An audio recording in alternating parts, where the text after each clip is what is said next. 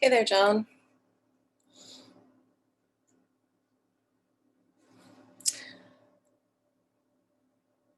You're muted.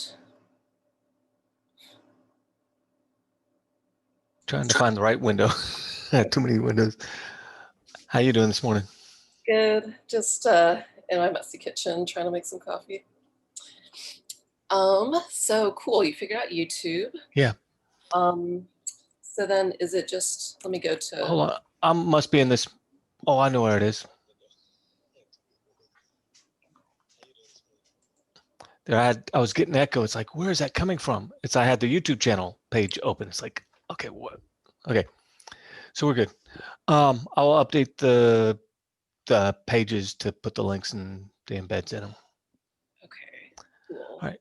Right now, I'm just saying. Oh, there. So you can have 2 live streams at once? I think so. Okay. Yeah. Yeah. I'm pretty sure. We'll see. We'll try it. And I have not tested. do you still want to encourage people to show up in the Zoom Yeah. meeting? Okay. I give them a choice. I mean, we're not going to be watching I'll tell them we won't have people in the YouTube channel watching the chat there. We're going to have people in the what you call it, in the Zoom room watching that chat. Okay. And we'll try to pop over to the YouTube channel, but we may not have a volunteer, or may not have somebody watching that chat. All right, sounds good. And you'll go ahead and add this embed to the stage page? Mm-hmm. Cool. Yeah. All right, well, thanks for working on that.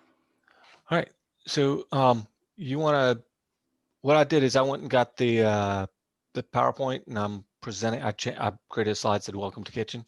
Mm-hmm. So you want to share your screen and? Sure. Do you want to Slack me the link to those? Yeah.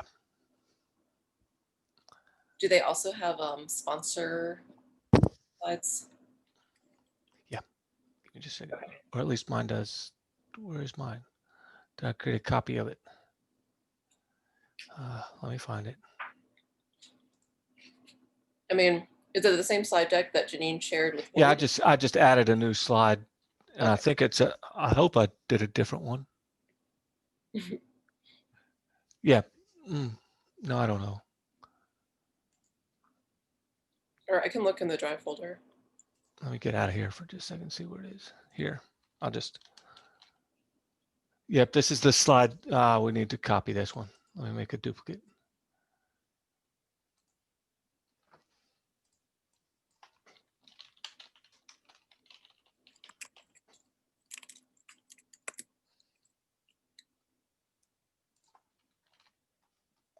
And then I'll Slack this to you.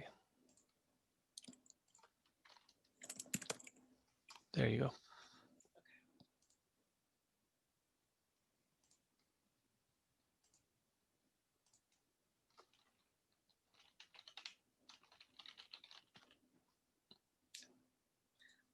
You want to go ahead and give me some,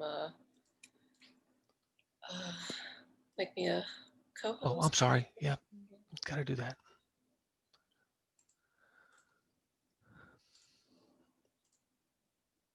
There, you are now the host.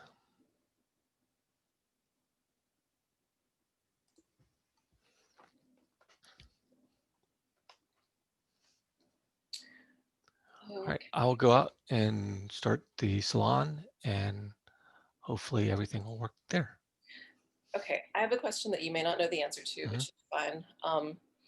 If this is supposed to be up like the whole day, but I also need to be like monitoring Slack and stuff like that, how do I make sure I'm showing the right screen and it doesn't hinder me from working? This doesn't need to be up the whole day. This is just up until 10 o'clock or whenever the session starts. Whenever the session starts, right? You have 2 screens? Yeah, I think what I'll do is I'll log in on another laptop, and that one will be my Zoom holder. Okay.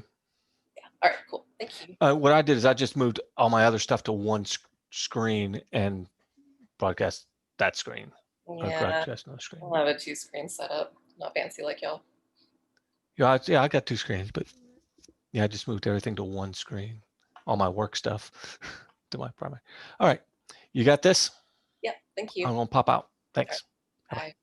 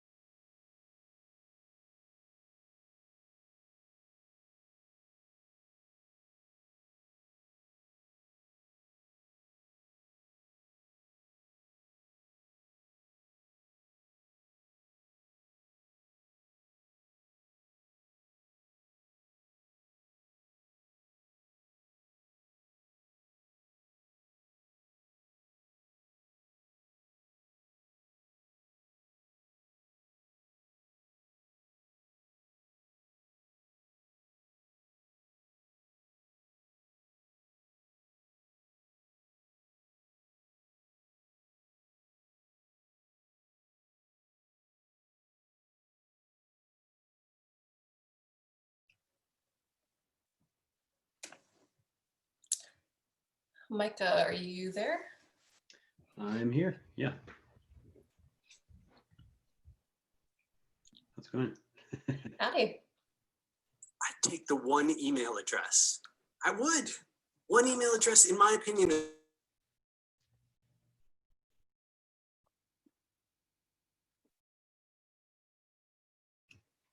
Sorry, a little rand in the background there. Do you want to try sharing your screen and making sure that that all works well? Sure. Let me see here. Are those Blue Ridge Mountains in honor of Asheville? Yeah. Nice. We intended to have custom Zoom backgrounds and just didn't get our act together in time. All right. Let's see where. Here we are.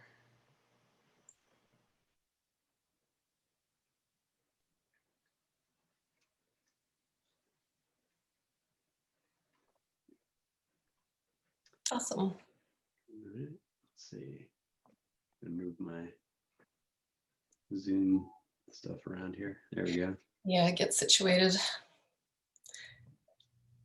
I do a lot of Zoom meetings and I never find like the perfect setup where the controls don't get in the way and I don't cover up the thumbnails. Yeah, it's not one to. It's just locks on the. Okay, whatever. It's not moving where I wanted to go. I also realized it would be helpful to have more than one screen.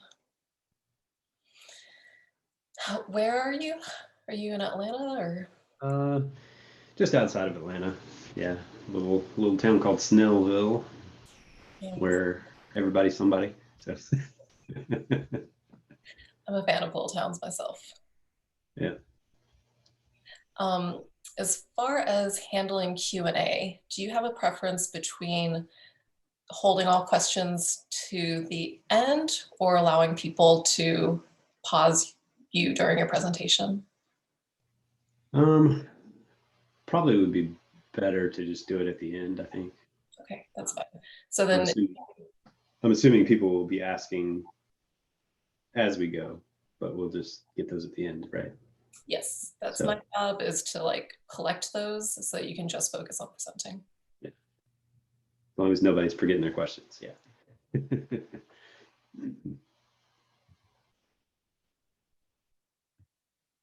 Did anyone catch the keynote? I did not. I was trying to communicate with my kids that I'm going to be on a call. That's smart. It's a hard thing to ask on Saturday morning. It is. Yeah, it's not too bad when you're like, okay, you can watch TV. You just got to be quiet and do it down, you know.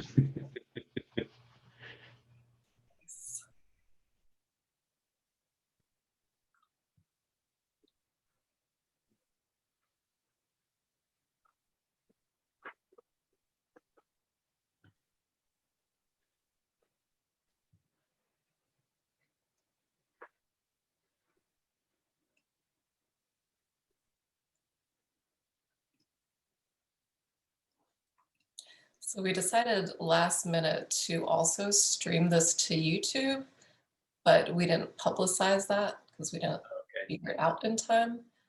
But I'm just curious if anyone is actually watching there. Yeah, I always like to get the numbers of how many people are actually watching sometime in the middle of the talk. Yeah. Okay, there are an additional couple of people on YouTube. So if it's not publicized that it's being on YouTube, is it everybody just hops in Zoom, or how's that work? Yeah, we just put on the like stage landing page, here's the Zoom link. It's limited to 100 participants. If there's overflow, you can watch here on YouTube. But we weren't planning on it, so we didn't ask the volunteers to moderate the YouTube chat. So, but I think I'll be able to flip back there and just grab questions, hopefully.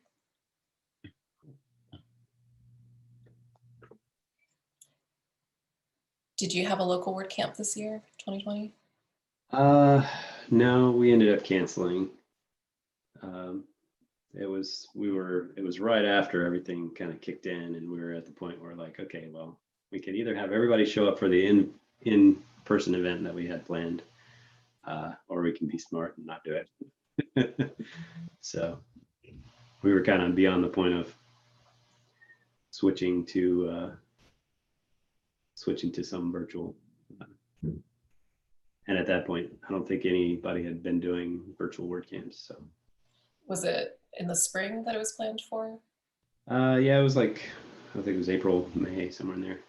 Yeah, that was crazy times, just everyone scrambling and trying to figure stuff out. Yeah, I made it out to WordCamp Greenville right before, well, Bluehost put a travel freeze in place. And so they were like, oh, you're not traveling. I was like, well, if it's my local WordCamp, maybe, but yeah, we didn't do it. So there were a lot of people that didn't want us to cancel. When I was at Greenville, I literally, there were some people that were like, please don't cancel WordCamp Atlanta. But so yeah, we did the right thing, but yeah, I missed having it. So Yeah, there's a lot of things I miss. yeah. I haven't been to WordCamp Atlanta. I assume it's one of the like more popular ones on the East Coast. Yeah, so I'd say outside of like WordCamp US, at least until recent year or two, maybe, it's been the second largest outside of WordCamp Miami. And obviously WordCamp US is not technically a local camp, I guess. So, so it's pretty big. I think we could probably do a little bigger than we normally do, but we've been kind of using the same location, and they have certain limits, so we can only sell so many tickets. So, but one year we actually sold out all the tickets within 2 hours. Wow. And so they sent out an email on like a weekday morning, and then by the time most people got into work, the tickets were gone, which is very interesting. That's impressive. That's when they started doing. Well, I know like WordCamp Miami, they would roll out like 100 tickets, and then they would roll out 100 more, and so then Wow. they didn't have them all go at once, and then nobody got any, right? Like at least they had sent an email saying the first set of tickets are out, and another email, second set of tickets are out. So that way everybody has a fighting chance of getting some. Good idea.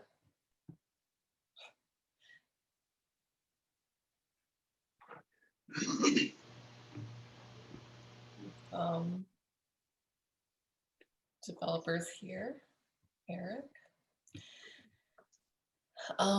Let's give it just 2 more minutes. It's the first kind of round of sessions. I know sometimes people tend to skip the keynote, so we'll give a little extra grace. For all those people coming from the hallway track. Right. Yeah, virtual is weird.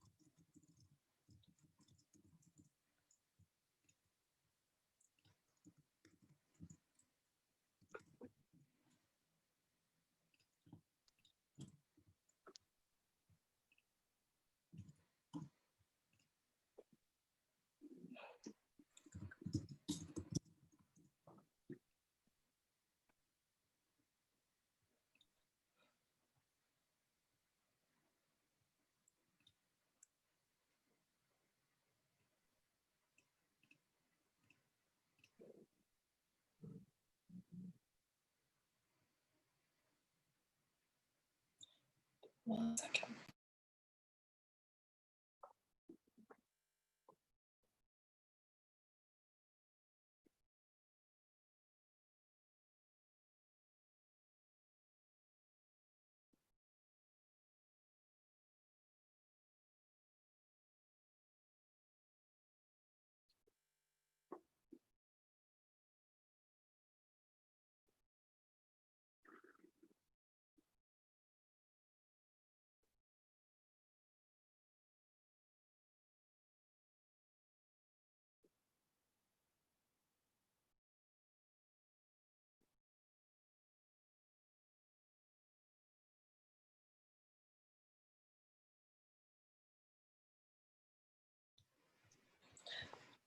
All right, I think we can kick it off. Oh, good, Alex is here. All right, so folks, I'm Kristen. I'm one of the organizers, and I will be moderating today. I will be handling the gathering the questions for Micah so that he can just focus on presenting, sharing his knowledge. We'll go ahead and get the logistics out of the way, and then I'll properly introduce Micah. So for Q&A, we're going to wait and do that at the end. So if you have questions, feel free to drop them in the chat, and I will grab them and make sure that we have them at the end. But stay muted. We're not going to interrupt Micah's presentation today, but we'll leave some time at the end for Q&A. And then if we run over and there are additional questions, I encourage you to join our Slack and reach out to people there. Or Micah, is there a good way that you prefer that people follow up with you? Slack is a good way. Yeah, I'm in there. So. Okay, great. All right. Okay. So today we've got Micah Wood presenting on Cypress testing and WordPress.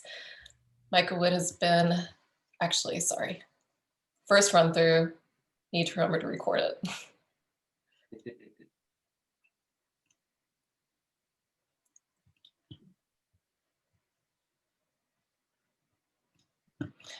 All right. Micah Wood has been a professional WordPress developer for over a decade and has worked on sites for Fortune 100 companies, released over a dozen WordPress plugins, and is a frequent speaker at WordCamps, including WordCamp Asheville back in 2017, I think. Is a WordCamp Atlanta organizer and a co-host on the WP Square One podcast. Currently, he works at Bluehost and spends most of his time contributing back to WordPress. He shares his knowledge by blogging on WordPress development topics. So if you haven't checked out his site, WP Scholar, I highly recommend that you do. I'll drop the link in the chat. It's got great blog posts. There's a toolbox with resources and links. And today, he's going to be teaching us about Cypress Framework, which addresses a problem that everyone has, site testing. So we've got John Dorner here. I have to admit, this year, because we had such a truncated schedule, we were aiming for broader and more inclusive topics, but all of the developers on the organizing team just got so starry-eyed with your session that we had to include it. So thank you so much for joining us today. Thank you. Yeah, so Cypress is one of those things that maybe you've heard the name before, but the reality is that I didn't realize just how awesome it was until I started playing around with it. So I'm super excited to talk about it and kind of share with you some of the things I've learned and figured out with it, and just kind of how awesome it is. So I've got my Twitter handle there, WP Scholar, and website, wpscholar.com. As she mentioned, I work at Bluehost and have been for a few years now.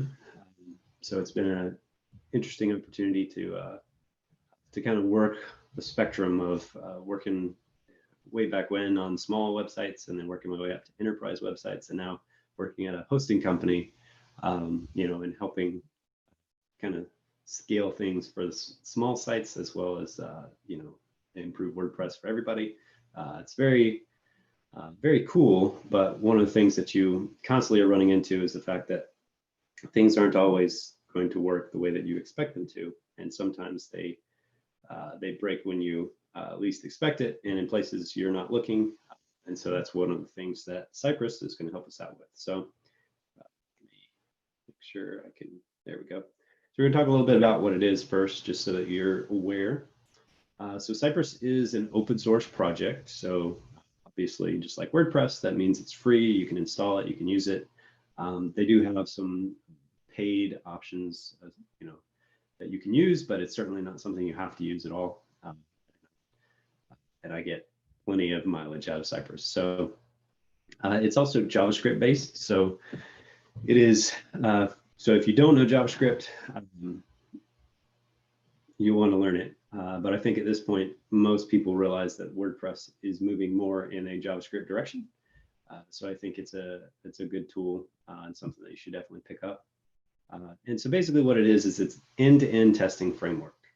And to kind of explain what that means, I'm going to kind of walk through a few different types of testing here in just a minute. So if you're not familiar with that, don't worry. So what it does is it allows us to essentially automate user actions in the browser. So if, for example, you have a contact form on your website, you know, it's not uncommon that someone will have a website with a contact form, and then for some reason or other, there's a plugin conflict or something happens, and that form just stops working. And you didn't realize that because you updated this plugin, it made all your Gravity forms just stop submitting. So, you know, something crazy like that. And that's actually an example of something that really has happened. So, you know, it may sound a little out there, but it's true. It can happen. So being able to run through a series of tests in the browser as if you were a user is super important, because ultimately we can have tests for all the little things in the code and whatnot, but at the end of the day, if it doesn't work for the user and the user can't click that button and have the form submit, then there's really, we're not doing our job. So the important thing that Cypress allows us to do is just ensure that our actual experience matches the desired experience. So we want to really just look at it from the user standpoint and see that everything's working the way it should. So there are a few types of testing. So there are unit tests, which I think, at least up until recently, I heard more about unit tests than any other kind of tests. And a few years back, I probably would have told you that unit tests were the only tests that there were. So unit tests are basically testing individual functions. So every bit of code, you've got a function. Maybe your function will add two numbers together, right? So you want to test to make sure that function is working. So you want to throw 1 and 1 and make sure you get back 2. You want to add 4 and 4. You want to make sure you get back 8. You want to add 1 and -1. Make sure you get back 0, right? So you want to try to throw as many edge cases at your tests as possible. There's a joke I like. There's a quality assurance engineer that walked into a bar, and he ordered a beer, and then he ordered 99 beers, then he ordered 0 beers, then he ordered a blizzard. So testing is a lot about just kind of thinking through, like, how could this mess up? How could it break? And what can we do with it? So, but this thing here on the right. So as far as difficulty in writing the tests, unit tests can be very difficult to write. They can also, it can be easy, but because a lot of times we have functions that do too many things, or because the way that we've written the code, if we're not thinking about testing up front, unit tests can be very difficult to implement or to mock different API requests or whatever the case may be. But they're very fast, and the coverage, it takes a lot of work to cover all of your tests there. So unit tests are function based, and then we have something called integration tests, which are feature based. So the word integration, if you just think of it as, you've got all your functions, and they are probably put into files or classes and whatnot, and all that code kind of comes into a module, and that module is meant to do something very specific. But then you've got another module, right? So a lot of times in WordPress, these are called plugins, right? So an integration test would be, let's say you have a plugin like Easy Digital Downloads, and there's a bunch of extensions and add-ons that you can install. You want to make sure that all of those things work together with the core plugin, but also all the other add-ons and extensions that are out there. So integration tests would say, okay, so our thing does this, and when we plug it in with this, does it still do that? So we're kind of testing the slice of functionality. So these can be a little complicated to write, just because you are tying in certain cases like different plugins and things, and they're a little bit slower as far as speed goes, but you get better coverage as you implement tests like this, because you are beginning to not just test things at the foundational level. You're starting to say, okay, now our foundational thing works all by itself, but now does it work within the greater system? And then we have something called end-to-end tests, which is what Cypress is all about. And so these are more scenario based, and by scenario, we're just saying, as a user, when I go to the website, if I fill out the contact form and hit submit, I should get a success message, and an email should be sent, right? So we'd want to make sure that we kind of test that flow and make sure that that is indeed the experience that the user has. So these are actually relatively simple tests to write. They can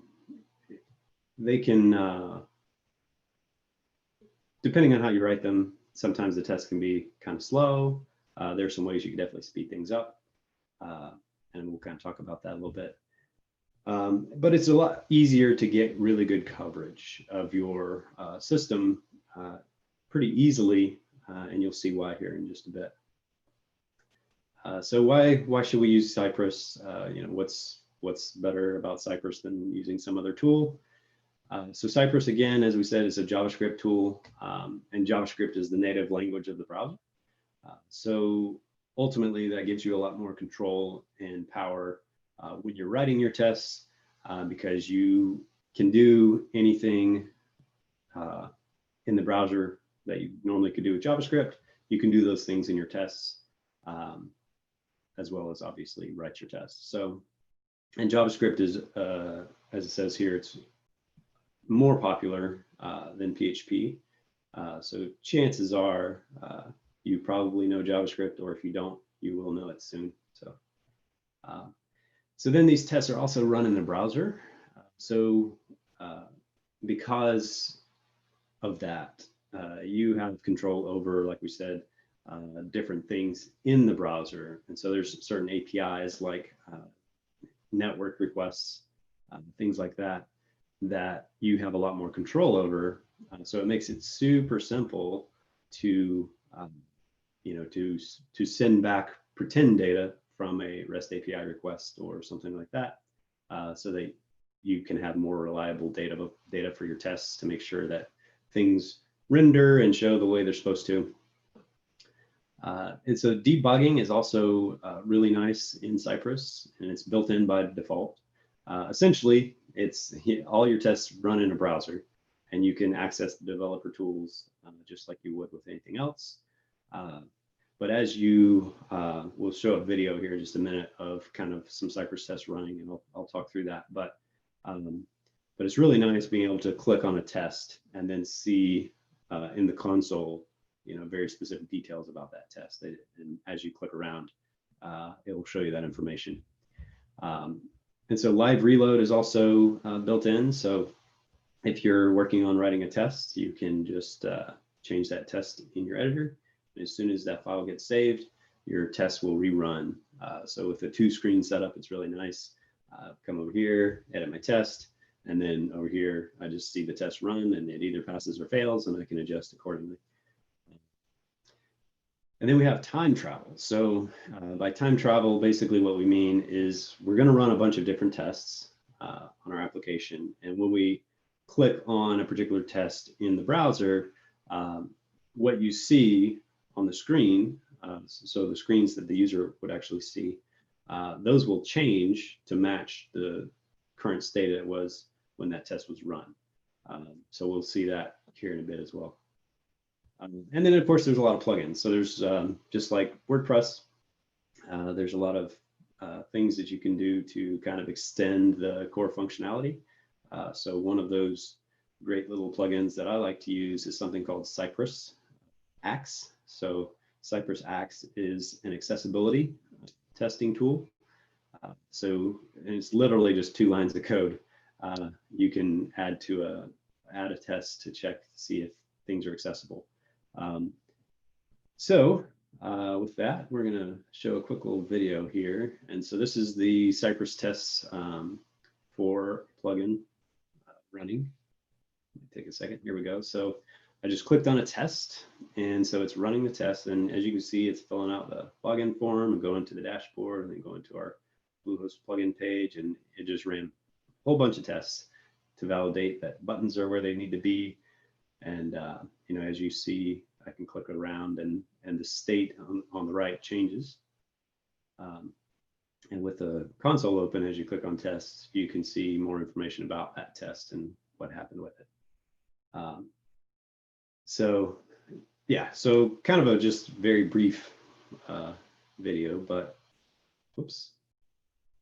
Let's see. It should give you an idea of, you know, kind of what's going on here. So how is it that we actually use it? So first we want to install it. So we are going to run npm install save dev. Pretty standard installation process. And then we want to run our tests locally. So after you install it, you really do want to just run this command for the very first time.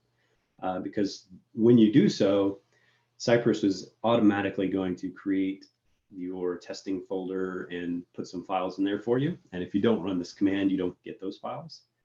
So after you do the installation, you're going to want to run npx cypress open. And that's going to open a visual screen like you saw, where I could just click on a test, and then it would open a Chromium browser where it runs that. So it's nice because you get that separate browser that runs, that doesn't have all the extensions and things you might have in your normal browser that could mess with your tests. So we've got a nice clean environment to run those things in. So, and if you're not familiar with npx, npx is basically a tool that used to be standalone, but is now actually packaged with npm. And so it'll allow you to, well, it does a couple things.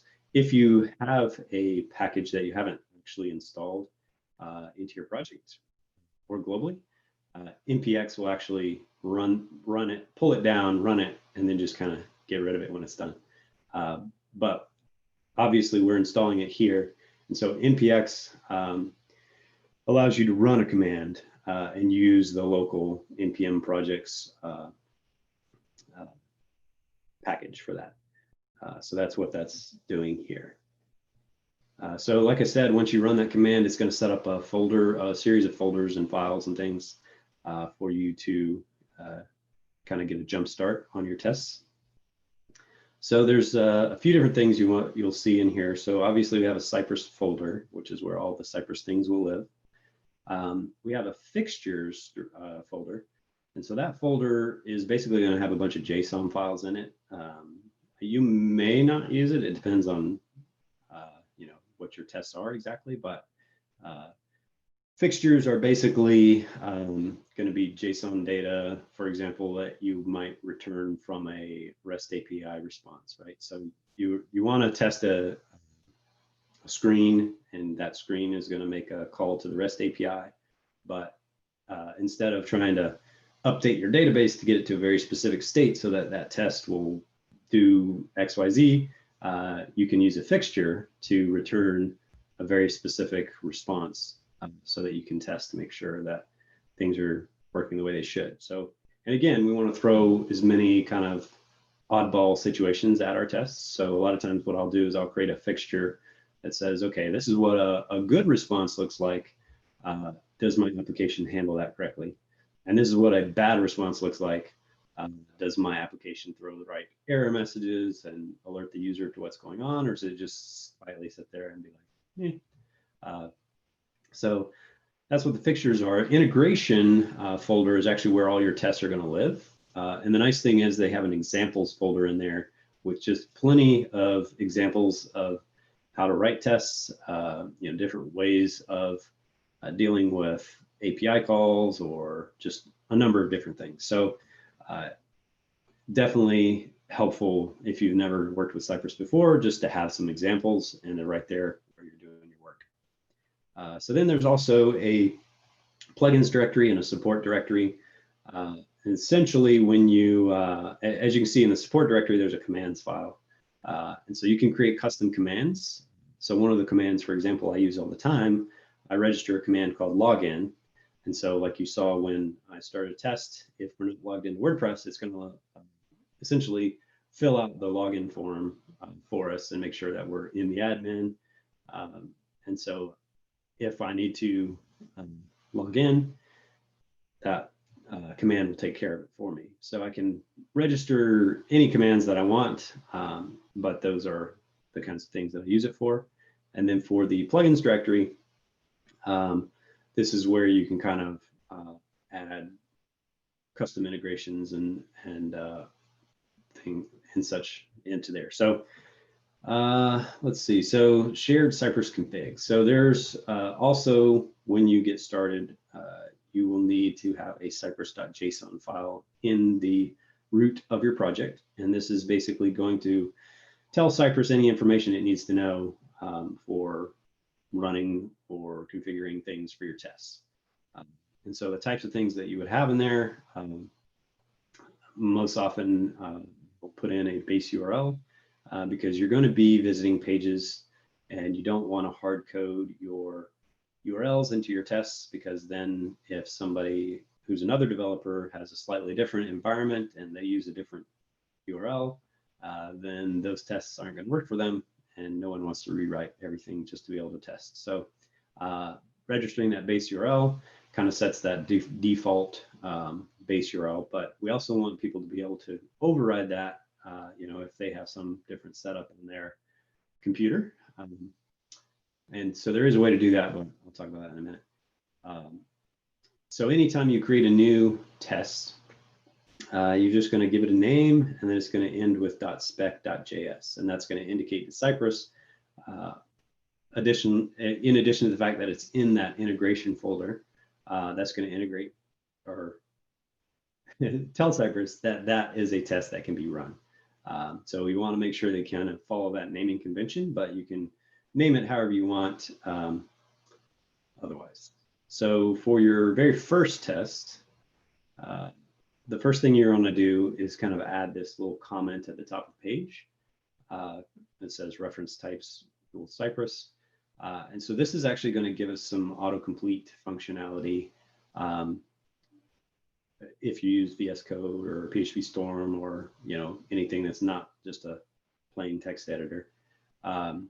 And so that's going to give you some autocomplete for your tests, which is very helpful. And then basically we're going to kind of set up the context of where we are and what's going on. So in this case, we're just going to test the home page for a website. So when we run the tests, that context is kind of like a grouping. So you saw probably all those green check marks going down the side of all the tests that are running. All of those kind of fold up under this home page group. And then the individual tests that each have a green check mark, we'll use the it command. So we're basically saying on the home page, the thing we want to test is whether the logo is visible. So this is just text at this point, just kind of indicating to yourself what this thing is about, which is really nice because as you're looking through, you can just have in plain English, this is what the test is for. And when those tests run, you get that same feedback. So what we're going to do is we're going to, obviously, we want to test if the logo is visible on the homepage. So first thing we want to do is get the actual logo. So the assumption here is that we have an element on the page with an ID of logo. Now, the sci.get, so sci obviously is a shorthand for Cypress. And so you'll use cy dot a lot when you write your Cypress tests. But the get command is basically just going to get an element by whatever selector you provide. And so if you're familiar with jQuery, this is basically the same thing. So you can use IDs, class names, any selectors that you can basically use in jQuery, you can use it in Cypress. So at this point, we've gotten the logo, but we haven't done anything. We haven't validated that it's actually visible or anything like that. So what does that look like?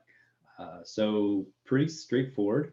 Cypress allows you to do .should, and then it has a string b.visible. So Cypress has really good documentation. And again, because we added that reference types thing there at the top, then basically what we end up with is some nice autocomplete, combine that with good documentation. And the tests actually are really kind of intuitive to write for the most part, just because of this simple language. So once we do that, obviously, we can't just check if the logo should be visible if we're not actually on the home page. So before we run our test, we want to make sure that we visit the home page. So in this case, we have a before. You could do before each, which will visit the page or essentially reload the page before each test. But in this case, what we really want to do to kind of speed things up a bit is just load the page once and then run all our tests against the content that loaded. So here we're just doing a before, and then we're doing a sci.visit. And as you can see, we're just going to the /, which would represent the home page because our base URL has already been defined. So whatever the developer is using for their URL, this just gets appended to it. So now we're at the home page, we run the tests, get the logo element, and check that it's visible. So pretty straightforward. And if it's not visible, then the test will fail. In certain cases, important thing to note, Cypress isn't going to scroll for you unless you ask it to. So in other words, if this logo is at the bottom of the page and you want to make sure it's visible, it's below the fold. So it's not actually visible when this page loads unless there's a really large screen, right? So in that case, you would do something like sci.get logo dot scroll into view should be visible, right? So that way, if it's not already in view, you're bringing it into view. And then if it's hidden behind some element or partially covered or something like that, Cypress will pick up on that and say it's not visible and your test will fail, which is really nice because I've run tests on, for example, little drop-down menus and just made sure that those things are visible. Well, on certain screen sizes, in certain cases, that little menu was kind of partially off the screen, which made it really awkward. But Cypress can pick up on that kind of thing. And so should be visible means that the entire thing is actually in the viewport and visible and not covered up by something. So it's really nice. So how do we kind of interact with the DOM in Cypress? So as we mentioned, we use this sci.get to get different types of things. So in this case, we're checking for an unordered list that has a class of to do. And then within that, we can use this find command to find all of the list items with a class of item. So just some other ways that you can kind of fetch things. So if you're wanting to look within a particular element, you can then find all the things inside of that match. So then Cypress also has something called focused. So in other words, let's say we're testing the Google homepage, right? So when you load up Google, you automatically have your cursor land in that field, so you're ready to type into your search. So sci.focused is basically going to say, okay, whatever element has currently got focus, which in that case it would be that field that you fill out for your search. And then you can do something with it. So in this case, I think this is an example from a to-do application, given the previous example. So what we're doing here is we're saying, okay, we've focused in on the field that allows you to type in a new item. And then we're just going to do .type. And so as you can see, we're typing item 1. And then we use these braces and type the word enter, which is a lot more clear than trying to use some random key code 13 for, for something. So basically we're saying, okay, so we have this input, it's already got focus. Let's type into it and then hit enter. And then, we'll test from there to make sure that the new to-do item got entered and all of that. So another common test would be like a sci.contains. And so sci.contains is basically going to take your selector here, which in this case would be an H1. It's going to say, out of all the H1s on the page, hopefully if you're familiar with SEO, there's only one, but you never know. And there may not be any. Depends on the code. So you do your sci.contains, check for all the H1s, and find the H1 that has the word blog in it. So obviously, if you're checking to make sure that your blog page has the proper title on it, that is actually going to do a test. So there's no need to do a .should on this. It's literally just going to find the H1s, find the one that has blog in it, and if it doesn't find it, the test fails. So then you also have this thing called within, which is kind of nice. So in this case, let's say we want to run a whole bunch of tests on a particular element, but we don't want to, constantly do a sci.get whatever. Side note on this, you can't really use variables with Cypress in the sense that you would do, const menu equals sci.get main menu. You wouldn't want to do anything like that because of the way Cypress works with promises and everything. So there are aliases and some things you could do to kind of shortcut that. But yeah, in this case, what we're looking at is we've got a main menu, and inside of that menu, we want to run a bunch of tests. So we're going to do this .within, and then anything that we run inside that within clause is only going to run in the context of that main menu item, or menu in general, I guess. So in this case, what we're doing is we're going to do a sci.get the first link or anchor. So we get the element, we do first. So when we get those elements, it could return a list of 100 or 3 or whatever it may be, and we just care about the first one, right? So in our main menu, the first item should have an href attribute and include a slash. And in this case,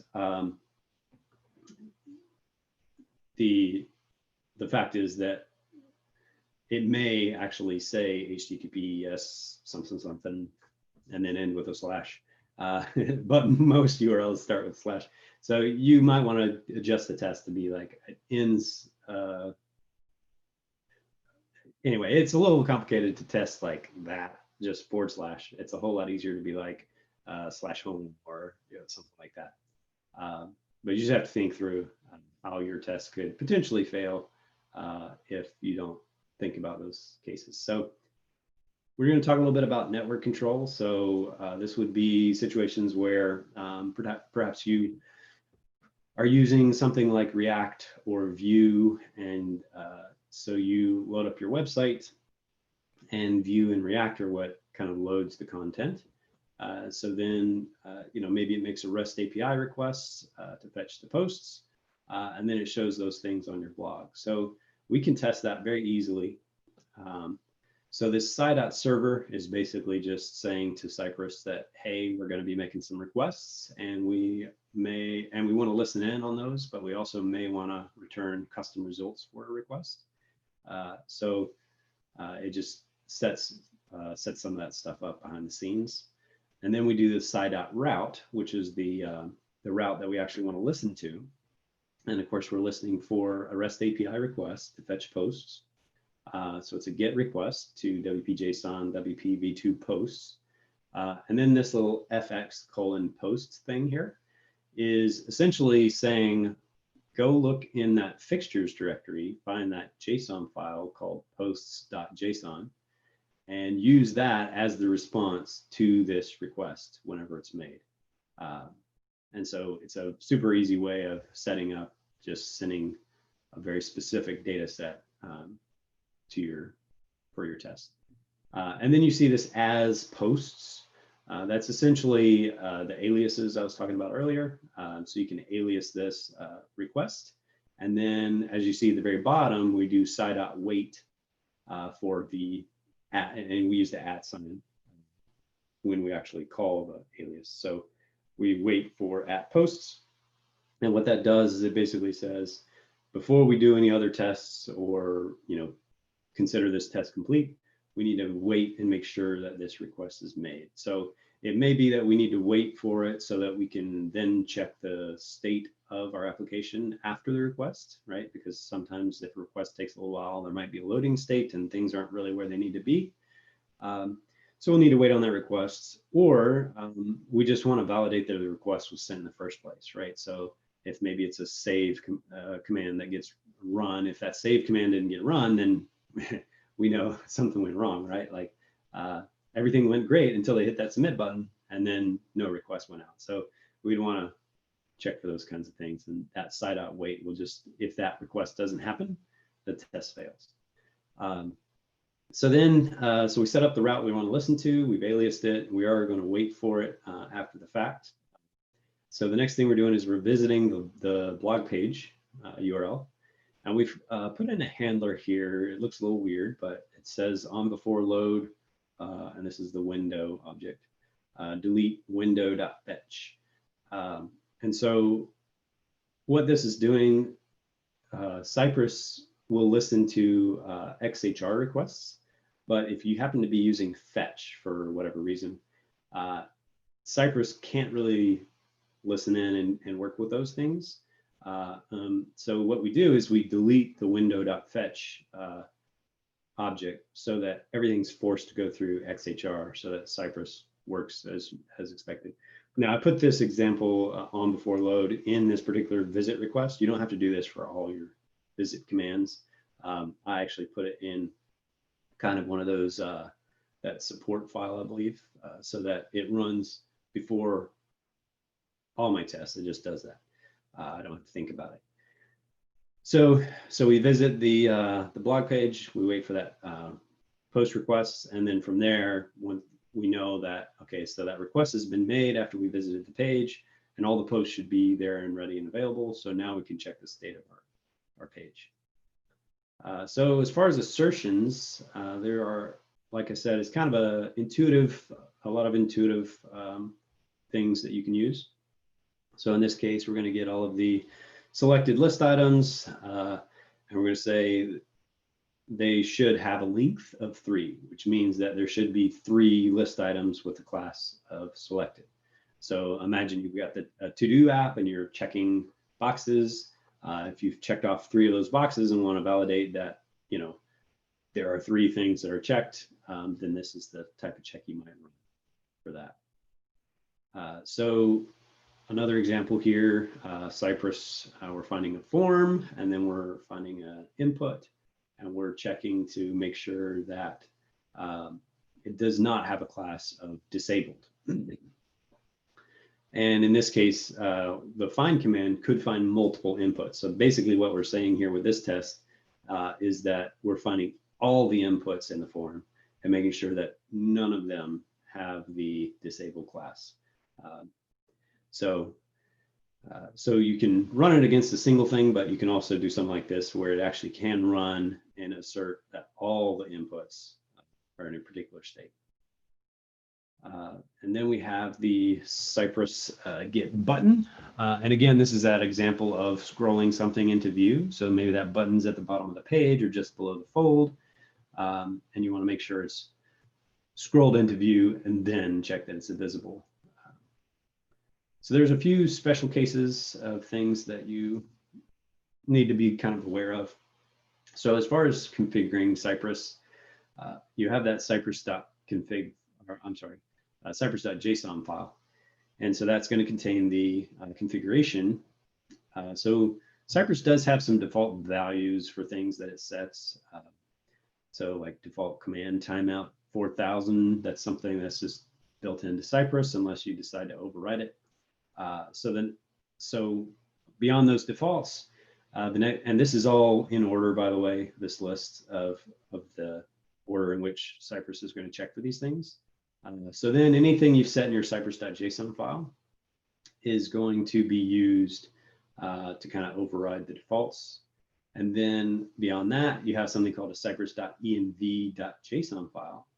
And this is something that you'd probably want to add to your git ignore so that these files never make it into the repository, because these are the files that your developers are going to use to kind of override things so that they're very specific to their local environment. So in the case of this test that we have set up, you can override the base URL and the default WordPress username and password that you might need to log into your local. And then we have an env file. So then that allows you to set some environmental variables. And then we have, if you're passing CLI arguments or have some plugin running, those things can also override things. So, and then they're color coded, which is really cool.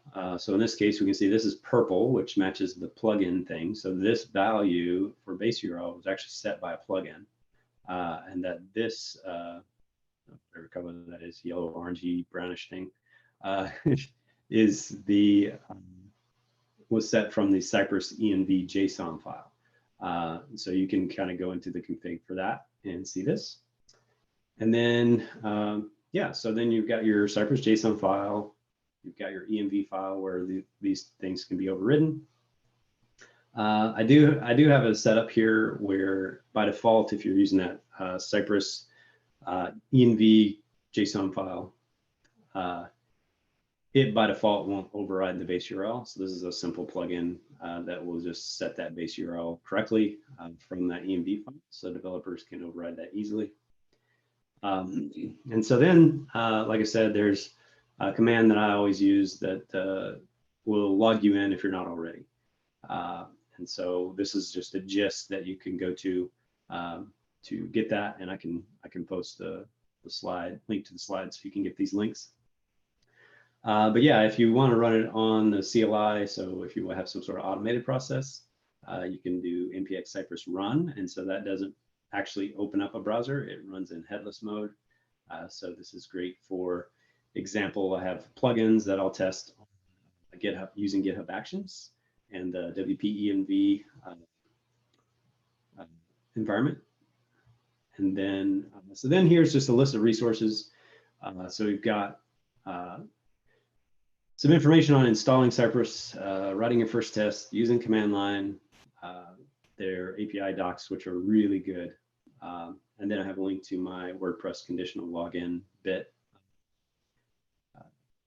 And then there's also some great little Cypress courses you can take. And that last example is a plugin that I have where I've actually gotten all the Cypress tests set up and configured the way I like it using, you know, my custom WordPress stuff.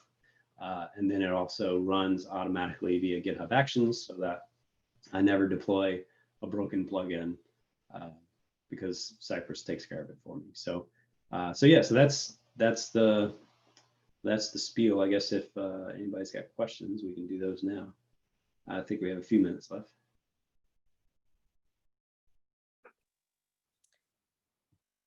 Thank you so much, Micah. I really appreciate it. No problem. Yeah, it's really cool stuff.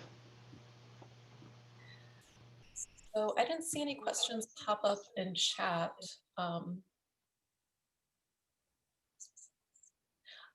Eric is asking, where can we find the resource links?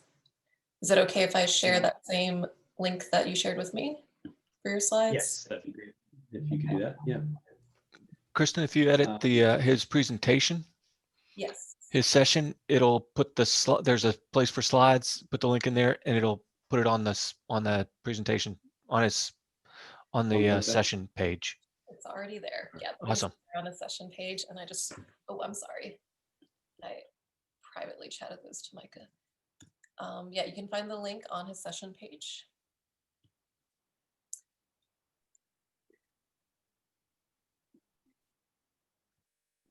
So if there's no questions, I'll take the last 2 minutes here and just kind of walk through something.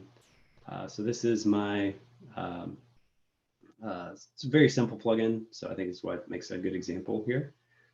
So basically in the WordPress admin, there's a couple checkboxes, and then we just want to verify that those checkboxes, actually save in WordPress and show the right names and all those things. So, so what I've got is a Cypress JSON file.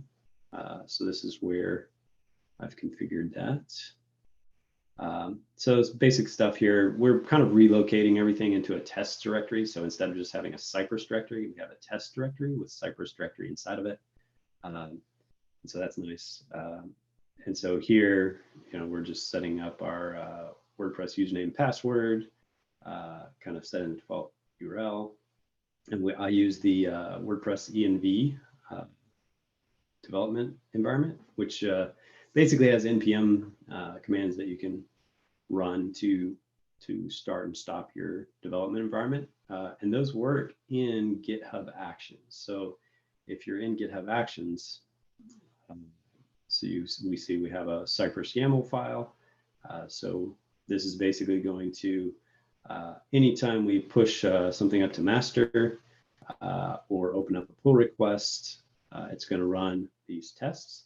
And so what it's going to do is it's going to do all the build steps that need to happen to build the plugin. So it's going to, we're telling it to use Node and all of that, and it's going to do composer install to get all the composer packages and npm install to get all the JavaScript packages.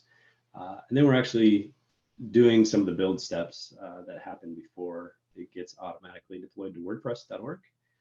So what happens here is we just want to build it the same way so that if it breaks because of the way that it was built, we'll know about it.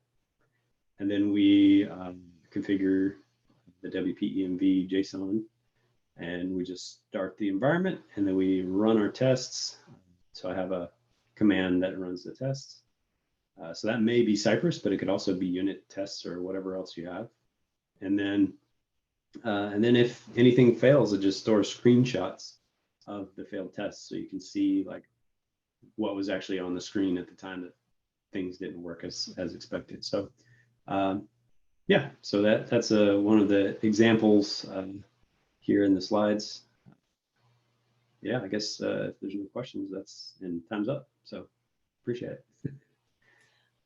So we did have a couple of questions that popped up. Scott Hove was wondering, do you still use other testing tools anymore? So yeah, so there's certain cases where we'll write unit tests or something like that, like PHP unit. But in most cases, it's so much easier to write Cypress tests, and it checks so many things in the stack, right? Like, so if something goes wrong in PHP, Cypress can pick it up. Something goes wrong in JavaScript, Cypress can pick it up. Something goes wrong in CSS, Cypress can pick it up. So provided that you've written good tests from that standpoint, Cypress has been a go-to tool. I would say I write less other types of tests now because Cypress will check things and I just know I can count on it. But yeah, we still do write other tests as needed. So thanks. And Eric asked, is this only for local development, or can you use this for live sites? You can use it on live sites. So that env file, you could configure it to say, hit the staging environment and run all the tests in staging environment. Now, granted, one of the use cases is if you're using fixtures, then you're not actually making the real requests. So in certain cases, you may want to validate that, yes, on the staging environment, everything is right. So you may have to adapt your test a bit for testing a live environment versus a not live environment. But yeah, you can definitely run it anywhere. So. Okay, last chance for questions. All right, I think we're good. And you also got some shout outs on the YouTube chat as well, and a lot of thank yous in this chat. So thank you so much, really appreciate it. All right, thanks. And attendees, we've got the next round of sessions going at the top of the hour at 11. And they are, we've got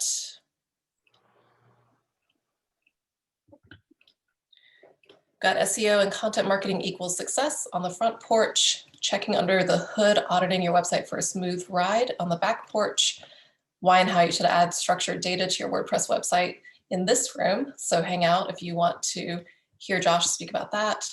And social media with Aisha Adams in the Ask an Expert room. So yeah, those are starting in 6 minutes.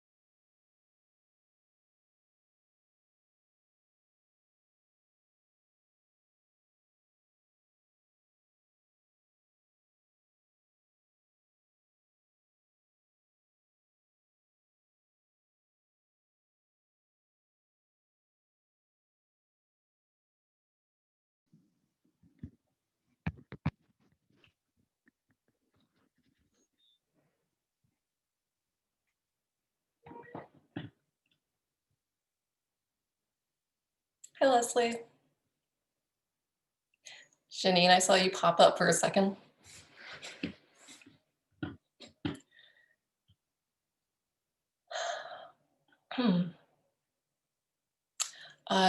Josh, hey.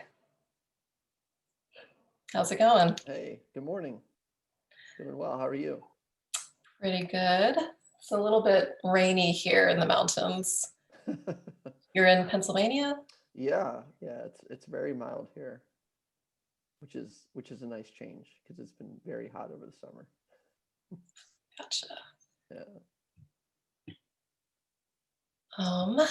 Okay. Do you have a preference between waiting and having Q&A at the end or allowing people to stop you?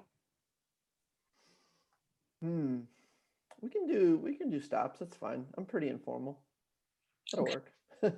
Right. And are you someone who likes to monitor the chat on your own and kind of respond in real time? Or I can feed you questions or point them out as they come up. I also Yeah. do a Google Doc if that's easier for you. No, if you could just let me know when there's a question, that would be awesome. Okay, cool. Yeah. All right, so respond in real time, but not have to be distracted by looking at the chat. Yeah.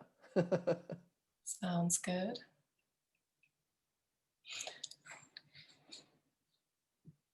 Your bio mentioned biking. Is that like mountain biking or? I used to be a mountain biker. I biked on trails for well over a decade.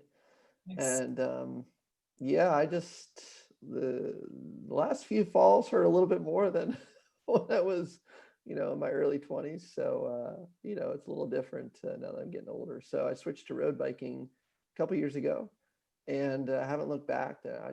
I never thought I would like it, but I just love it now. It's great. You can open the front door and just get on the bike and go, and it's awesome.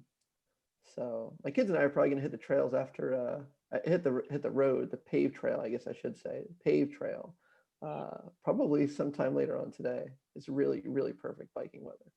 Nice. Yeah. I'm excited. We're starting to transition to fall weather, which just feels so energizing. It's Yeah. so much better being outside than when it's really muggy. Mm-hmm.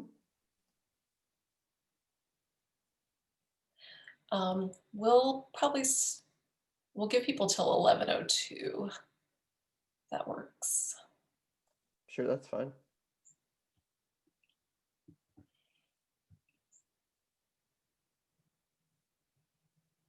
Okay.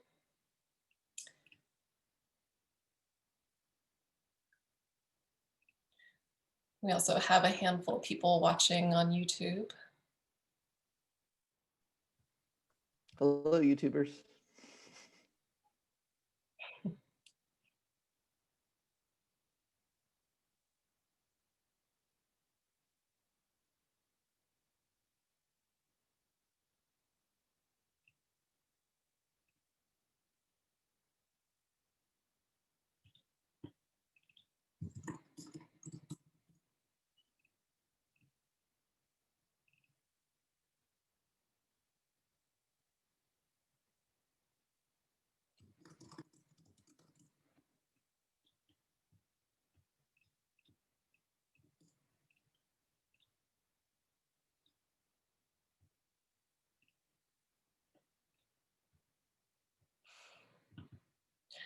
I'm excited about this talk too, Janine.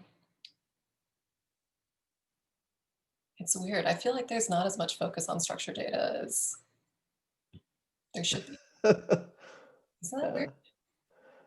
It's a little strange. I don't know that everybody knows how to use it or use it properly, or I don't know.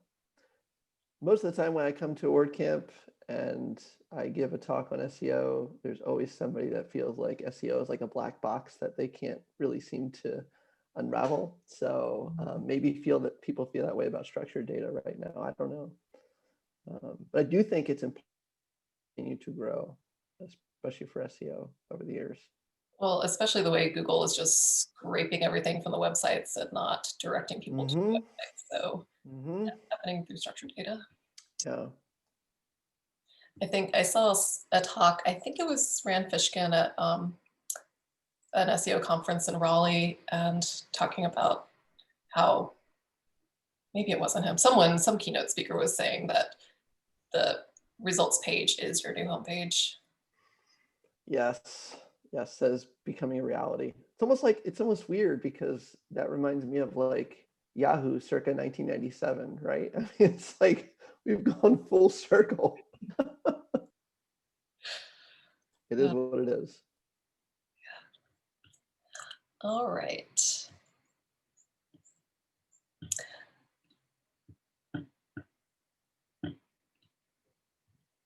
Okay. So we can get started. I'll get the logistical details out of the way first, and then I will properly introduce Josh. I'm Kristen, I'm one of the organizers, and I'll be moderating the chat and helping facilitate today so that Josh can focus on just speaking, presenting. For Q&A, just drop everything in the chat, and I'll either collect it or bring it to Josh's attention. So feel free throughout the talk to just be dropping questions in the chat.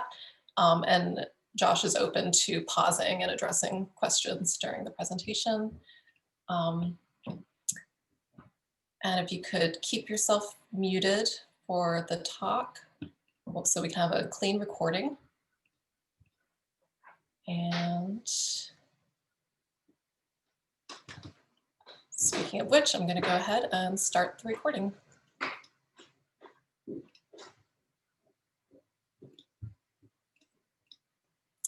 All right, Josh, thank you so much for joining us today to speak about structured data. Josh Gellick is the SEO and content strategist at Expander Digital, an SEO studio that he founded in 2014. He's been in the SEO space since 2011 and helps businesses manage their SEO through projects, consultations, and campaigns. In his free time, Josh spends quality time with his children or riding his bike. Today, he's going to be teaching us about structured data, which is great because it's one of those things that most people know they should be doing, but it feels a little bit less accessible than some other SEO tactics like writing blog posts or optimizing titles. So I'm really excited that he's going to be speaking on this today. And thank you, Josh. Thanks, Kristen. All right, I'm going to go ahead and share my screen. So if you can see it, that would be awesome.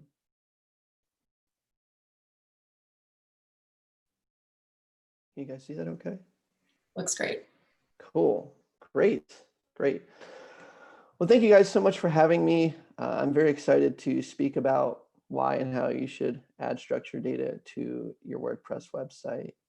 I've tried to keep this talk right at the 30-minute mark because this is a more technical topic and I expected questions along the way or at the end. So again, like Kristen said, feel free to chime in if you have them and I'll try to address them as best I can.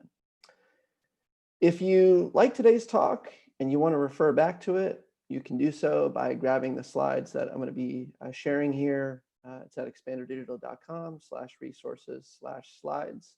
Just scroll down to the 2020 section and you'll see a link for the slides that I'll be using in today's talk.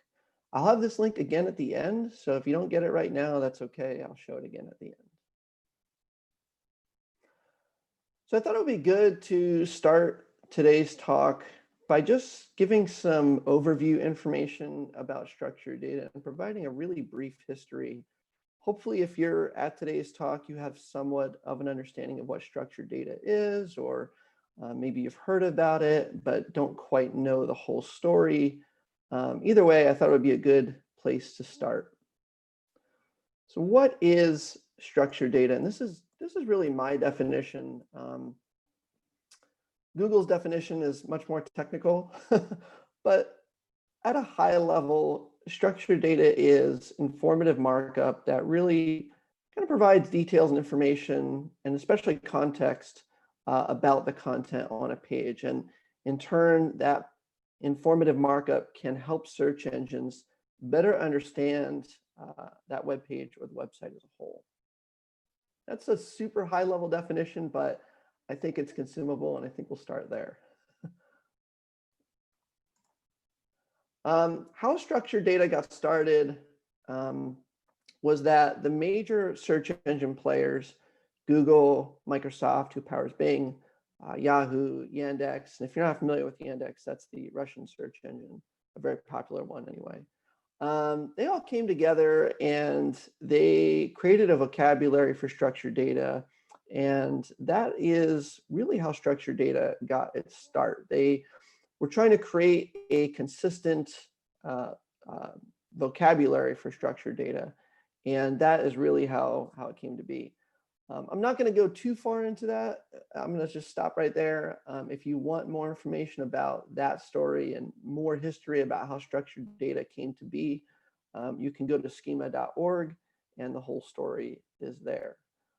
Just a side note, you might hear, or maybe I might even do it in today's talk, or maybe you've heard other people kind of use the terms schema, structured data, or schema structured data. You might have heard a combination of sorts.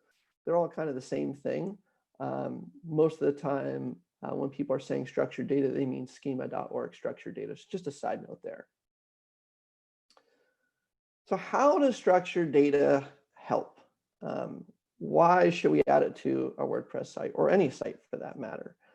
The short story is that when you add structured data to a page, you can help search engines understand the content on a page. And in 2020, in today's search, both Google and Bing are using structured data to generate rich cards, rich snippets, and knowledge panels that are going to populate in search and help brands stand out a little bit more. So I thought it'd be fun to kind of dive into some of the more popular rich card and rich snippet examples so we can get a feel for what that actually means and what it looks like. So this is a local business rich card. You can see in the screenshot, I've typed in a coffee house that I frequent. It's close by to me, and they roast their own coffee on site, so it's kind of cool. It's like a nice place to just chill and hang out. And you can see that this is on mobile. So one thing to point out is that the rich cards are responsive. Doesn't matter if you're on desktop or mobile. But this is an example of what would be called a local business rich card. Just kind of puts information about this business, like their hours and their location, in a visual format that is, again, mobile friendly. So it's a rich card. And let's take a look at a rich snippet here. In this example, I'm looking up Booz Blocks cutting boards, and this example is kind of inspired by by Chopped. We love Chopped in our house. We watch it fairly often. That and Cut Through Kitchen. We're big foodies, and we love those programs. And so you might have noticed that on Chopped they use Booz cutting blocks. And so one day I was curious as to how much they are and where you can get them and things like that. So I just did a search and found that you can see there's a rich snippet here where we can see that for this product on Amazon, we can see a star rating. So we can see it's a 4.4. We can also see that there are 439 reviews generating that star rating. Sometimes you might see, even in that rich snippet, that that the product is in stock or out of stock. If you were to go today and look up that product, is probably out of stock. I did a search last night and it was out. So sorry if you're going to go do that or you were looking for that. But yeah, so this is an example of a product rich snippet. And really, again, the idea here is whether or not or the information that's being presented can help a user determine whether or not they're going to click through that page, maybe purchase that product or so forth. And the last example I guess I'll share is a recipe rich card. Just talked about us being big foodies in my family here. We love this functionality in search.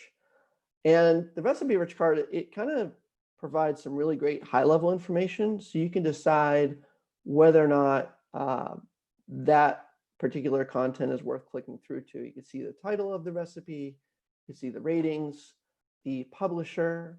We see some results from Pillsbury.com or All Recipes. You see how long it's going to take to make too. I have 4 kids, so short meals are always popular for me. So if something's going to take a long time to make, I have to account for that.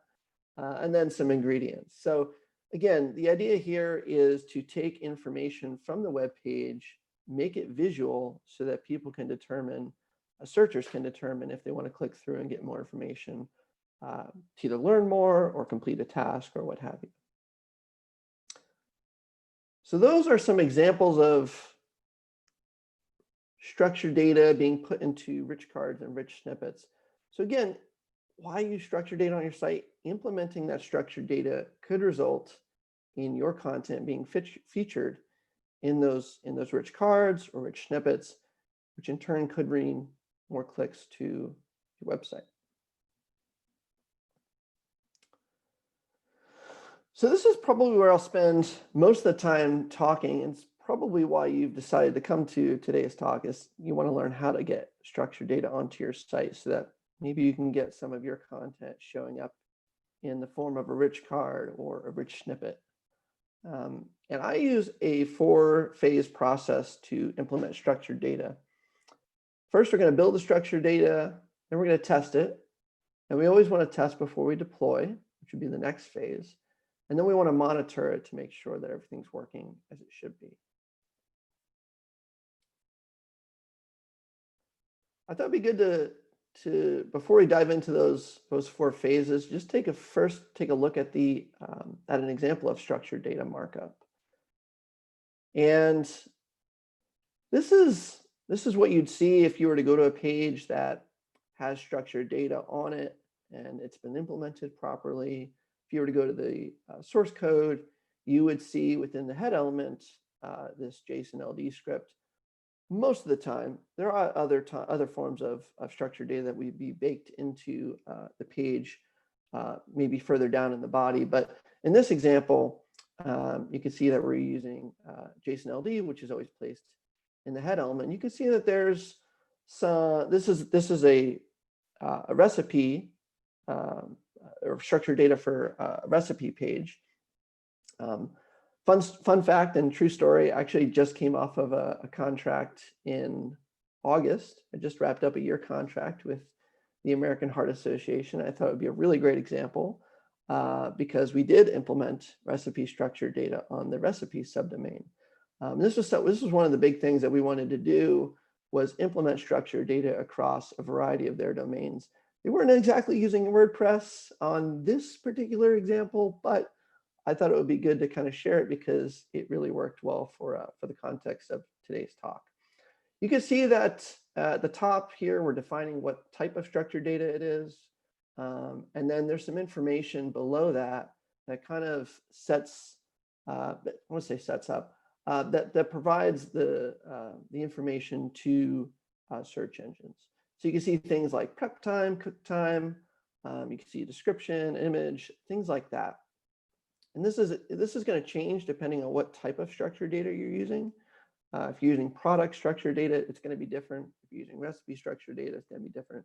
But again, I just wanted to show an example of what the structured data looks like in the back end. Now let's take a look at the result of the implementation of that structured data.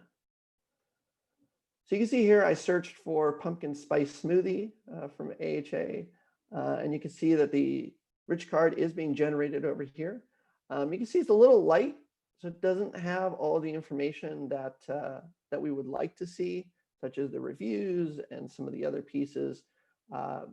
When you're working with larger organizations, sometimes it's like trying to move an elephant. So we were taking some baby steps to get some of the core components installed for generating JSON LD. And then as time went on, we were going to be trying to implement some of those other elements. Didn't quite get there in my time with them, but that's okay. We got to the place where we did implement some structured data, and you can see it is working as intended. So again, that's what the markup looks like. This is the result of it. So how do we get there?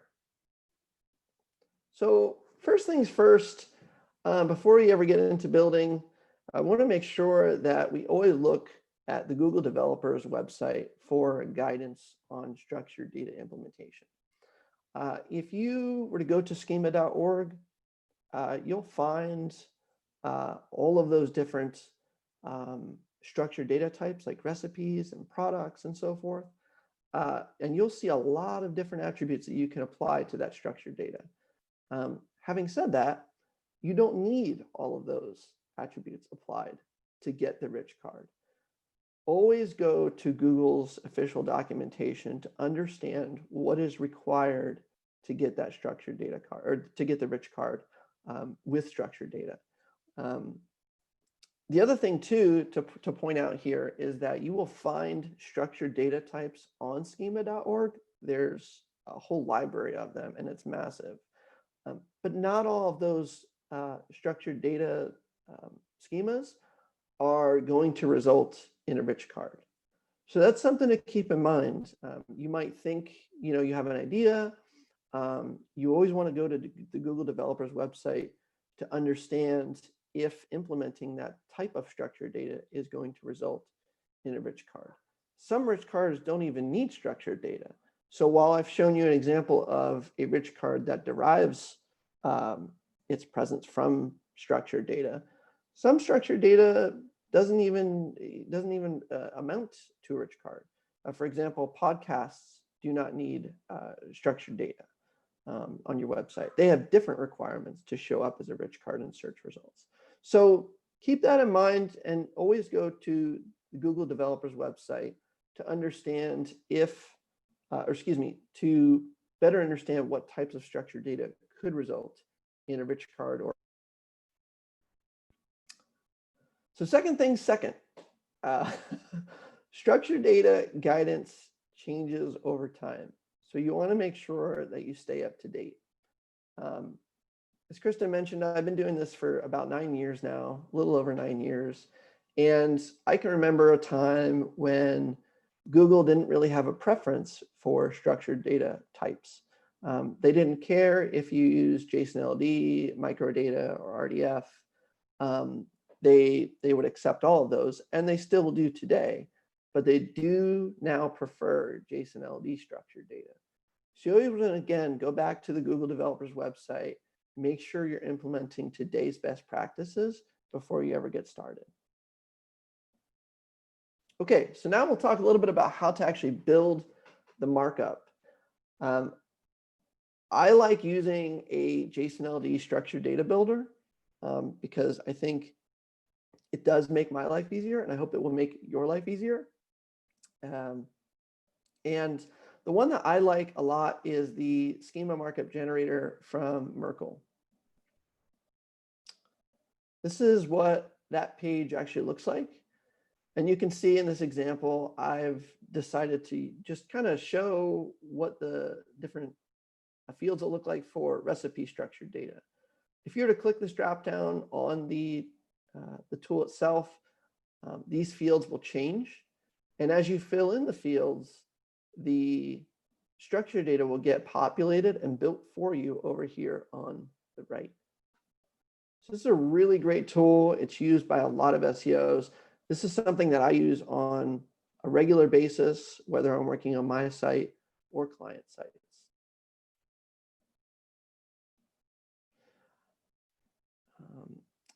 So let's talk about how to test your markup. So that's how to build it. We'll talk a little bit about how to test it. You always want to make sure that you use the rich results testing tool to make sure that the structured data you built is error-free. Little pro tip here, you can access the rich results testing tool right from the schema markup generator that we just talked about and save yourself some time. What you do is you'd see a little G up here in the upper right corner of the tool, right above where the markup gets built. And if you click on that, you'll see two options. One is the structured data testing tool, and the other is the rich results test. You're going to want to go with the rich results test always. And the reason that you want to make sure you do that is the structured data testing tool, which was actually my preference for a long time. I actually didn't like using the rich results test. It's actually being phased out, and the rich results test is the tool that Google has decided to go with. So you want to make sure that you're using that tool because the structured data testing tool is eventually going to be phased out. Other thing to note here, the other pro tip is that your markup should be error-free, but it is okay if you have warnings. This is kind of the result that we're looking for. You can see I'm using the pumpkin spice smoothie recipe structured data over there on the left. You can see I've put in the structured data markup there and executed the tests. And you can see that there's a green checkbox here. This is really what we're looking for. And you can see that says page is eligible for rich results. If you were to click on results, you would see the rich card that we looked at earlier in the deck, where you could see the 3 results that came up. And the idea there is to give you a sense of what the structured data, or excuse me, what the rich card might look like in search results. It's not always the final product, but it's what it could look like. And you can see here again, although we have a green checkbox, we do have some warnings, and that's because some of this information is not filled out, even though it probably should be.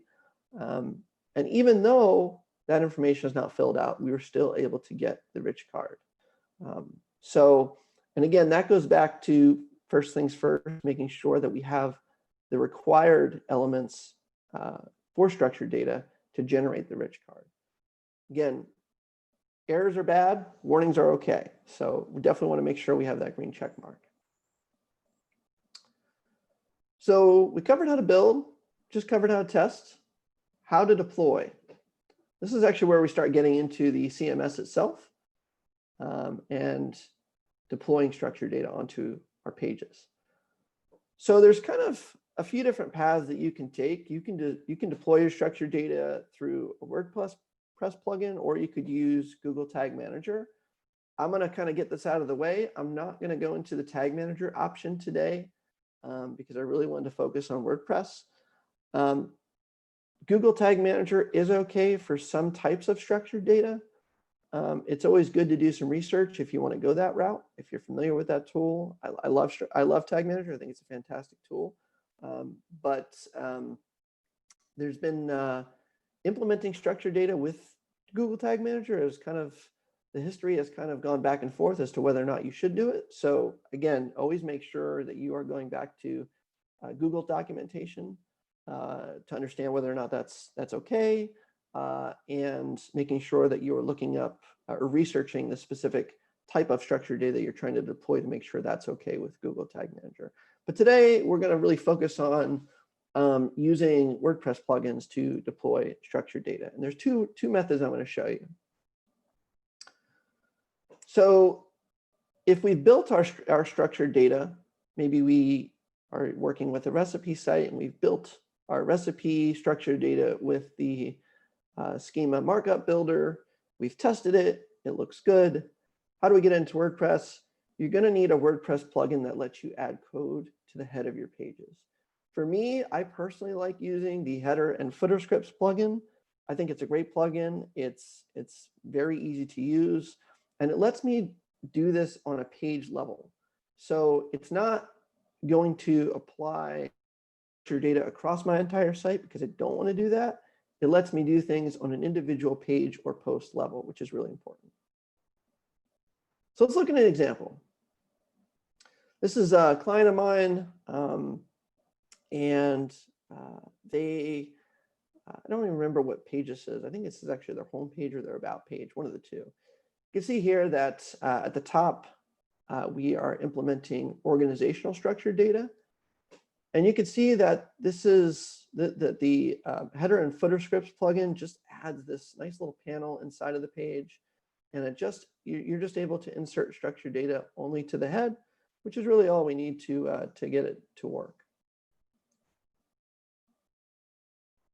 So the other option that you can go with, this is not the option that I use. I just want to kind of put that out there, but either way is fine, depending on your experience and comfort level and what your client needs. And there's a lot of different factors that are going to play into your decision of how you implement structured data. You could go the path that we just reviewed, where you build it and you test it and you deploy it with the header and footer scripts plugin. The other option is using a plugin from the repository. There are lots out there that both free and premium where you can add structured data to your site using the plugin option. You can do that at the post or page level for a variety of different content types with a variety of different structured data types. So this is an example. This is the WP SEO structured data schema plugin. Boy, that's a mouthful. And this is the panel that is at the bottom of a page or a post. You could see all of the different structured data types that you could apply to that particular page or post. And you'd fill in the fields and basically save the page or the post. And the idea there is that you would then, it would then apply the structured data to that page. Josh, we had a question come in from sure. Alex. So she said that she noticed that you had Yoast on the site that you just showed the screenshot of. Mhm. Is the Yoast generated structured data no good? Oh, that's a great question. So this particular client is a local business. They are a regional player. And the organizational structure data that Yoast applies doesn't include a phone number. And so we do want to make sure for this particular client, this is a little bit of an older client. We wanted to make sure that the phone number was showing up in the corporate card box at the top. And for some brands, you can get that to show up. We were talking earlier before the talk started. Kristen and I were talking about biking because I'm a cyclist. And I like going out and biking, and I always ride Specialized. And that's the brand that I've ridden for 15, 20 years now. And if you were to type in like Specialized customer care, you'll see their customer service number pops up in a box on search results. And that was what we were trying to go for here. Yoast's organizational structured data does not include a phone number. But if you were to build structured data using the schema tool, it does ask for a phone number, and we put it in here. The other thing to note is that this particular client had two locations, so we were trying to make sure that those were built in the organization structure data too. Typically, what Yoast provides is pretty good, but we wanted to try and build it out a little bit more. So it's a good question though.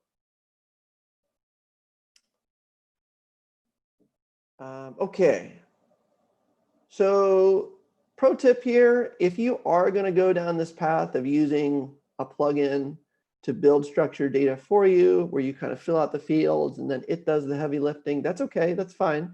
But you want to make sure that you test that page right after you publish it. You want to make sure that it's error-free. So to kind of round out the implementation phases, I'll talk a little bit about how to monitor structured data. Google Search Console is going to be your main monitoring tool for implemented structured data markup. And really what you're going to want to do is just go into the tool, and you'll see, we'll show it in just a second, but you'll see search enhancements in the menu. And when you select one of the search enhancements, like products, for example, if you're using product structured data, you access that report and you'd see something similar to what you're seeing here, where we would be able to identify pages with errors, pages with warnings, or valid pages. Again, if you have implemented structured data properly on your site, you're going to see those different structured data types over here. You see there's one for products, one for site links. If there are problems with your structured data, you're going to find them under the unparsable structured data report. And that's a very helpful report, especially if you're trying to figure out what exactly is going wrong with structured data. But that's where the problematic structured data will show up. Although most times, if Google is able to understand that you are trying to generate a particular structured data type, but you haven't gotten it quite right, you might be able to find them under the errors section too. So if I go back here, you might see them under here as well. But unparsable structured data, you definitely see them in there as well. Again, if you want to dive a bit deeper, you would just select the type of structured data, products, for example. And then in this case, you could select warnings. And then a list would populate below this chart, showing you all the different pages that have a warning.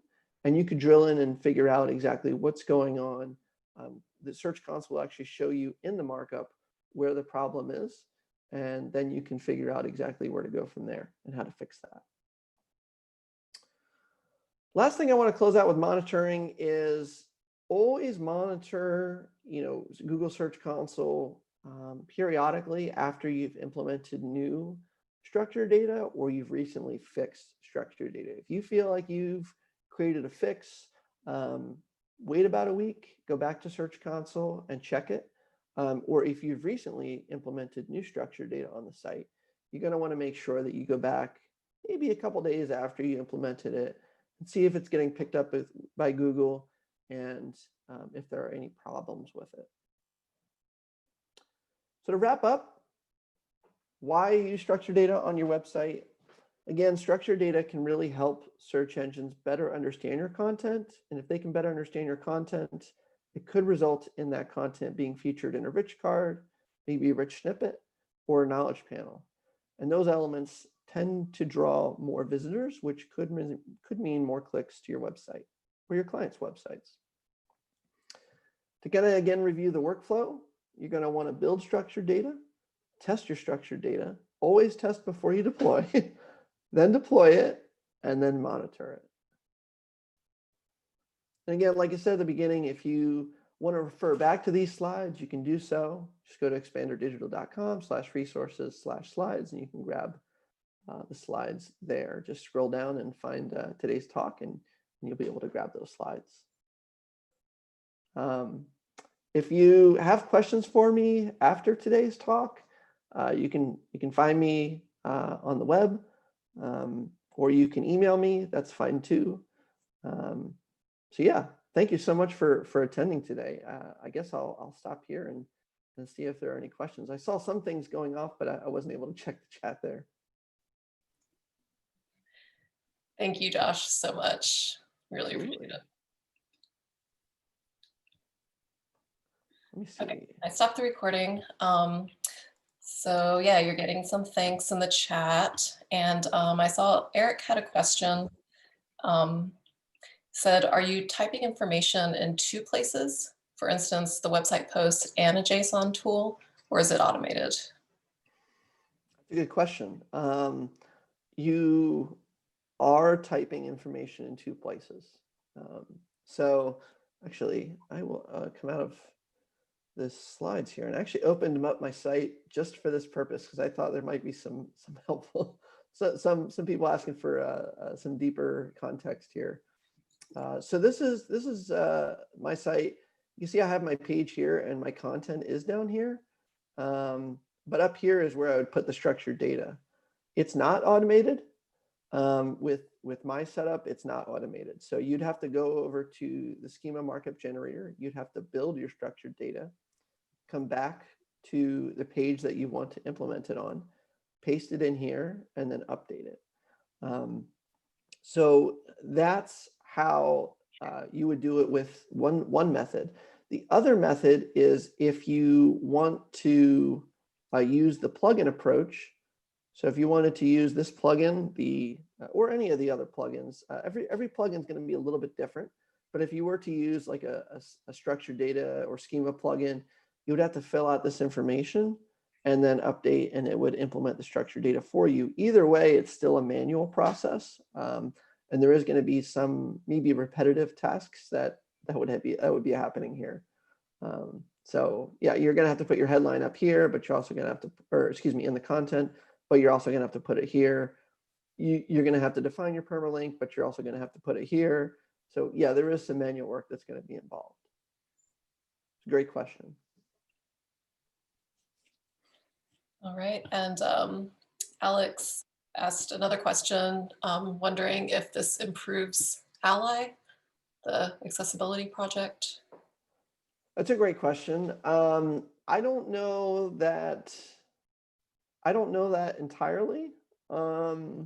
I guess I'm challenged in answering that question definitively. Oh, I don't know. I think it could. And the reason I say that is because if you are using structured data on your site and your content shows up in a rich card on search results, it could. Having said that, I don't know exactly how the rich cards are how they work with, maybe visually impaired individuals or so forth. I would imagine that they would get read just like other content on a web page to the reader, but I don't know exactly. So it's tough for me to answer that definitively. Sorry about that.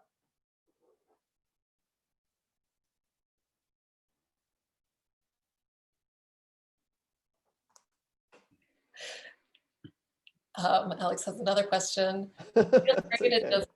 just open your video and unmute yourself, and you can ask everything that you want for Josh. I'm also happy to read it out. Okay, I'm live now. Is there any need, or is there a way to offer structured data in other languages? Ooh, that's a tough one. I would imagine yes, but it's not something that I've ever had to implement. I'd probably go back to the Google documentation. So you can see I'm on developers.google.com. I'd have to look at that. I'd have to explore that a little bit, because it's not a scenario that I have ever dealt with before. In other words, I've never had a client outside the US. So yeah, that's an interesting question. I would imagine it would, but because I'm sure that other countries have rich cards and rich snippets showing up in their search results. So yeah, and I'm just thinking for like US Spanish speakers, you know, because I'm trying to really get my clients to pay attention to those kinds of accessibility issues as well. Yeah, that's definitely a good question. Wow. Yeah, I'm actually gonna take that one. I'll take that one offline and see if I can find an answer for that. So speaking of that, if people want to get in touch with you afterwards or questions occur to them later in the day, how do you prefer to be contacted? Yeah, you can just email me. That's fine. Email me, josh@expanderdigital.com. Yeah, that's the best way to get in touch with me.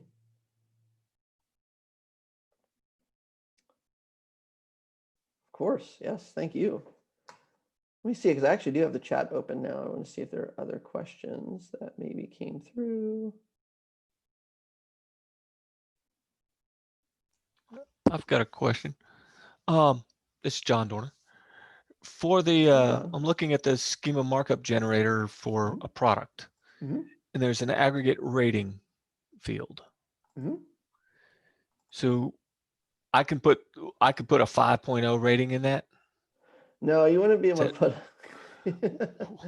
you wouldn't be able to put a 5.0 rating because it wouldn't match up. That's the thing. Right. Where does it pull that from?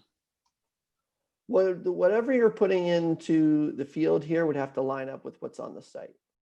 So that is something that Google has gone on the record with, that whatever you're putting into structured data markup has to match what's actually on the page.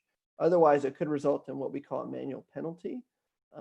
And that would be that Google might take that page down off of search results entirely if they find you have done something. They would call it malicious. I think that's a pretty harsh term, but yeah, I mean, essentially, you're trying to game the system by making things look better than maybe they are. Yeah, so that would need to be automated to populate that field based on the values, right? Yeah, sometimes. So product structure data is really largely associated with e-commerce websites, and usually they are using some kind of automated function to populate that particular field. So that's something to keep in mind too, that product structure data, you usually won't have to generate it manually. You usually be using some kind of product that will generate that for you. So thank you. Absolutely. So Rick asked if site content is being dynamically generated. I imagine you could similarly dynamically generate the schema markup and then use a hook to drop it in the header. Well, Rick, I am not a developer, so I don't know if you could. I'm sorry. I don't know the answer to that one because I don't know exactly how hooks and loops and all those different things work, at least in the back end. But if you are dynamically generating content, That's interesting. You mean like, is that like through JavaScript? Maybe. I don't know. I don't know. I would say I would kind of go back to the answer I gave John though, is that whatever you have on the page is what should be reflected in the structured data markup. Or I guess the better way to put it is whatever's in the structured data markup is what should be on the page. So if it's not lined up, you'll find yourself in trouble. So one thing that that Rick's question is bringing to mind for me is automation and scalability versus optimizing, on an individual page basis. Yep. Yeah, so structured data is one of these things that some pieces of it you can automate. On certain platforms and certain products that you bring into WordPress, sometimes it is automated. Other times it might not be, and you have to be strategic about it. Maybe you are working with an SEO like me, and for the year you have a part of your SEO campaign is to optimize maybe your top 20 blog posts. And I take blog posts because there is article structured data, and you can implement structured data on blog posts, but not necessarily landing pages. So it'd be article structured data, and you can help these particular types of content, blog posts, kind of stand out a little bit in search with a rich card. So you wouldn't do that for your whole blog because that would just not be scalable, but you could do it for maybe your top visited content and your top performing content. You can help those top performers perform maybe a little bit better. So it's almost like I have a page that ranks on page 2 of Google. If I give it a little bit more love, I could probably get it to page 1, which means it'll get more traffic. It's kind of the same concept, right? I have content that's performing well a little bit. Let's see if I can maybe help that content perform a little bit better.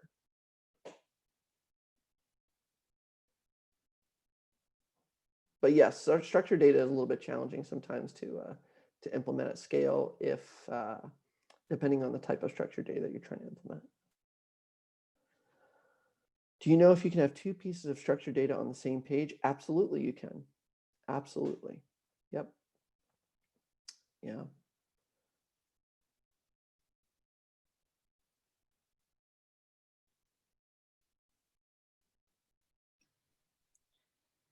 Do we have any more questions?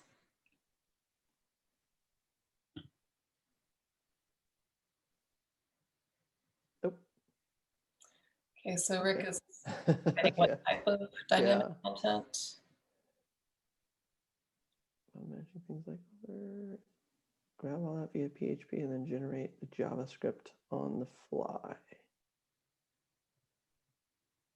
Yeah, maybe. I imagine that maybe that is how some of the premium structured data plugins are functioning. However, I've never really kind of used them or leveraged them or had a need for that. But I imagine that they are probably using some functions inside of WordPress that are already there to do some of those functions. Yeah, it might be what's going on.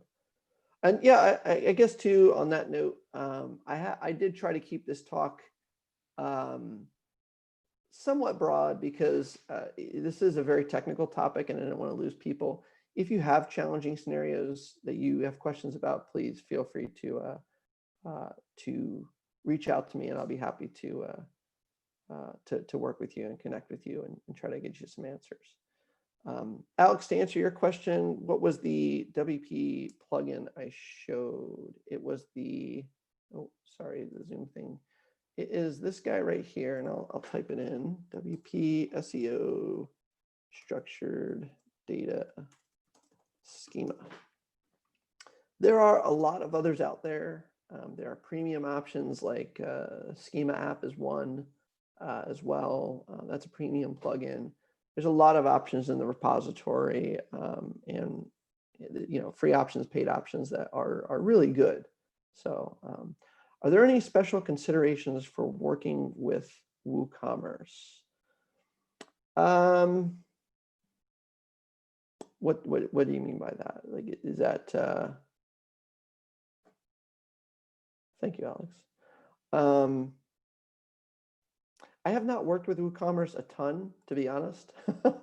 And that's just because in my career, I've usually worked with informational type websites or lead generation websites. So I've not worked a ton with WooCommerce, but I don't know that there are any special considerations when you're working with it.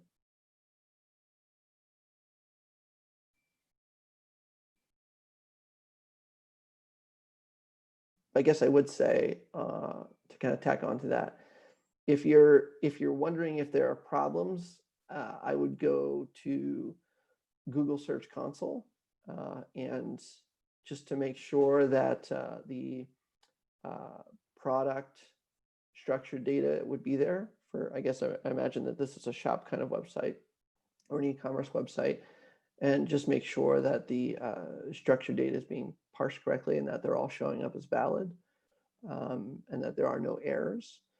The other thing you could do if you want to go an extra mile is you could go over to Bing Webmaster Tools, which is kind of the sister tool to Google Search Console, and you could go into their markup validator, and you can just drop in one of the URLs that that has structured data on it, and it'll tell you if there are problems with it.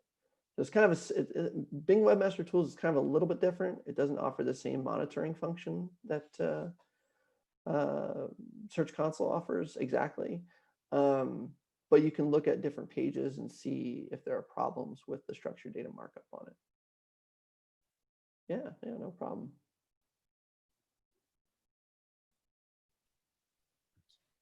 All right, I think that's time. Okay. Again, thank you so much, Josh. This was really awesome. Yeah, absolutely. Thanks for having me. Great questions, folks. Thank you. All right, we've got the lunch break starting now, and then 12:30, there's a half-hour sponsor activity. I think that they're going to be sharing little bits about themselves, and there might be like giveaways like there are for in-person events. So check that out at 12:30, and then the next round of sessions begins at 1 o'clock. So thanks, everyone.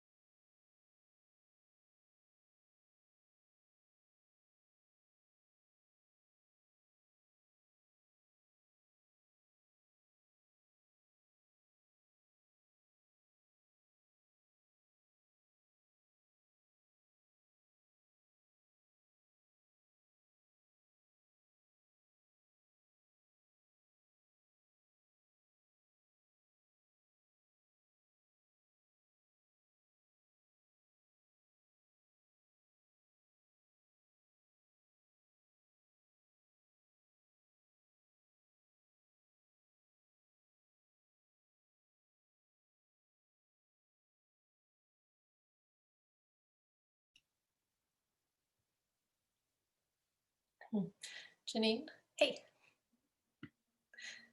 do you have what you need? Feeling good? I think so. Jocelyn and I have been Chatting? chatting a little bit. We were just talking about questions. Looks like I'm gonna collect questions and then give them to Jocelyn one at a time, kind of at the end of the session. So. Cool. Mm-hmm, All right. mm-hmm. I think I'm gonna hop off, so you'll be the official host for the rest of the day. So Oh God. power is in your hands. Hear me, for I'm in control. Jocelyn, do you see this awesome organizer's pin that Janine cross-handed for all the organizers? Wow. Like, who is that perfectly crafty? I know. I got a hand knit scarf for speaking at trying to remember which word camp it was, and I'm like, oh my God. That's amazing. That goes into it's beautiful when people do those things. It's so special. And so amazing. How you feeling today? Who, me? Yeah. Oh, good. My voice is feeling a little scratchy. I was hoping to be a fly on the wall to one of the other sessions, but I'm like, oh, it's lunchtime. Well, we're just going to kind of go with it. My biggest issue, I'm in Portland, Oregon. So we've got, I'm not in I don't have to be evacuating, but we got fire issues. So we can't be outside and such. So, Right. Good times. Oh, yeah. Broken foot, air quality. Oh my God. Oh man. So, anywho. Well, thank you for being here. Oh yeah, no problem. She says that super casually. I do actually, my biggest stress right now I'm trying to decide is I'm thinking I used to always do it where I've done enough of these that I had it off on my second computer and I don't know. I'm just trying to figure out in my head how I want to do this. So yeah, I'm going to go back to puzzling through how I want to do it because I've got it in Google Slides, which takes over my full screen. And I think that's fine to just share, right? But then I can't see any of the chat or anything else going on. So I'm like, I don't know. I'm having a mental juggling game going on in my head. So I'll be keeping an eye. You'll be going through your slides and talking. Yeah. And I'll be looking at the chat and pulling out questions. But people are actually live on this one, right? They're in the Zoom room, aren't they? They're in the Zoom room. Yep. Yeah. And so if my thing goes full screen, then I can't be seeing the people, which I think I want. So I'm like, I haven't decided. I might just export it. I don't know. I've got 10 minutes to keep changing my mind. Okay. A lot of people in the earlier session that I attended had their videos off anyway. Okay. They're just listening. Yeah. Yeah. Cause, being in the Zoom room is more about being able to put questions in the chat, I think. Okay. Or earlier, a few people asked questions and follow-ups that were better spoken by them. Gotcha. And so Kristen was like, here, George, why don't you go ahead and ask just your follow-up take the floor and actually extrapolate on that point and let's have a conversation. Right. Yeah. All right. Well, I'm going to go back to arguing with myself. I'll see what we decide in the next 10 minutes. Okay, sounds good. I'm going to check in with Kristen on a couple things. Okay, so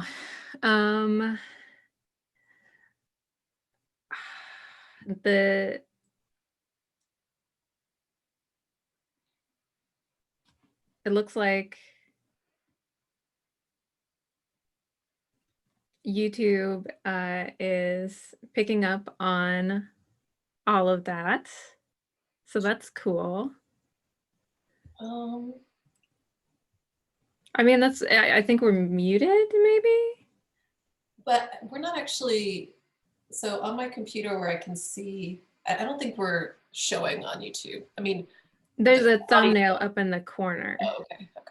Yeah, no, so I didn't realize that was going to be a thing. So later. How do I manage that? I don't know. What it's going to do is whatever is being screen shared is going to be the big screen and the thumbnail is going to be whoever is speaking. Okay. So last couple of sessions, it was just the presenter slide and then the presenter. And that's going to stay on no matter what, even if you are out of the chat. I don't have to like turn that off and on. John set it up, so it's Sweet. connected to this Zoom room. So as long as this Okay. meeting stays, yeah. Cool. Yeah, that was a little bit of a curveball. Yeah, I bet. How are you doing? All right. You have really like just gone all the way and like made this super awesome, like for real. It's By the way, just because I'm paranoid. Like, I just wanted things to actually work, and the only way I could get it right in my head was just by doing it sometimes. So, but thanks. We had a really awesome team this year. I was bummed yesterday. I felt like we should have, been at the wedge, like sharing a beer. It's weird to not do that. We'll have to have a reunion when all this is over, the 2020 reunion. And make some pint glasses. Sure. At that point, maybe I'll know how to sandblast and I can etch them myself. I did this. It turned out really ugly, but I did do it. You can buy this like etching, like powder glaze. So you create a stencil, you put it over the glass, and then you just put that paint on it and leave it for a certain amount of time and then wipe it off. But I'm sure yours would look perfect. Mine looked janky. Oh, you should see my stash of horrible mangled buttons. They're great. Nice. I showed this off to Lydia because she's started cross-stitching. Did you know her when she was here? I have seen her around and I think I've been to a couple of her talks. I know she was like a big part of the organizing team for a long time. Yeah. Lost her to Las Vegas. But she was very impressed.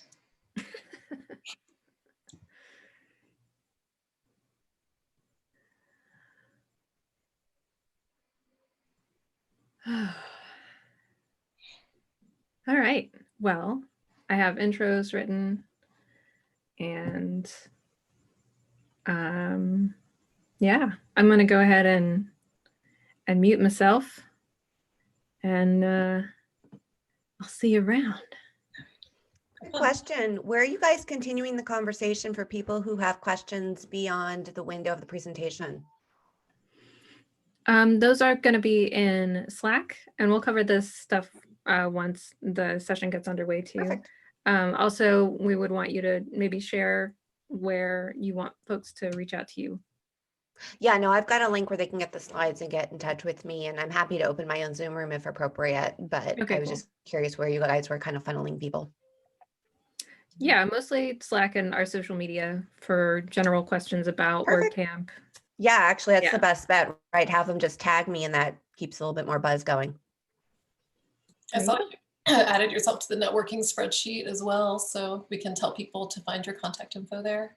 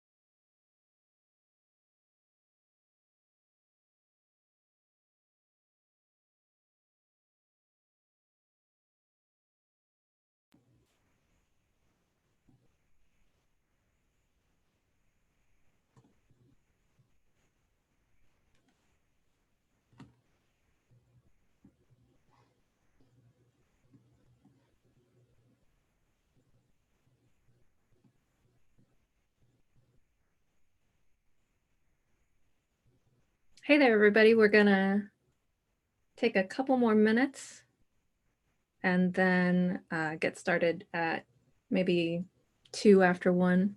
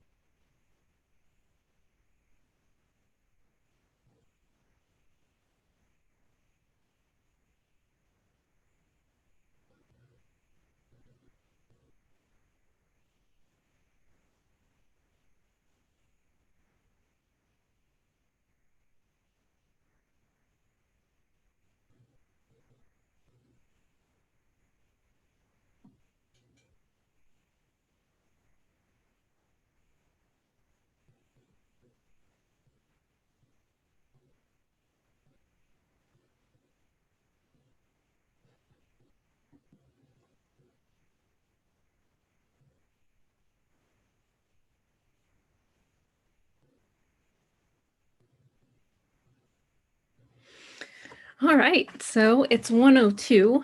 That means we're going to get started. I'm Janine. I'm on the organizing team. I'll be moderating the chat, and I've got just a couple of little housekeeping things before we get started. Go ahead and keep yourself muted while the speaker's talking, and type your questions into the chat. If you're having trouble with Zoom for some reason, this is being streamed onto YouTube. Fun. And just keep that in mind if you're having trouble with the Zooms. To introduce Jocelyn, she is a business owner, coach. She started as a WordPress freelancer and has grown her business into an agency over the last 12 years. She's a cancer survivor and a parent of 2. So if there's anybody who could and should help us understand how to be more productive with automation, it's probably Jocelyn. Thank you so much for being here. Oh my goodness, I love that intro. All right, let me go ahead and share my screen if I could. It's not currently, it's saying host disabled participant screen sharing. If you're able to help, let me share my screen. I can get my slides up.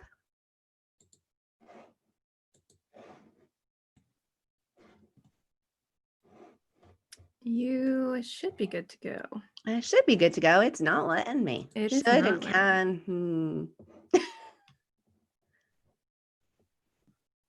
Welcome to the joys of life these days, right? We just kind of go with the flow and wing it. Right? Isn't that parenting and business ownership and all of it just kind of being dynamic and doing the thing? Mm-hmm. All right, here Sure. we go. It is letting me share. So I'm going Awesome. to share. And hopefully that's going to come up. I'm going to get my windows reorganized here so I can see everything I need to see. Can you confirm for me that they are in fact live and my title slide is visible for you?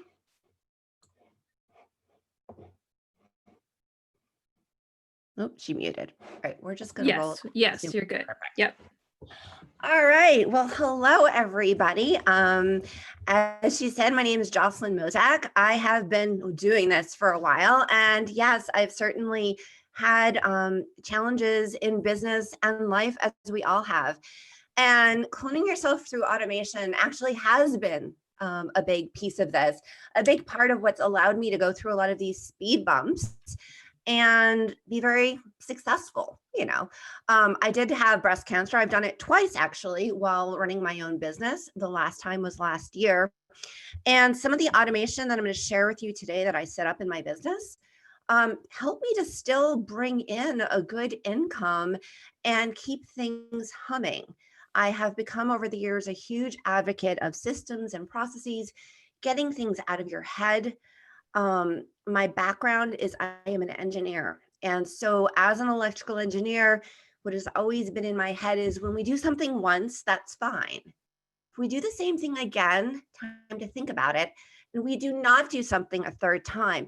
If you can do something in a repeatable way by a third time, this is not a great use of your time. And as a business owner, this is our cue to find someone or something else that can do these repeatable steps. Enter automation.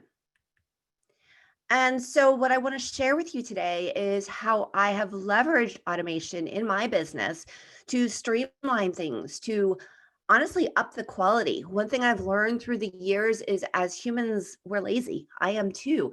I have never been more organized in my file structure, in my naming structure within my business as when a tool does it, because a tool does it the same way every single time. The tool doesn't say, I don't feel like this. I'm just going to stick the file in a corner and I'll find it later. The tool says, nope, we put it in the same spot every single time. And so you'll find that as you start to automate your business and ask yourself as a business owner, how are things done at my company? Whether it's you, the freelancer, an agency of one, or you've grown and you've got 1099 or even W-2s. How is it done here? Automation can help you up-level the quality of your business because you are establishing this is how it's done. Every single project that goes through my business, whether you be someone doing copywriting, whether you're doing, in my case, I do web design, whether you're doing branding, whatever it is you do, automation can allow you to have that consistency that ultimately up-levels the quality you give your customers. The other thing I would share is that automation and documentation allows, I had breast cancer, right? I wasn't really working last year. My team kind of stepped up and ran my business. And automation and systems and processes allows your team to do that, but not to have to wing it, not to have to make it up as they go, but instead do it the way you've decided you want a product to look in your business.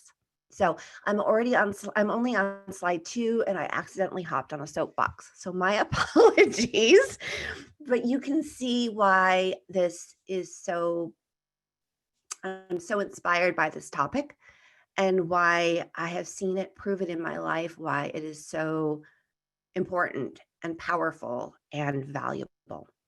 So through the time together today, what I'm going to do is take you through how I've leveraged automation in my business. And specifically, I'm going to look at the design cycle of a web design project from when we start and there's an incoming lead.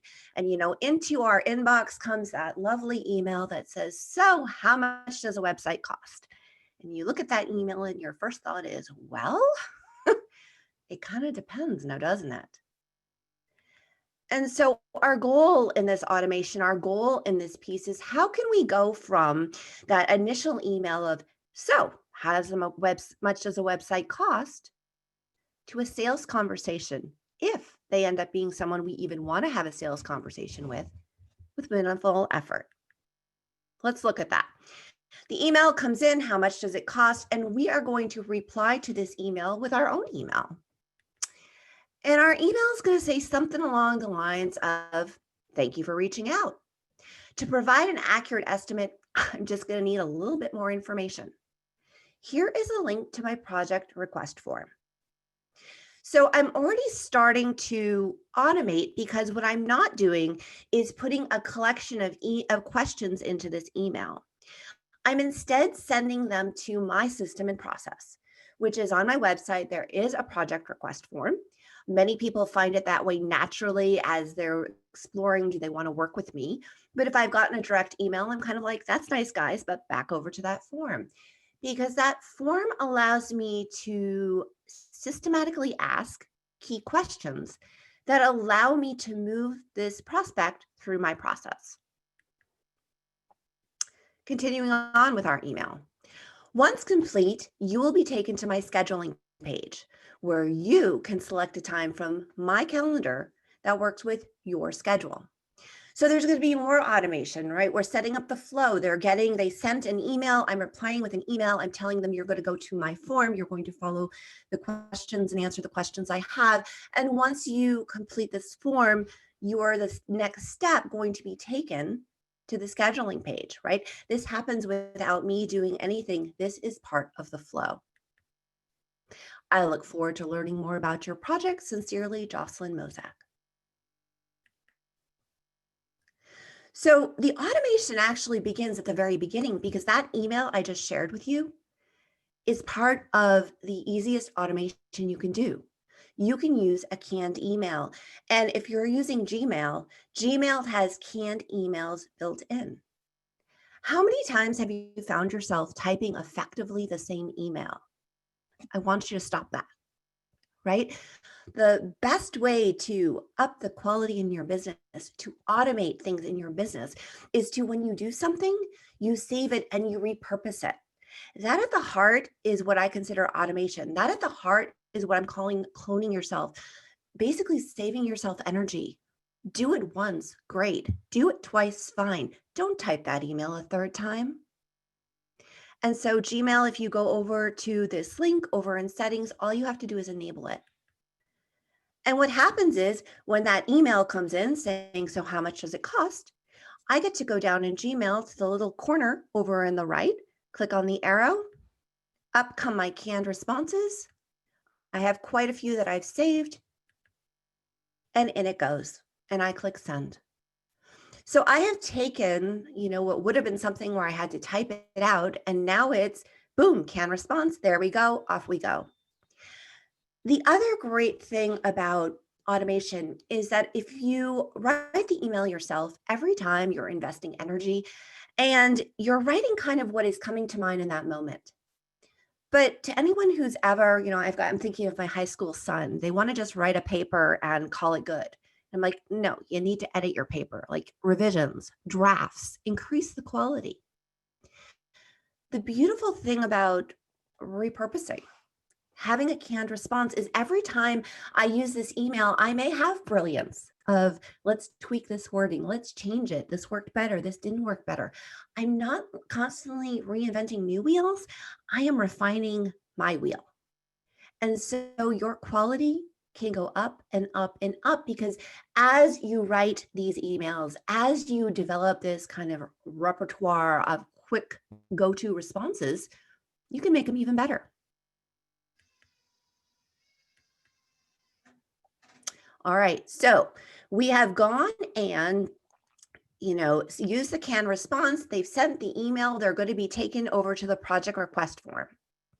How are we automating this piece? Well, we're going to have a form sitting on our website, and it's going to have all those traditional fields, right? We need to know their name. We need to know their email. We need to know their phone number. If there's a website that exists, we want to know the URL. These are all things going into the sales call we're going to want to know. But this form allows us to ask a few more questions, like, how did you learn about us? How many times have you been on the sales call and you forget to ask that question? You're kicking yourself going, I really should have asked, where did you come from? How did you find me? This is important to know. It's important who to thank. It's important to sometimes understand the relationship between, it gives you more context as to how this person came into your world. And so you can build this in. Are you the key decision maker for this project? This is important. You know, before they get on your calendar, don't you want to know if the person you're talking to actually can make a decision? Maybe this is just someone in the office submitting forms all over the web, gathering like, so how much is a website? If I'm going to spend my time to talk to you, I want to know that I'm talking to someone who can actually make a decision, right? I want the right people on the call. And if someone says, you know, no, I'm not the key decision maker, I'm just kind of gathering quotes, I'm going to say, I'm going to respond back with one of my canned email that essentially says, but see, here's the deal. To have a call, I need the people on the call who are the key decision makers, because we need to be having some really important conversations about this business, about your goals.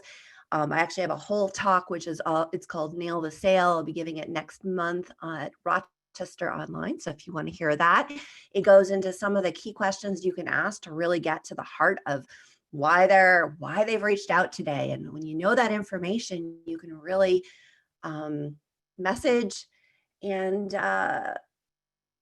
spec a project accurately to what their goals are. So knowing you're speaking with the right person will save everyone a lot of time.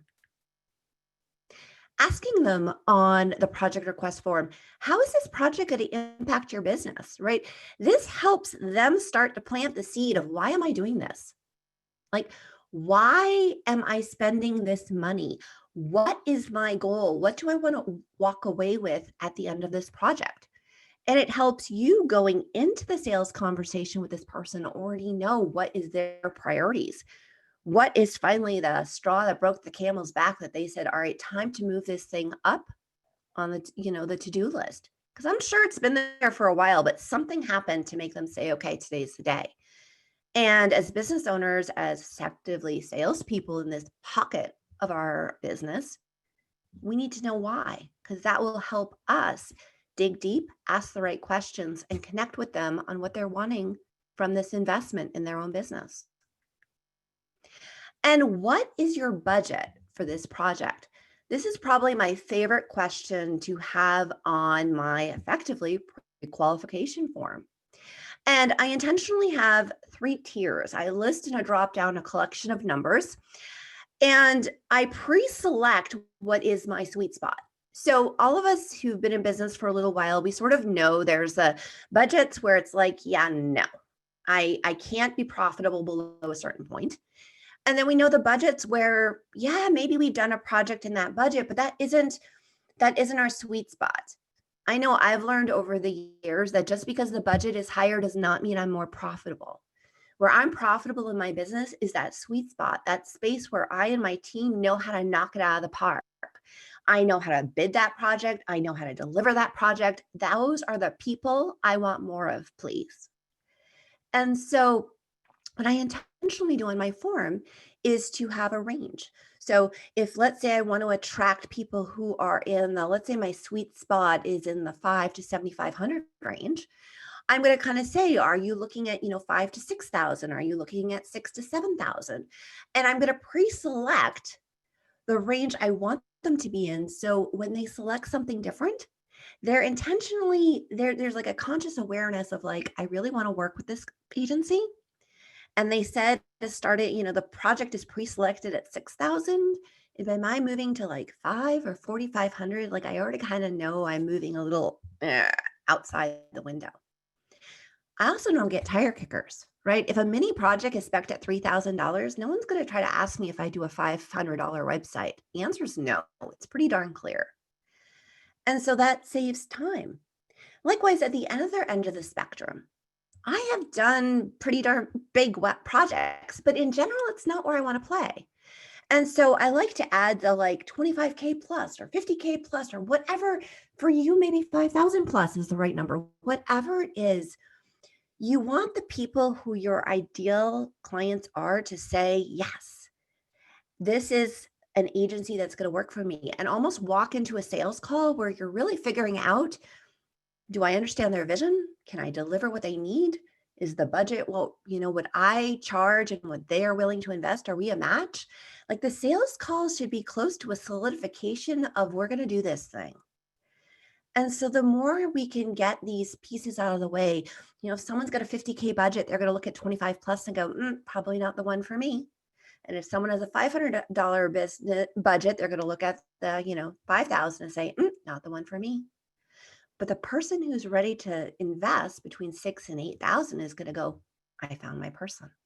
And that's who I want on my calendar. And so the final part of our automation, after we send the canned response, after we go and, use our form, so automatically, they get the reply and I get it in my inbox and they go into my system and I just know, they're in my pipeline, is that online scheduler. And so that last piece of, once you've completed the form, you're going to be taken to my scheduler where you can select a time that works for you, but also fits in my schedule, saves me time. No more back and forth. By having an online scheduler, they already will fit in my calendar. They will fit into times that work for me. I will have set the tone of, this is how long the meeting will be. This is the day I do sales conversation, or days that I do sales conversations. And so in my case, this is the page they're taken to. And they can select. They can look at my calendar. They can pick what works for them. The conversation is going to be 20 minutes. I'm already kind of setting the tone. I'm setting the pace.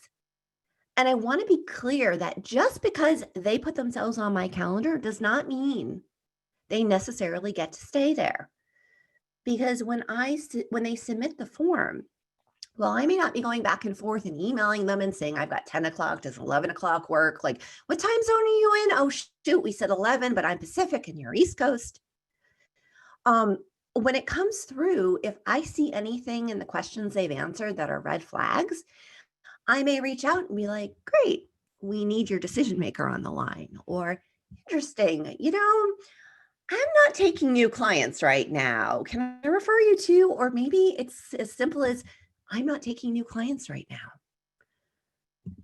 It's important to recognize as business owners that just because someone wants to work with us does not mean we have to work with them. I want you to hear that.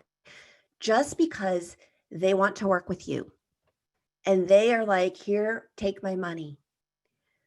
Anyone who's done this for a while knows that every dollar is not created equal. Trust your gut. Trust those red flags. And if for any reason those alarm bells go off and something inside of you says, this is not going to end well, you can say no. You can say, I'm thrilled you want to work with me. Unfortunately, right now, I don't have space in my schedule to take on your project. I want to ensure that, you are met with someone who has space to really just take this project and knock it out of the park. If possible, I can recommend you to. If it's someone where you're like, I would not recommend this to anybody, this person is like red flag city, you simply can say no. You can say no. And I just want you to know that. Again, lessons learned the hard way in this case. So we're going to have the sales call. As I said, I've got another talk coming up where I talk about how to have an effective sales call.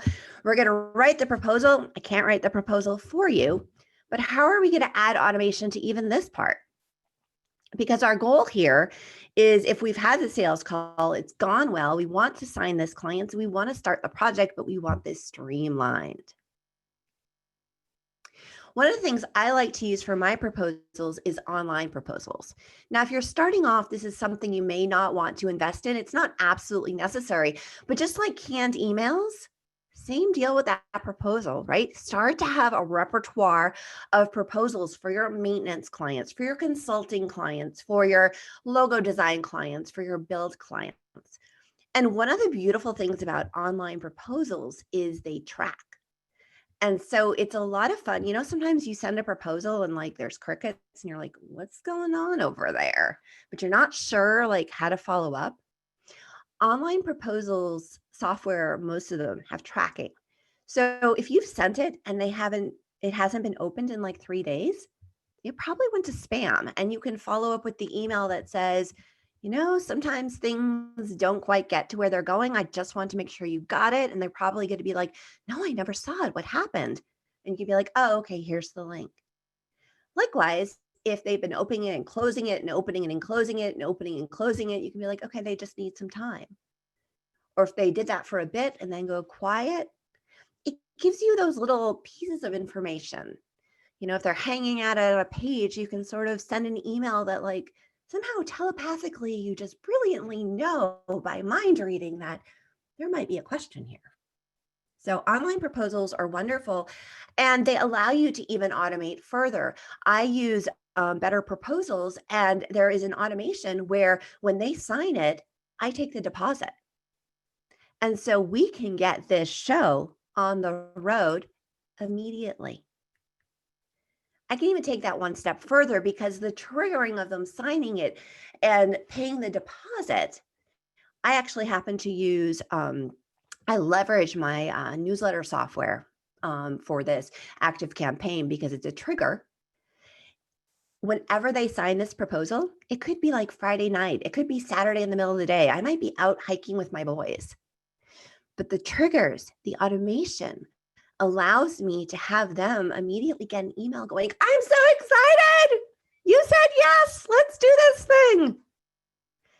And so you can leverage automation to be responsive, to show up in your client's world at the right time, even if you actually are off doing something different. You can also use the simple automation of the canned response, because we want to, everywhere through our business, leverage things we have done before. And so what you're going to want to do is when they sign that proposal, great, send them an email, which is perfect. Think, you know, I'm so excited to be working with you. First thing we need to do is schedule that kickoff call. And you can guess where they're going. They're going back to my scheduling calendar, right? So now they can schedule a different appointment for a different period of time, for a time that works for them, that by default works for me. And you can just see how this professionalizes you and keeps your time and minimizes all of the back and forth. Now, this next bit is where this entire presentation came from. Adding them to your system. Now, I don't know about you, but I use a collection of software when I do my projects. I use internal communication. We use Slack. And so when a client, joins, we create a Slack channel that's dedicated to that project. We use Dropbox for file sharing. And so when a client joins, I need to have a folder set up for, all of those files to go in. Time tracking, right? Got to be able to bill the client. And so I need to enter them into that system. Invoicing, same deal, billing the client. And to-do tracking, right? Just so my team, we have kind of the flow of all the tasks that happen when a project, what does, discovery look like? What does, the first round of design, second implementation, all the way through to the back end of offboarding a client. And what I noticed was that all of these things were requiring the same information. I mean, the Slack channel, that was basically the name of the project. File sharing, again, same thing. I was setting up based on the client's name. Time tracking, what's the client's name? What's their email? All of those things. And what I was finding was I was wasting a lot of time for every single client running into all of these pieces of software, essentially entering the same information. And what I discovered was I could automate this. I could take a simple form that asks that basic information. What's the client's name? What's their email? What's the URL of this project? What's their phone number? What is the basic information? I could add to that an app connector, in this case, Zapier. And that one connection could result in 5 things simultaneously happening. This is the ultimate of cloning, where you do one thing and magically 5 things happen. I will tell you, I set this up about 4 years ago. And to this day, I do a happy dance every single frickin' time I submit that form. It has made things incredibly clean and incredibly efficient in my business. What I use to set this up is Gravity Forms Pro. I am a long time Gravity Forms. I think I started with Gravity Forms when I started my agency, and I have nothing but wonderful things to say about Gravity Forms and Zapier. A single form is all you need to get things set up in all of your systems. And so in my case, for example, with my clients, I used Harvest. So when I submit this, it goes and sets them up in Harvest and creates, the profile so I can track their time and send them invoices. It creates a Dropbox folder. I can tell you that my folders have never been as organized as they are now, because every time it's new client / client name / project name. And so if I have another project with this client, it's now new, active client / client / project 2. It is like beyond organized.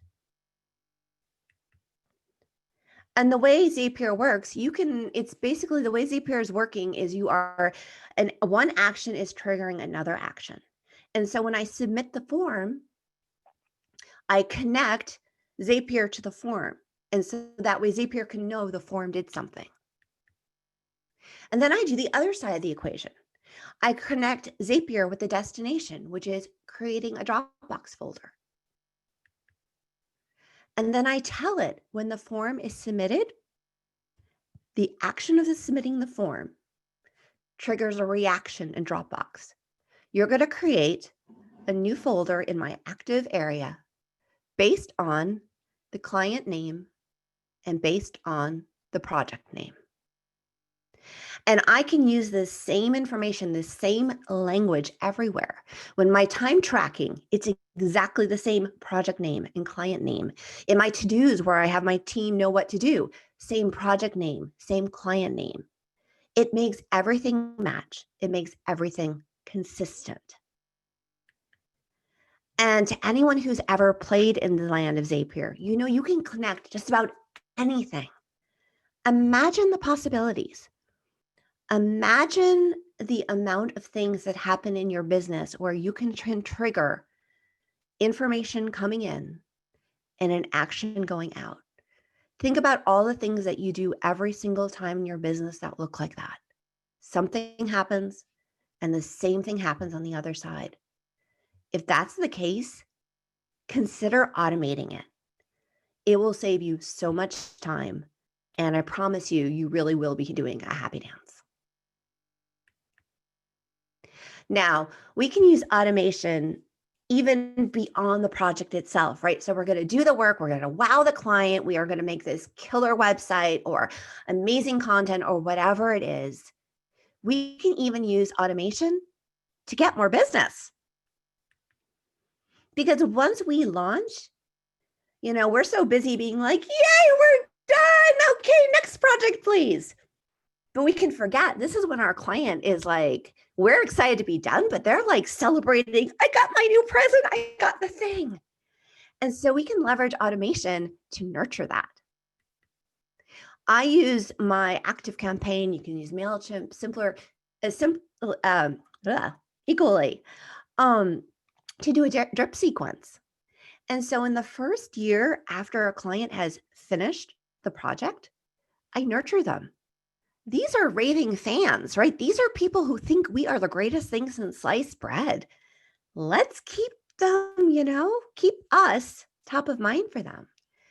And so about a month later after launching, and I just tag them as, newly launched, an email goes out.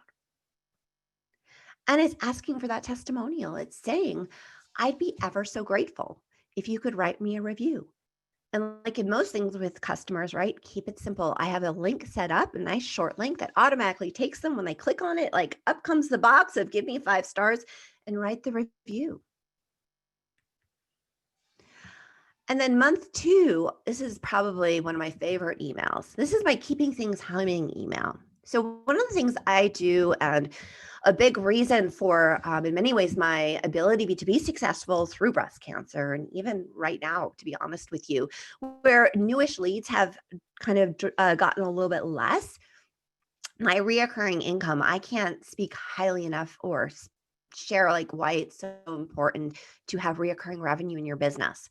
And care and maintenance plans is one of the easiest ways to do this. And pretty much all my clients at this point automatically sign up after launching to be on a care plan, which gives me, the ongoing support as I give them the ongoing support. But to any client who's declined, they're like, yeah, I'll just maintain it myself. Month 2 is a beautiful time to send them an email that says, I'm sure if you've logged into your website, right? And they're like, I'm sure you're keeping it up to date, right? And they're like, and they might log in and like they see like 14 different updates and they're probably like, oh shit. This is a great email for you to be like, by the way, like I hope you've logged in and checked this and this and this and this. If you're too busy doing your business, we do this for you. And remember, we talked about it. I would love to take that off your shoulders and take care of that for you. This is a great time where you can kind of pick up people who might have been like, yeah, I could do it myself. They look at those updates and they go, never mind, do it for me. But again, one of the reasons I love this and the reason I have it automated is think about it. You set this up once and forget about it. And it is off and running and supporting your business and building your business. But it continues on. I do this for the entire first year. Month 3, ask for those referrals. Ask for them. Say, look, I have loved working with you. You are just the best client. And so I would love to be able to support others like you. If you know anyone that would benefit from my services, please send them my way. In business, we forget we need to ask for what we want. And referrals is one of those things. Ask for the review, ask for the referral. And then at 6 months, at a year, send them a happy birthday. Be like, can you believe it's already been 6 months? Oh my goodness. And then at about 9 months, I like to kind of do a value add because what I want is, when you first launch, it's month 1 and then month 2, and then month 3, and then you start to space it out, right? But we want to stay in their world. They hired us and hopefully we wowed them. So why not stay in their world? All right. How you guys doing? There's a lot of information here, but I want to keep giving you guys nuggets because there are so many ways in your business that you can be more efficient. And, right now is a great time for doing that. Some are experiencing slowness in your business. And we know in business, things ebb and flow. And so use this time to really reflect on your business. Where can you invest in yourself? Tighten things up. And, just get your systems and processes in place. Decluttering your inbox is another one. If your inbox is a free-for-all, one of the great ways to increase your efficiency and up-level your quality is to clean it up. Filters are your best friend. You can use them really easily. I usually sort by, client name, client email. It allows me to look at my inbox, quickly scan what's going on, and, know if there's a fire somewhere or not. It really is important. The other great thing about, filters and things, actually, this ties more into the next one. Let me just skip to that. Request forms. So decluttering your inbox, as much as filters are your friends, not having your clients directly emailing into your inbox is even a better friend. And so I like to have all of my clients use a ticket request form. Now, I have ebbed and flowed between when I use a ticketing system, which is more elaborate, or I simply use a form on my website. What I actually have found the best solution to be is to use a form on my website, which, depending on kind of where I am in business, either flows into said ticketing system or instead flows into my inbox. And this is really simple. A ticketing system using a form is as simple as asking them, what is their name, what's their email, and essentially what's up. This is also really advantageous because let's say you want to go on vacation. That's fine. You can just you can change where this email is being forwarded to from the request form. Whereas if clients are emailing you directly, that's a lot of fun, right? And so I highly encourage you put in, even if right now all emails are coming to just you and really you are just receiving them, start having a ticketing request form used. There's also another advantage of using a request form. You can ask them all of the usual questions. What's their name? What's the email? What's the project? But you can ask them this key question, and I love this one. What's the urgency? Like, is this just a normal ticket, which means things will be my normal turnaround? You can expect things in a 3 to 5 day turnaround. We always aim for a better, but you set the expectation. Or is this like pressing, in which case we're looking at a 48-hour turnaround? Do you know there is a fee for that? Or is like the sky falling? You've decided your sky is falling, but here's the thing. If your sky is in fact falling, that's fine, but there is a fee. You'd be amazed how infrequently the sky is falling these days. By having people select what is the urgency of the ticket, it sets expectations. And when the sky is falling, I do drop everything, right? We are service providers at the end of the day. If your site has been hacked and your site is down, I probably am almost ignoring the rush fee, right? And I am just like all hands on deck. But this is really good for especially the customers who think they are your only customer. This helps them to kind of step back a little and say, look, I have a life too. And, if the sky is falling, okay, one, I need to have time in my schedule to sort of deal with the fact you've decided your sky is falling, but two, it's not for free. And so this allows that kind of just, again, clarity, expectations. It's just like with the pricing, where they're intentionally moving away from, your sweet spot in pricing. They're intentionally saying, okay, the sky is falling, but I know the sky can't always be falling unless I'm ready to pay for it.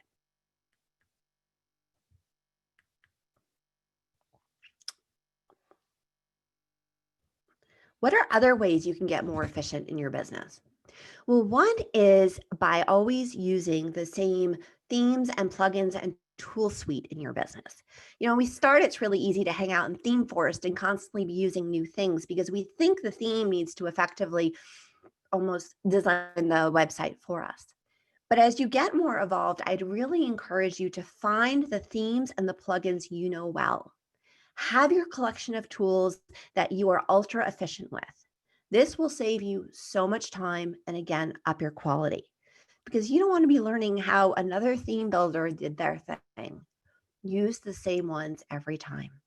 And to that degree, have a seed site. I actually have seed sites set up, which have my go-to plugins, my go-to theme all installed and with all of them turned off. And so when I have a new project, we seed it with my, seed site. Turn on what we need and at launch, delete what we don't. This saves me time. Like how many of you have, and I will raise my hand because I did this for years, with every WordPress new project, you sat there literally typing in and installing for the 100th time all your go-to plugins. I mean, what a waste of time, right? And so I would encourage you next time you have a new project, do that. But create a kind of a clone or a seed site, however you want to do it in your infrastructure. But create a snapshot of that. And that will be in the future your go-to. Think about how much time that will save you. And think about how much your quality and consistency will go up by always using the same suite across the board. Same goes for hosting. Only use hosts that you know and love.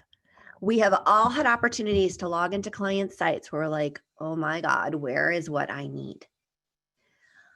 You know, I let my customers know that effectively these are the hosts I will work with.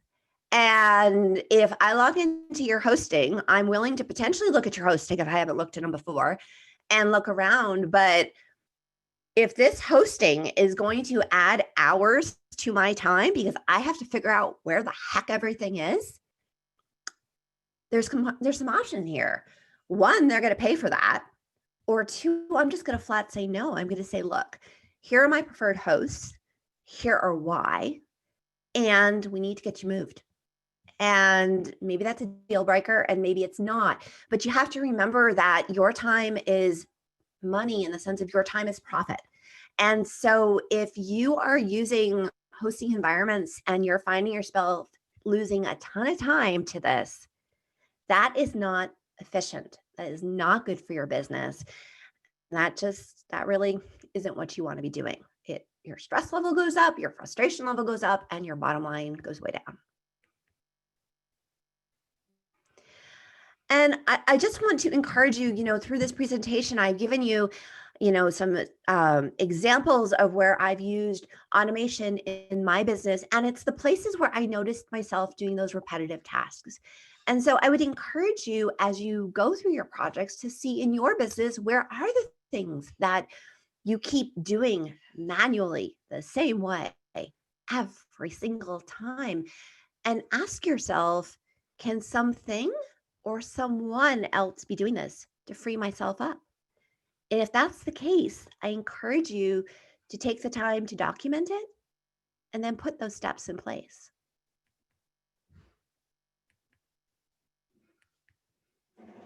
My clicker's not responding all of a sudden. There we go. Now, one of the things that was really transformational for me and kind of got me on this soapbox was listening to the book called Built to Sell. I listened to it on Audible, really easy book, really easy read. And also the book, Work the System. I think I did Audible for both of those. And they really got me thinking about breaking down my business into a flow. The fact that I do have a flow through my business.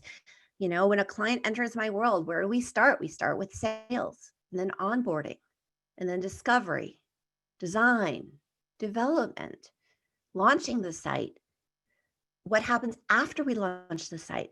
And what even happens when they are no longer our customer, right? Do we even know what is our process for doing housekeeping if they decide no longer to be our customer? And so each of these aspects, if you start to think of your business as sort of steps, building blocks, you can really step into each of those and ask yourself, are there places in these where I have repeatable tasks? And think about if you can document and start automating them. Now, you might be sitting here going, oh my God, this is great. My mind is blown, but it's blown. Like my head is exploding. Where the hell do I begin? Like, right? This is so much stuff. Good for you. Like, whoa. Well, begin at the beginning. And so I would encourage you to take all of this stuff one step at a time. The purpose of this presentation is to really plant some seeds, to really make you realize it can be as simple as a canned email and as complex as a multi-step Zapier integration. And so ask yourself, what are those repeatable tasks? And the next time you find yourself doing that task, you can do something really simple. One of the ways that I started documenting a lot of this stuff in my business was by not being the one to do all the heavy lifting and the documentation. So I do have some people that work for me. I have virtual assistants. I have some front-end developers. I have some people that effectively are at a lower billable hour than I am. And people that could pick up this type of work. And people that I wanted to train to do it. So I wasn't the one doing it. And so there's a great software out there called Loom. loom.com. It's a free screen recording software. And so the next time, let's say you want to document how we set up a development area. Okay. And let's say you're the one who sets it up every single time because, well, you're the one who's always done it and your team doesn't know how you do it. Or you know this is something that's easy enough to give a VA because it's really just like follow the steps, but like who wants to write out all the steps? What I would suggest you do is the next time you do it, you simply click the button of record screen and then you do it. And so you do two birds with one stone. You set up that development area, check, you would have done that anyway. But now you take that video and you send it over to your VA. What does your VA, what does your virtual assistant do? Well, they can transcribe it, which means you may very well have your very first system and process in your business. Let somebody else be the one to break it up into a collection of screenshots and step 1 and step 2 and step 3.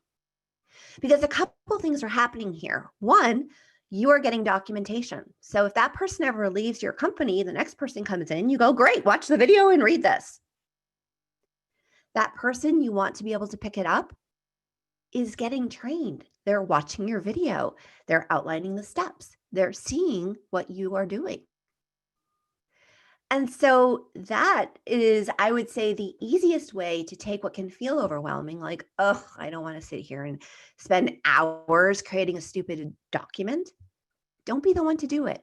Always ask yourself, what is the easiest path towards success? Just like that canned email. What's the easiest way to have a template? The next time you write something, save it. How did I create that post-launch sequence of sending out like 6 emails to nurture people over the first year? One of the times I had a customer, I put a stake in the ground and I said, from now on, I'm going to 1, do all these emails, right? As opposed to like sometimes I did and sometimes I didn't. And 2, when I clicked send, I went to ActiveCampaign and clicked paste. And all I had to do was literally take snapshots of one cycle. And now I had it to use going forward. I didn't add extra work for myself. I leveraged the work I was already doing.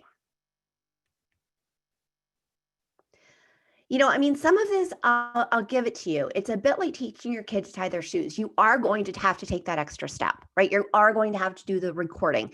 You know, you are going to have find that VA and potentially, you know, support them a little bit as they stumble through the first couple times. But like your children, right? It's a pain in the butt sometimes. You want to like, oh, I'll just tie the darn shoe.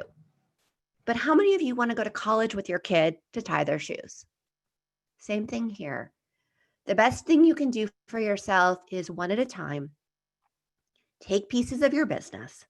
And I'd encourage you, if you have anything that irritates the heck out of you, start there. It's like invoicing or bill, you know, why we all bring on bookkeepers immediately. None of us want to balance our books. Pick the thing you really want off your plate.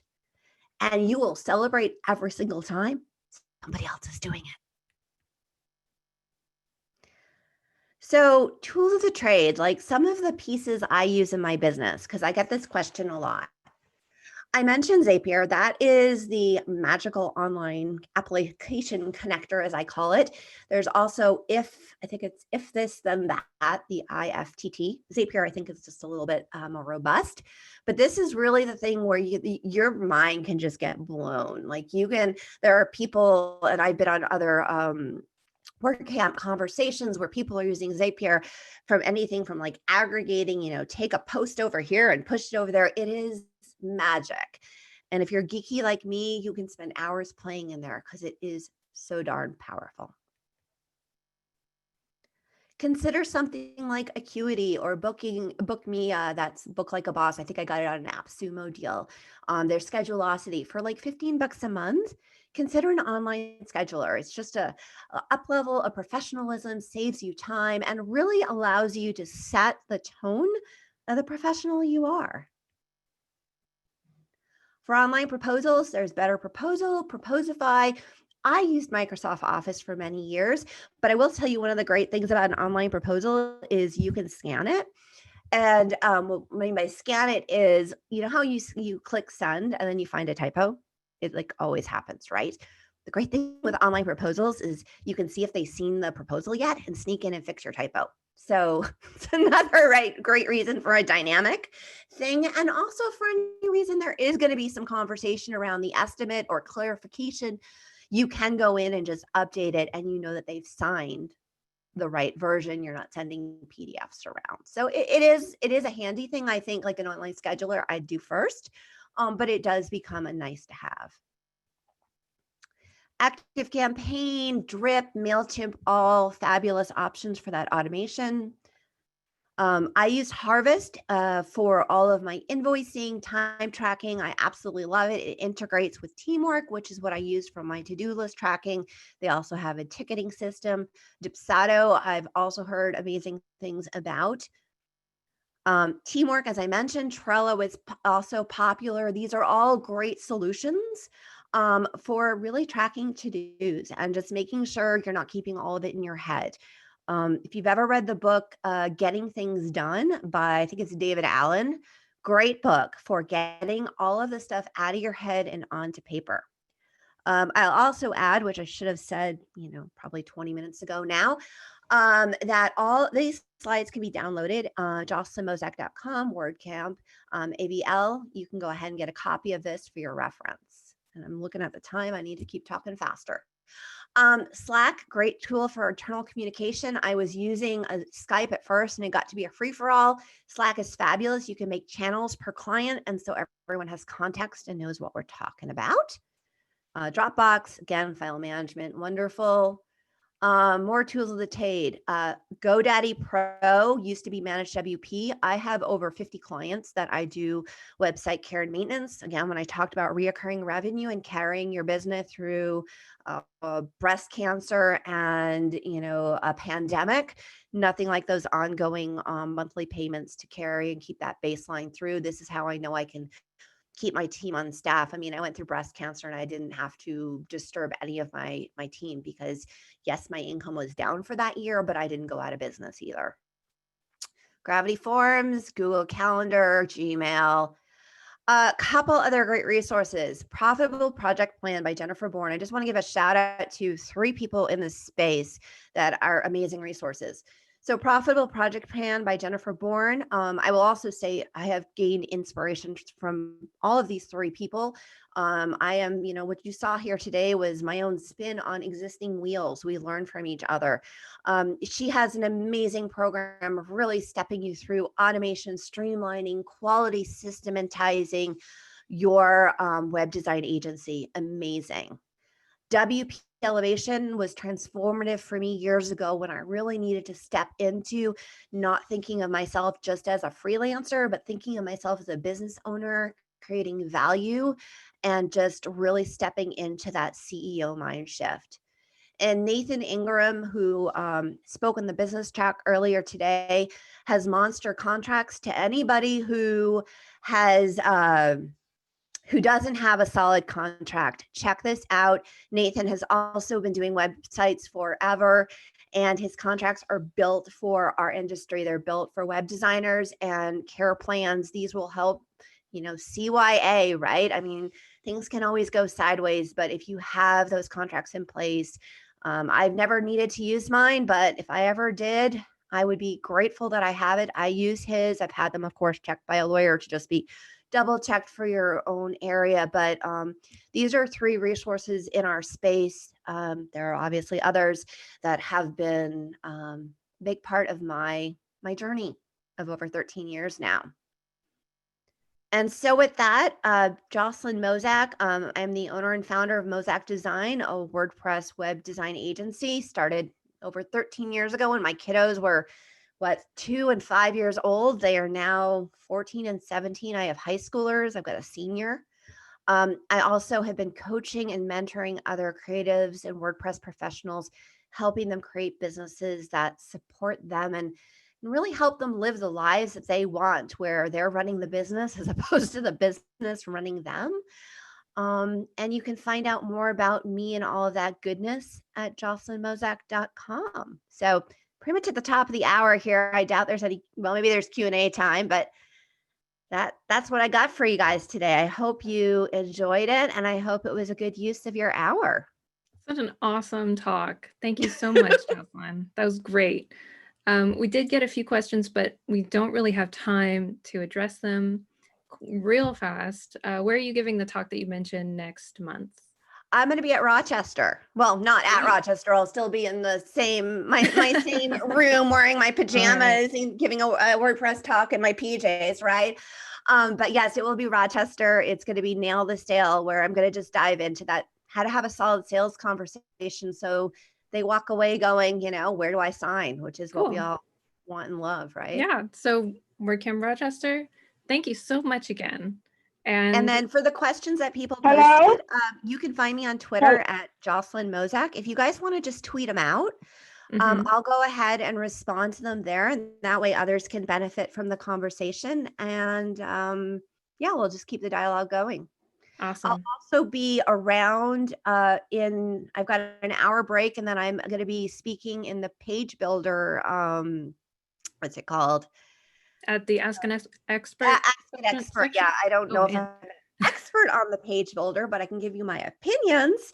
At what is it? I think 3 o'clock for you guys. I'm on Pacific, so for me it's 11.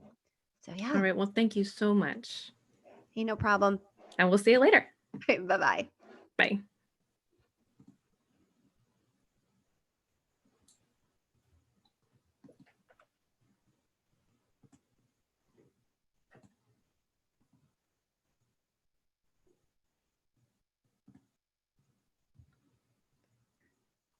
All right. Hey there, Manny. How you doing? Hey, good. How are you? I'm doing all right. We'll give folks a couple minutes. Sounds good. To hop back in. Hello? Hello? Hi there. I'm going to go ahead and... Hi. Can I ask a question? Hi, how are you? I just got bits and pieces of the conversation with Jocelyn. Gotcha. I was wondering, is there any way I can get the presentation? Where would I go to listen to it again, or to get any slide presentations that might have been given? I'm sorry? Sure. So if you, I believe the slides have been posted. There's so many going on simultaneously, you know? Okay. Well, if you're, we're actually live right now on YouTube. So if you would message me privately or message someone on Slack, we can definitely help you get connected to those presentation slides. Yeah, and we are also on YouTube. There is a, if you search for WCAVL 2020 Kitchen, you're going to see this live video there. Absolutely. Couple quick questions, Manny. Do you have a preference on whether questions for the session come in? Yeah, that's fine. That is like we can do it like an interactive way. No problem. Okay, cool. Sweet. And do you want me to kind of jump in and ask you those questions, or do you want me to, are you going to be like talking and reading the chat? Probably not. Yeah, that's fine. Okay. Okay, cool. All right. Well, it is 2 after 2. So I will say that I'm Janine. I'm on the organizing team. I'll be moderating the chat. Please keep yourself muted while the speaker's talking, just to keep things less confusing for everyone who's listening. And type questions into the chat. That's where I'll be looking for them. You can watch the stream on YouTube if Zoom isn't working for you for some reason. And we're here with Manny Costa. As a freelance developer myself, I'm always super interested in building new skill sets and bringing value to clients. Manny has nearly 30 years of experience as a developer and a decade of professional WordPress experience, ranging from building and deploying WordPress sites and plugins, to speaking at WordCamps, to contributing translations to core. He's here to tell us what good developers should know and answer your questions. Thank you so much for being here, Manny. No problem. My pleasure. All right, so let me share my screen. Let me know if you see my screen here. Let's see.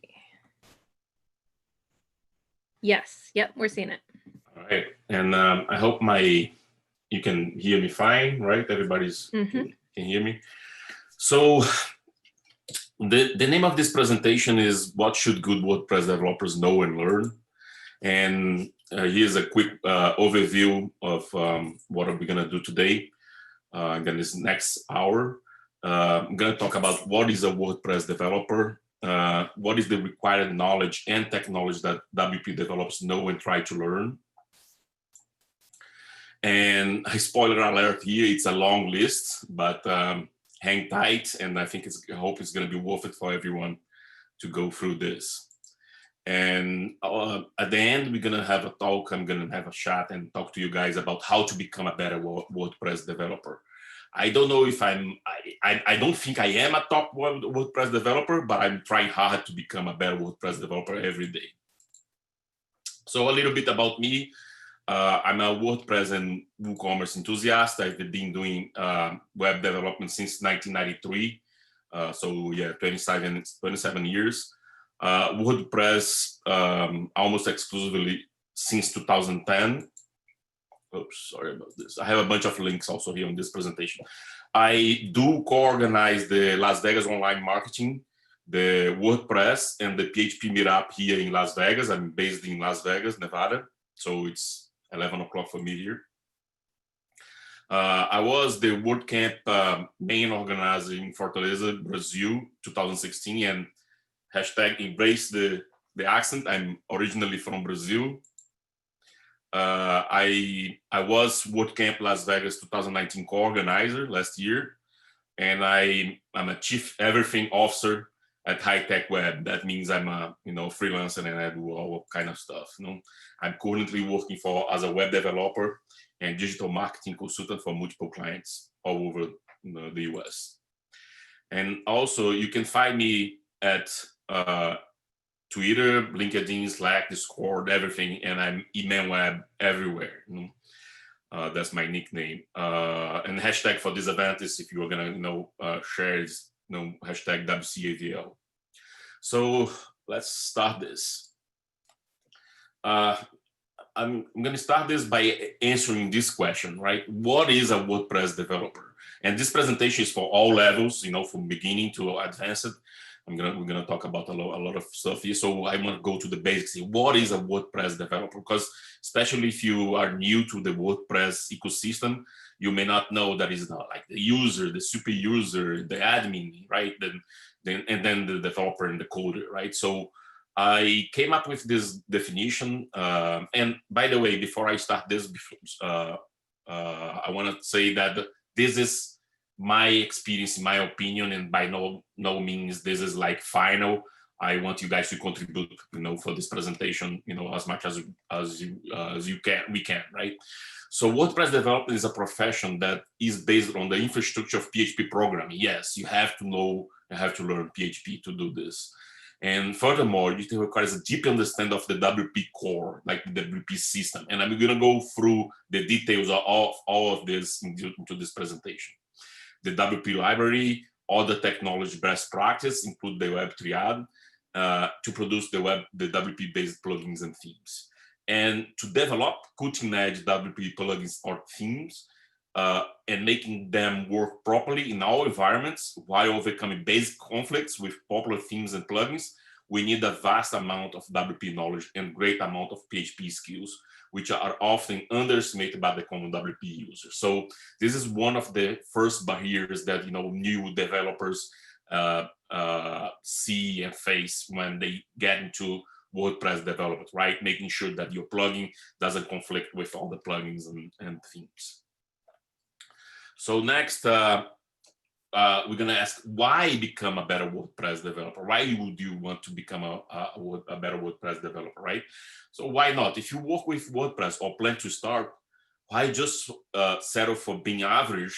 There is too much average in life already. Normal is highly overrated, right? So there are other reasons for though. For instance, the top WordPress developer make the most money. That's a really good reason, right? You want to make more money. You get the best clients. We saw Jocelyn talk about clients and how you want to get the clients with the high tickets and the best clients that pay the best rates. So yes, they look for the best WordPress developers for their stuff. And have the most influence, right? This is another thing too. If you are really into this, you're gonna get you become naturally an influencer into this ecosystem, right? The WordPress ecosystem. And a disclaimer, as I mentioned before, this presentation is based on my personal experience, background, and idea came from this meetup in Brazil. All this, my presentation has a bunch of links that you guys can go further and see it later.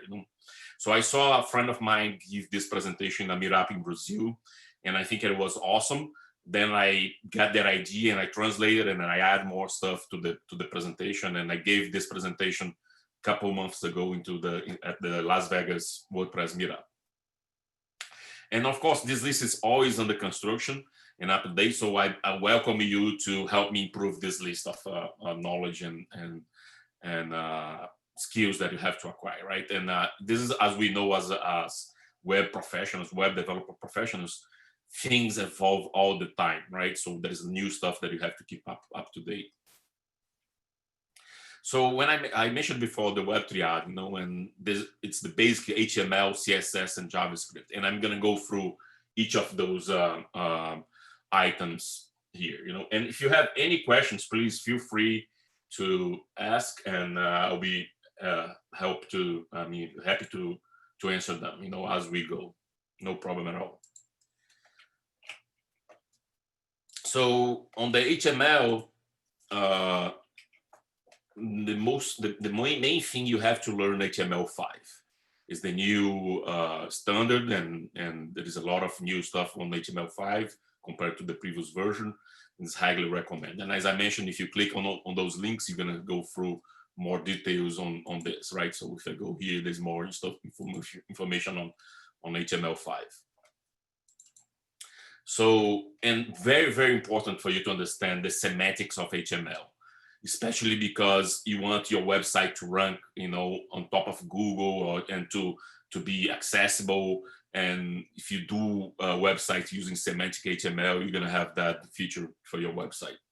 And also, it's very important for you to understand schema markup, and not only for SEO, but for a lot of things, for readers and for accessibility, as I mentioned before. There is a really good presentation at WordPress.tv about HTML, and I highly recommend you guys take a look at this, watch this presentation. So next, CSS, Cascade style sheets. It's very important for responsive elements.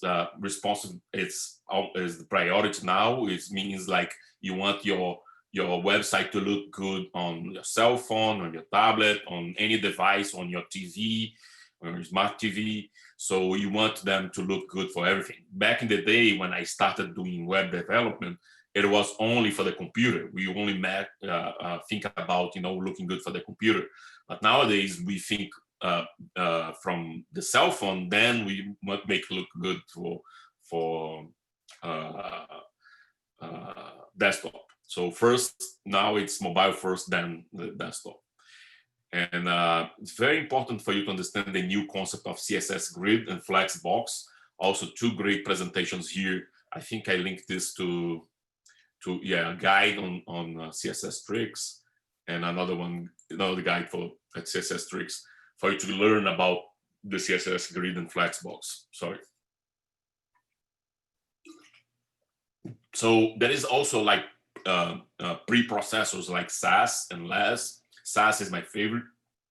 It means that you can apply programming kind of logic into the CSS. Like, let's say, I want this color to be a variable, and I want to, this element to inherit this stuff from this other variable. So highly recommend you to understand SAS and use it.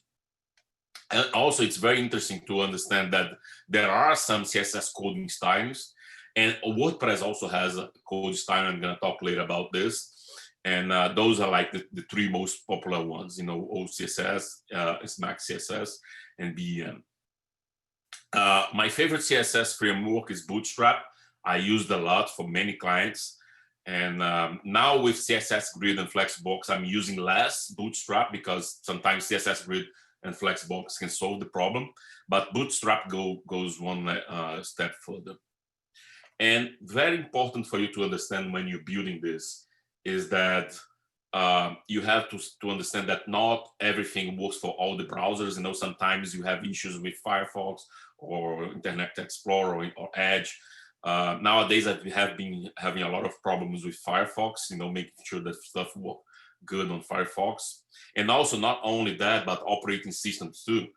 Sometimes Chrome for Mac, it looks good, but then when you see Chrome for Windows, it looks a little bit different. So yeah, you do have to do that. And I'm gonna also share some tools later on that I use for this, to help with this. And again, every one of my slides, I have a link to good talks at WordPress TV. I think WordPress TV is an underutilized resource.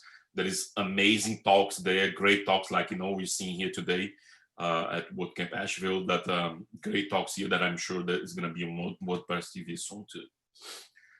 And also for the person that asked before about where they can see those presentations, if they go to WordPress TV and search for that, they're going to see a lot of great resources there, amazing resources.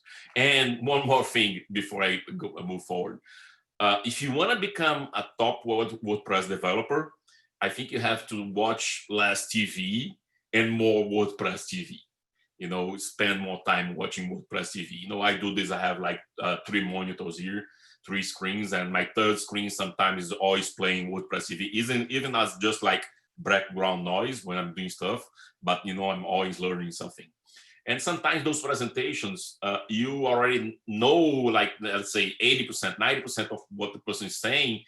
But then that is like that 5%, or that specific thing that he says or she says that helps you a lot, with something.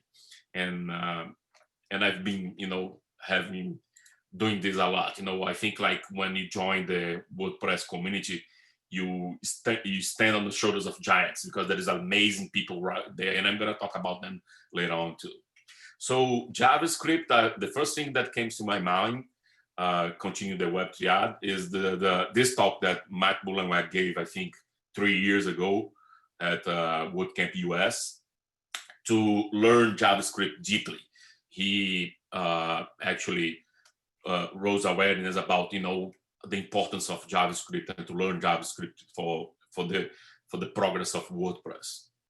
And even though lots of jQuery is now getting replaced by other frameworks, it's used a lot, and it's very powerful, and it's important for you to learn too.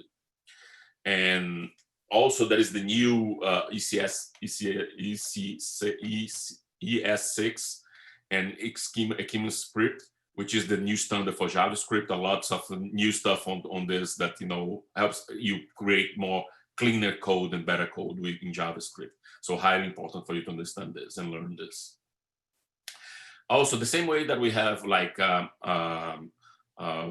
processors for CSS, we also have for JavaScript, and Goop is one of the most popular ones. Highly recommend you guys learn this, and then that is a link there for you to learn more about this. Learn about structured data, JSON-LD, and one of a very popular plugin that actually use this is Yoast. Yoast SEO, I think it's the most popular SEO plugin, and they use this JSON-LD and structured data on their code a lot.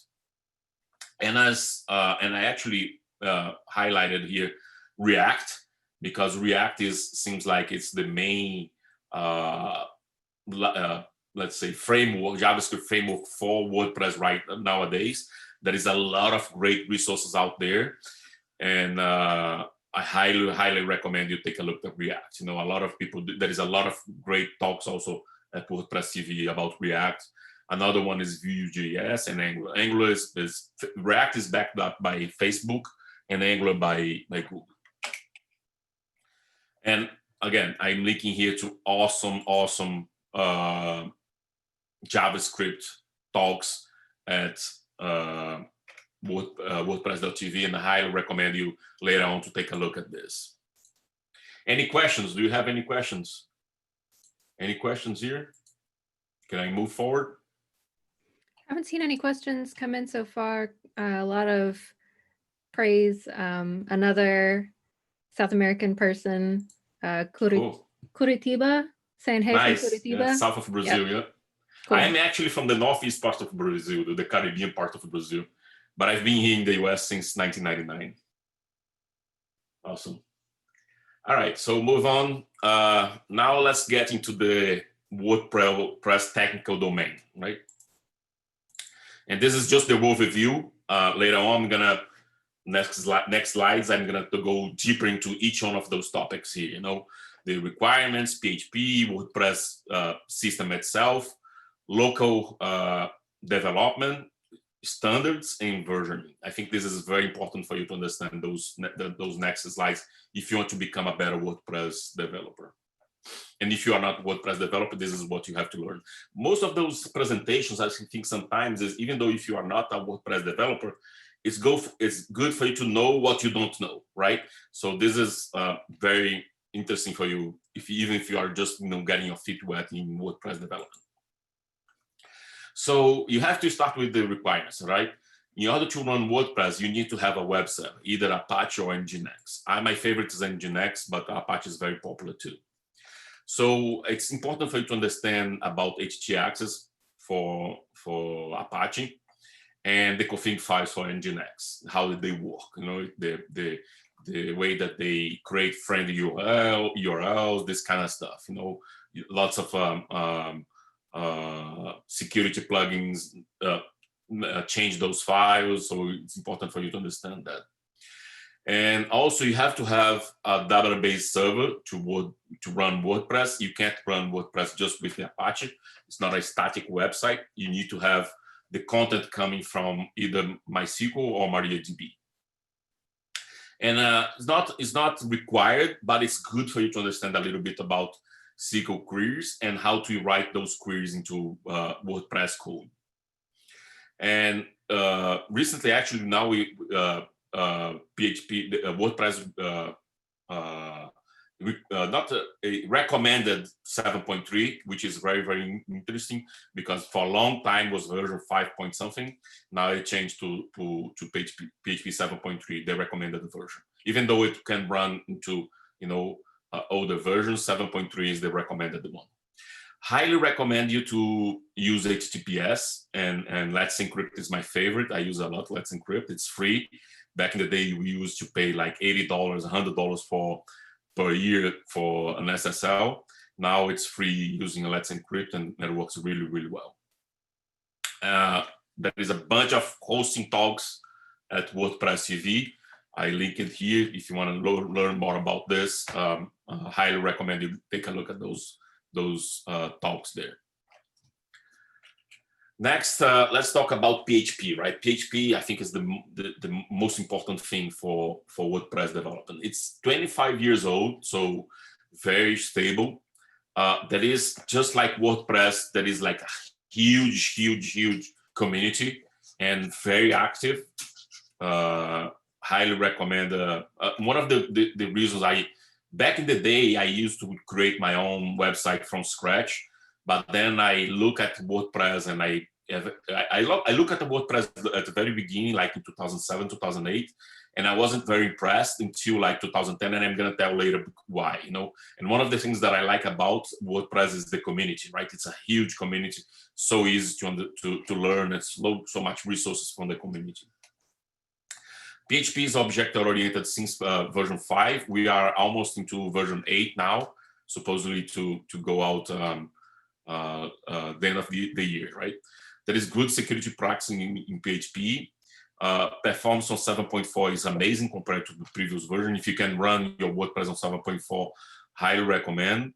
As I said, PHP 8 is coming out in December now, and it's supposedly to have a lot of performance improvement because they are using like GIT. which is a new way to just in time, right, to process code faster. And I haven't tested yet, but I want to see how it's going to work. PHP 8 beta, I think it's out there. You can test, and alpha, I think, is out there. You can play with it. The WordPress system in itself, right? Once you, let's say you downloaded WordPress for the first time and you unzip the file, uncompress the file, you're going to take a look at the file structure and hierarchy. And I think I linked it here to an amazing resource. This graphic here helped me a lot. Do you see this? Do you see this graphic here? This explains you how the file template work, right? The request work. So it comes from right to left. So if you have an index.php file, it's going to load that index.php file first, then the singular, then the archive, then the single, and so on. So for example, if you want to create like a category page, a category for a specific page, you create like category-1 and then .php, and that file is going to load when you go to that category URL, right? And if you want to create like a generic one, you're going to see here the category.php file, right? So this is an amazing graphic. It helped me understand a lot how the template hierarchy works for WordPress. Not the directory is also important for you to know. Never touch WP core and WP includes, only change WP content files. And also not very required, but it's interesting for you to understand the database model behind WordPress, especially for performance issues, because a lot of stuff is saved on the post and post meta tables. So it's good for you to understand how it works. This is what I mentioned before. No, back in 2008, when I think 2007, I was looking at WordPress. I wasn't very impressed, and I was starting to blog, and I created my own blog using vanilla PHP and database queries, MySQL. But then in 2010, a friend of mine spoke to me, and he said that, Manny, have you seen this new feature, into WordPress? I think since 3.2, version 3.2, there is now this feature, this functionality called custom post types, that now you can create different content types like books or videos or products based on this same logic behind the custom posts, like the posts. So you could, at that time, it was only like posts, pages, and stuff like that. But now you can create more. You can create your own content management system based on that, because not everybody just do pages and posts, right? Most of the other websites out there is with different stuff. So then I started to get impressed with WordPress, because this to me is what actually brought me into building websites using WordPress, because it made a lot more powerful. Very important for you to understand also taxonomies like categories and tags and all this kind of stuff.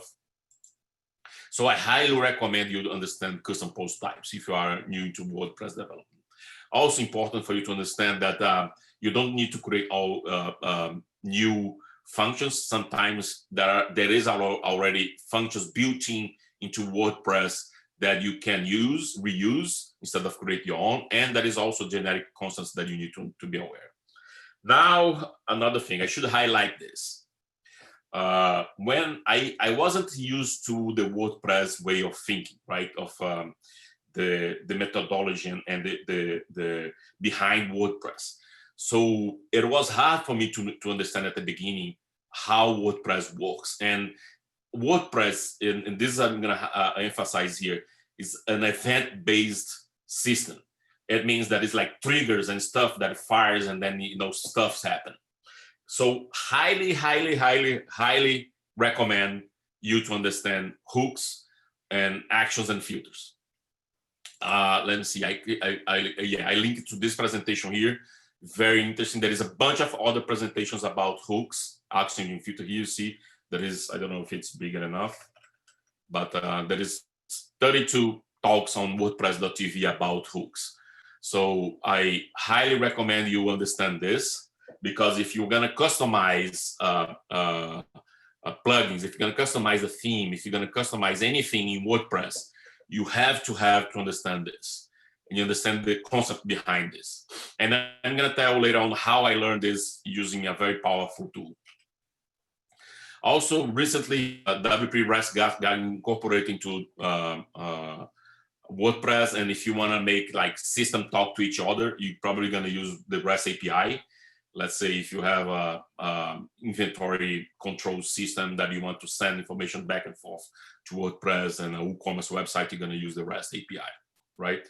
WP CLI, don't be afraid to use WP CLI. It's amazing. It's a great tool. I use that a lot. One of the use cases that I use is to sync the live database with my local database when I'm developing new websites, and then syncing that back to stage database, you know. So I use a lot the WP CLI. If you want to go further into these details here, I can talk to you guys later on about this, you know, and after the talk here. Gutenberg is the new way of building web pages into WordPress. I'm not 100% sold into this yet, but I've been looking a lot into this, and I see why it's going that way, that direction. And it's based on blocks, lots of new coding, lots of new markets for this. You know, most recently, actually, 2 months ago, 3 months ago, I started to look a lot into the WP GraphQL. And super interesting for you to create APIs using this. And there is an interface, and it's a plugin. And there is also a WooCommerce GraphQL version. Highly recommend you take a look at this. It's super interesting. You know, the way that it works is like it's an optimized way for you to return JSON calls. Let's say, you know, you can see and you can run like queries to an API to get faster and better response. Who does use GraphQL, for example, is Facebook. If you're using Facebook and you do a request, they don't load the whole page and everything. They only load specific portions of the page using GraphQL, you know, and REST. So next, this is one of my favorite topics here, and I don't know, I don't think I said this before. I'm not religious and stuck into one environment. I'm always evolving. You know, I think it's important for you, if you wanted to become a better developer, to evolve, to be aware of stuff that is out there, and to not be religious and see, oh, this is better, and you know, I'm gonna move to this direction, right? So I usually have a specific environment per project, because each client is different, each requirement is different. Back in the day, I used to use MAMP, WAMP, and XAMPP, and for local development, but they have lots of problems, lots of issues, because you have to run software on your machine that is not the same as sometimes the production machine server. So then after that, back in 2000, and I think it was 2016 or 15, I started using VVV, Varying Vagrants Vagrants. It's still is the current default for beta testing and to helping core is using VVV, but it's a lot more complex than, for instance, Local by Flywheel. Local by Flywheel is a free tool. It's an amazing tool. It works really well, easy to use. If you are new to web development, it's way easier to use Local by Flywheel than VVV. And Local by Flywheel is way better than MAMP, because you can specify like PHP version, MySQL version, and stuff like that for local development. Currently, since I think last year, I started to use Docker only for my local development, and it's way easier than VVV, and it's a lot more powerful than local, because you can set up your own custom environments. And I have links here to more resources about this. And I highly recommend you to learn about Docker. So another thing that actually I think helped me a lot to evolve as a developer and as a WordPress developer is the tool that I use. Back in 2015, I was introduced here at the PHP meetup, Las Vegas PHP meetup, to PHP Storm. And Josh, the guy, the main organizer here at the Las Vegas PHP meetup, he gave an amazing presentation about using Xdebug with PHP Storm.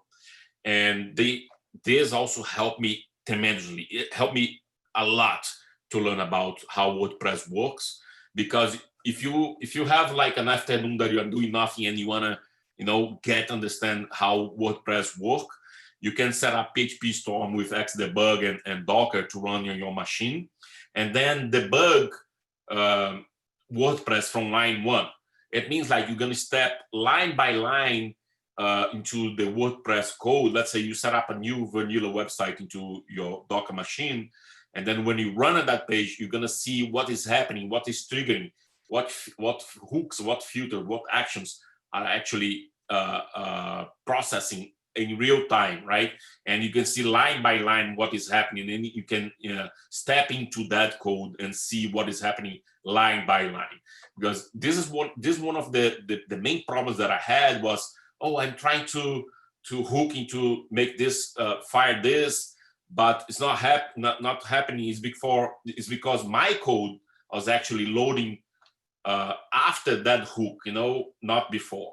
So this kind of stuff you have to learn, like, as I said, WordPress is an event-based methodology behind that. Well, WordPress, you have to learn about events. And this PHP helped me a lot. As I said, since I'm not religious about anything, I'm actually learning about VS Code, because a lot of people are talking about VS Code. It's another free, PHP Storm is not free unless you are like active into an open source project. But I think it's worth it to pay PHP Storm license, because they do an amazing job. And they enforce you to write better code too. But VS Code is a lot of people using VS Code, and other people use Atom and other tools, but those two are like the ones that I'm using now. Now, if you are a front-end developer doing WordPress stuff, and you have to build a website, a theme that needs to look well on like multiple devices, highly recommend you to use browser sync. Browser sync means like if you create a change on a CSS file, and that change propagates to your phone, to your tablet, to your second screen, even to other computers, because it runs on your local network. Then you can see real-time change that you do on your code. So when you do those changes, you see right away how it looks on your cell phone. You don't need to refresh the page. You don't need to refresh the browser, and see how it looks. Highly recommend use browser sync. I do a lot of front-end stuff too, and browser sync saves so much time. It's a free tool. Highly recommend using that. Next, any questions about this? Because I think this is those two are like local development and the WordPress system are like the most important ones. The two most important slides on this presentation, on slide 13 and 14. Any questions? We haven't had any questions come in about these particular slides, but there was one about JavaScript frameworks, if you go ahead. want to take it. Do you feel like JavaScript frameworks will replace theming in WordPress in the long run? No, I don't know. It's hard to, it's hard to predict stuff, but I don't see that the way that it's going. You could do that. You could do like headless WordPress, like what they say, but I don't know. I don't know if it's gonna happen that soon. If someone wants to take a look into that, I recommend looking into Gatsby, see how they work, because it's really interesting. The way that they're doing this kind of stuff. Using JavaScript for the front end. But any other questions? Yes. Eric asks, do you have any links on how to learn to set up Docker for WordPress? Are any of those in the presentation? Yeah, let's chat later. Hit me up and then I'll give you some links, great links for this. Awesome, thank you. All right, so moving on. This, I think, is when you do a website by yourself, sometimes you don't worry about this. But when you work in a team with other people, I think it's extremely important for you to pay attention to coding standards. As respect to the other people that work with you and for yourself. You know, if you want to later on take a look at your code, you want to see a clean code. So very few people know this, but WordPress do have CSS coding standards, HTML coding standards, JavaScript coding standards, and PHP coding standards. And PHP Storm actually help you enforce those standards. You know, if you go here, you're gonna see there is a bunch of information on how you should do stuff into how you should write your code and indentation, this kind of stuff, and the use of PHP, because this helps other people that are gonna, you know, inherit your code or take a look at your code later on or work together with you in your code to write better code. So highly recommend you guys take a look at those resources and read those handbooks about writing, you know, the right this code the right way, you know, not the right way, the standard way, right? So it's in respect to others that work with you. Highly recommend you take a look at this. Very, very, very important too, also to learn about plugin security and security best practice when you are coding. Actually, I think at the developer WordPress, they have a bunch of exactly right here. They have a bunch of information about, you know, sanitation of your the data, securing the output, this kind of stuff, you know, because this, if you want to be a good solid plugin developer, you don't want to, you know, people bugging you, you know, on the weekends and after hours because someone hacked your code and stuff like that, you know. And so highly recommend you read this to write better secure code. Next, if you speak another language, highly recommend you take a look at this. And it's not only if you speak another language, but if you want, let's say, if you want to write your plugin, but you want people from Spain, people from Brazil, people from other countries that speak Portuguese, speak Spanish, to use your code. And actually, you're gonna see, you know, it spike into use of your plugin if you allow that plugin to be translated. You don't even need to translate your plugin yourself. Lots of people volunteer to translate plugins, and this is a great way. If you write your code ready to be translated, you're gonna see a lot more people using your plugin, you know, if you do this way. And there is also great presentations on this at WordPress TV. Think about that when you next time you're gonna create a plugin and share that plugin, because if you have that plugin ready for translation, lots of more people are gonna use it. Next, very important to you to know about Subversion, because the plugin in the theme repository do use Subversion. It's a little bit outdated, but you have to learn at least to push your code and stuff like that. But the most used, and I think it changed completely the way that we do code versioning, is Git. It's the most used, and I use a lot. Either GitHub or Bitbucket. I use both of them. Highly recommend you to learn how to do it, even if you are working by yourself, because it helps you to it helps as a backup of your code. And also, if you want other people to contribute to your code, I don't have time to work on this free plugin that I put on the repository, other people can help you maintain that code, right? The other thing,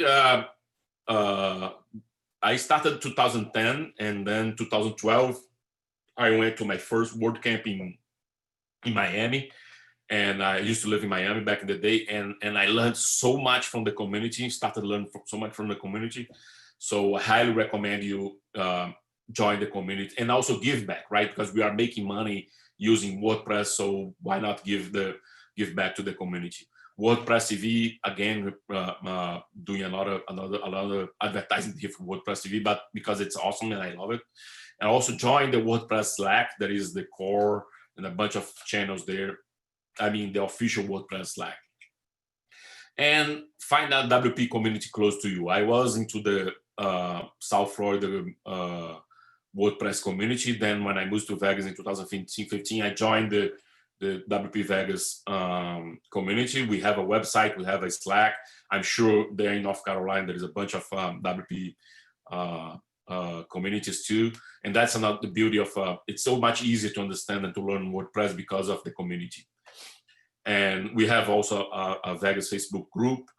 I highly recommend you use the WordPress official forum if you have time, let's say, to answer a question there or to post your questions there, because then when you post your questions there, you're going to get like a really good response. And also it's going to probably help another person that had the same problem that you are having. Later on when they search on Google, they're going to find that answer. I'm a lot onto Facebook because I'm into digital marketing, in social media marketing. So there is a group just to tell you what are the really good WordPress Facebook groups. So this is really interesting. And it's interesting for you to also, if you want to be a good WordPress developer, to better test WordPress, to better test, give feedback. It's so, I think it's kind of sad that, people blame, WordPress now has this bug. Why don't you help? WordPress is made by volunteers, right? So why don't you help by, testing that, test that into your theme, give feedback, and so on. If you want to really, really be the top developer, you have to go the extra mile, and that means you have to learn about those stacks, Linux, Apache, MySQL, MariaDB, and PHP, or Nginx. My favorite is Nginx. You have to learn about caching. Redis is my favorite. I use a lot Redis. You can play with Easy Engine. Easy Engine is based on Docker now, the version 4, and WordOp is like a fork of the version 3 of Easy Engine. It's very, very, very good, stable for production websites. I do actually have clients running on them, on both Easy Engine and WordOps. If you want to automatize the process of your development, that is the CD, CI, and DevOps that you have to learn. And if you have like big clients that have like 50 users per second on browsing your website, you probably want to learn about Elastic Computing and Elastic Beanstalk, meaning like this client's website was featured on Oprah. Now they have 100,000 people browsing the website. If you don't have a way to scale, that site's probably going to go down. So you have to have something like this. Recently, Google changed the name to Core Web Vitals. It was before it was Page Insights, and now it's Core Web Vitals. And if you want to learn about performance of the page, loading faster, and I highly recommend you to learn about this. I was impressed that I was thinking, I'm waiting. Jocelyn is probably going to talk about Bugheard, because Bugheard to me is like the best thing after chocolate. All my clients, it's a requirement to use Bugheard. Highly recommend using this. It's a paid tool, but instead of being back and forth in communication with clients about little bugs here, little bug there, 1 pixel here, 1 pixel there, stuff like that, they can report bugs on top of a stage website or a production website, and you get notifications. You can assign stuff. You can integrate with Zapier, GitHub, Slack, Basecamp. Highly recommend you using this. To me, it has saved me so much time. I don't work for them. I just love this tool, and it helped me automatize the process of delivering new websites. So highly recommend you use this. I use for all my projects, 100% of my projects. Or a project management software like TeamViewer and all the other ones. But Bugheard is by far the best. I love it. And learn about web and WP security, because you don't want to. I gave talks up before about security, and I said I never had a website hacked yet, because it can happen to anyone. It's because I'm kind of like a freak about this. I highly I'm highly, how can I say, worried about getting hacked. As I said, mentioned before, I like my weeknights and weekends. I don't want, clients bugging me, oh, my site is down because of the hack or something like that. So I try to follow as much as possible the web and WP security. We still have like a few minutes, right? So how to learn it all, right? Let's deep breath because it's a lot of stuff. I recommend you start a personal blog. And if you want to have ideas of what to write on those blogs, you can say, how you solve a problem and what have you learned. I have a blog post from, I think, 2005 that for many years, it was my top post. I had like hundreds of visitors on that page because I told how to solve a problem, a conflict between two popular plugins or something like that. So this is one of the idea for inspiration on what to write, right? The other thing is try fix a bug, a core bug, right? And if you go here, you're gonna see the WordPress track has a good first bugs. Good first bugs means if you never ever have helped contributed to WordPress, you can pick one of those bugs, jump right in and try solve these bugs, So good for you to learn how WordPress development works. Then you can create a simple plugin and share it. And as I say, if you create a plugin, try to create it translatable so other people can use. There is great talk here about introduction to plugin development. Create a theme of Gutenberg block. And Josh is the guy that actually run the PHP meetup here in Vegas. He gave a really good presentation on plugin developed in a block editor world. So really interesting. And don't forget about your body and mental health, right? Doesn't matter if you know everything, if you learn everything. If your mind is not in the quite good place, it's hard for you to create good code. So make sure that you exercise, make sure that you have good equipment, make sure that you have good posture and write that because you have to have investing a lot of time in this, and you can pay a price if you are not in a good body or mental health state. Highly recommend you to do this. I'm almost done here. We have a few minutes. So how to become a good WordPress developer? And I hope people can interact there and say your opinions on this. And to me is when I want to become a good WordPress developer, I do the research. Who are the good WordPress, how to identify the good WordPress developer, right? I started to get involved into the community and see who wrote this community. And me, I'm listing here, I think 30 something developers. This list could be like 10 times bigger, especially if you have more people. But when I started, Peter Williamson and he had a really good website. Now I don't think he's updating that website anymore.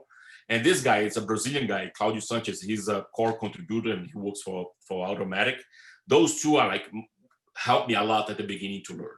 And also, as I mentioned, local people like Dave Bissett and Russell here, and John Hawk is also here in Las Vegas. You see that I missed one. I knew I was going to miss one. So all these people have great presentations on WordPress TV. They contribute a lot. They give back a lot. They are like prolific about. Many of those you probably already recognized. Elliot is the guy from Advanced Custom Fields. There's a bunch of great. This guy here is amazing. I think Amada Wise, he contributes a lot on Facebook groups, on his website itself. Great code. So by looking at these people's code, by looking at these people's work, I became a better WordPress developer. Learning resources, right? There is a lot of content all around the web, into YouTube, into WordPress TV, like those talks, but sometimes you need like a structured way to learn. And the official WordPress developer resources is one of those, I think one of the best resources. SymfonyCast if you want to learn PHP and object-oriented programming. Lynda.com, I don't know there in North Carolina, but here in Asheville, but here in Vegas, if you have a library card, Lynda.com, it's free. And there's a lot of great content there for you to learn PHP, CSS, JavaScript, and everything. And paid courses on Udemy is really good too. WPcast is free on YouTube, and I like them because the way that they structure their content, as I say, it's not like scattered content all over the place. So this is great. And JavaScript for WP.com is another great resource from Zach. Zach is another very well-known person. And WP Water Cooler is one of my favorite YouTube channels. And they have a specific branch for developers where they talk to other devs there all the time. I think it's Friday mornings. Every Friday morning, they talk about this. One of my favorites. And WP shout free courses. Those are like my favorite learning resources. I'm trying to run here because I think I see I only have 5 minutes. So to wrap up this, this is, I think, important for you to understand. Live as if you were to die tomorrow and learn as if you were to live forever. Because you have to learn all the time. You can't stop. It's like a shark. You have to be learning new stuff, reading about new stuff, getting into new stuff all the time because things evolve. I think things change. And tell me and I forget, teach me and I may remember, involve me and I learn. I think once I got involved into the community, I learned a lot. So I think it's a great way for you to learn and to learn more if you got involved into the community. So thank you very much. I think you only have like 5 minutes for questions. If you want, download this presentation. It's available at this URL. It's case sensitive, WCAVL 2020 WP Dev. And if you want to reach me after this, I'm Web everywhere, and we can talk more because each of those slides I think could be a presentation by itself because it's a lot of content. But at least you know what you have to learn. And I don't know if you can have feedback there, but let's see if the moderator is going to allow us to talk more about this. Thank you. Thank you so much, Manny. That was really awesome. A lot of content, right? Way to give us a huge list of things and feel excited about it. Well, yeah, it's a lot of stuff, but get into it. Little by little, you're gonna learn. With time, you're gonna, if you invest time into this, you're gonna learn. Do we have time for questions or no? We maybe have time for one quick question. All righty. If folks have something that they haven't added in the chat yet. Any questions, guys? While they contemplate that for a second, do you remember what your first bug fix was that you contributed in WordPress? Actually, shame that I haven't contributed, but I think it's very interesting to do this. I contribute a lot by translating and helping translate, but I didn't contribute directly. What I did, and I think it was a way for me to contribute. There is also, if you go to the plugins repository, there is plugins that are available for adoption.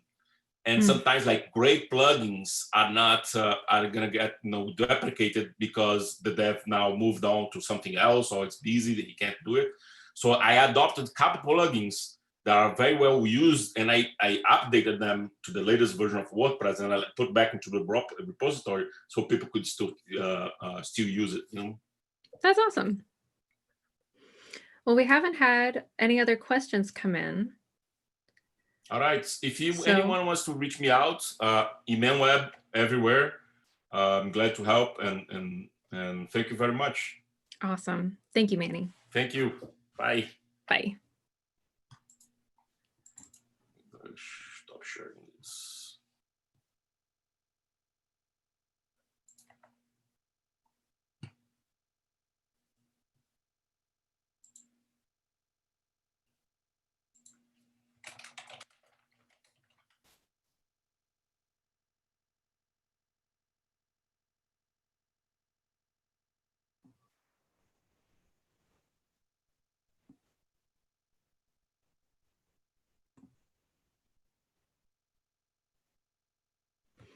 Hey there, Miriam. Just a couple quick things. I already mentioned that we're gonna maybe hold off on getting started until about 2 after. No problem. Cool. And then we are streaming to YouTube. I did see in an earlier session. So Okay, cool. So I'll be pulling in questions from the Zoom chat and from YouTube. So yeah, it's good because my session might not take that whole time. So it's good that we're starting a little bit later.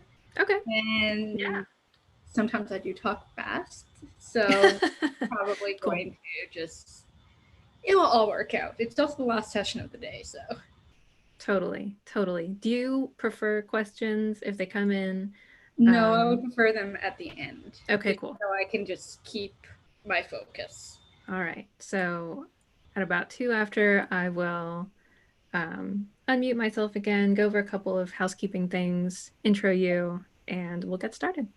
Cool. So just so you know, I will be kind of changing my screen share between my slides, and I am doing what most speakers don't do, is a live demo. I want to see if it works differently doing it via Zoom than if I'm actually standing up in person at a podium. So cool. All right. Fingers crossed.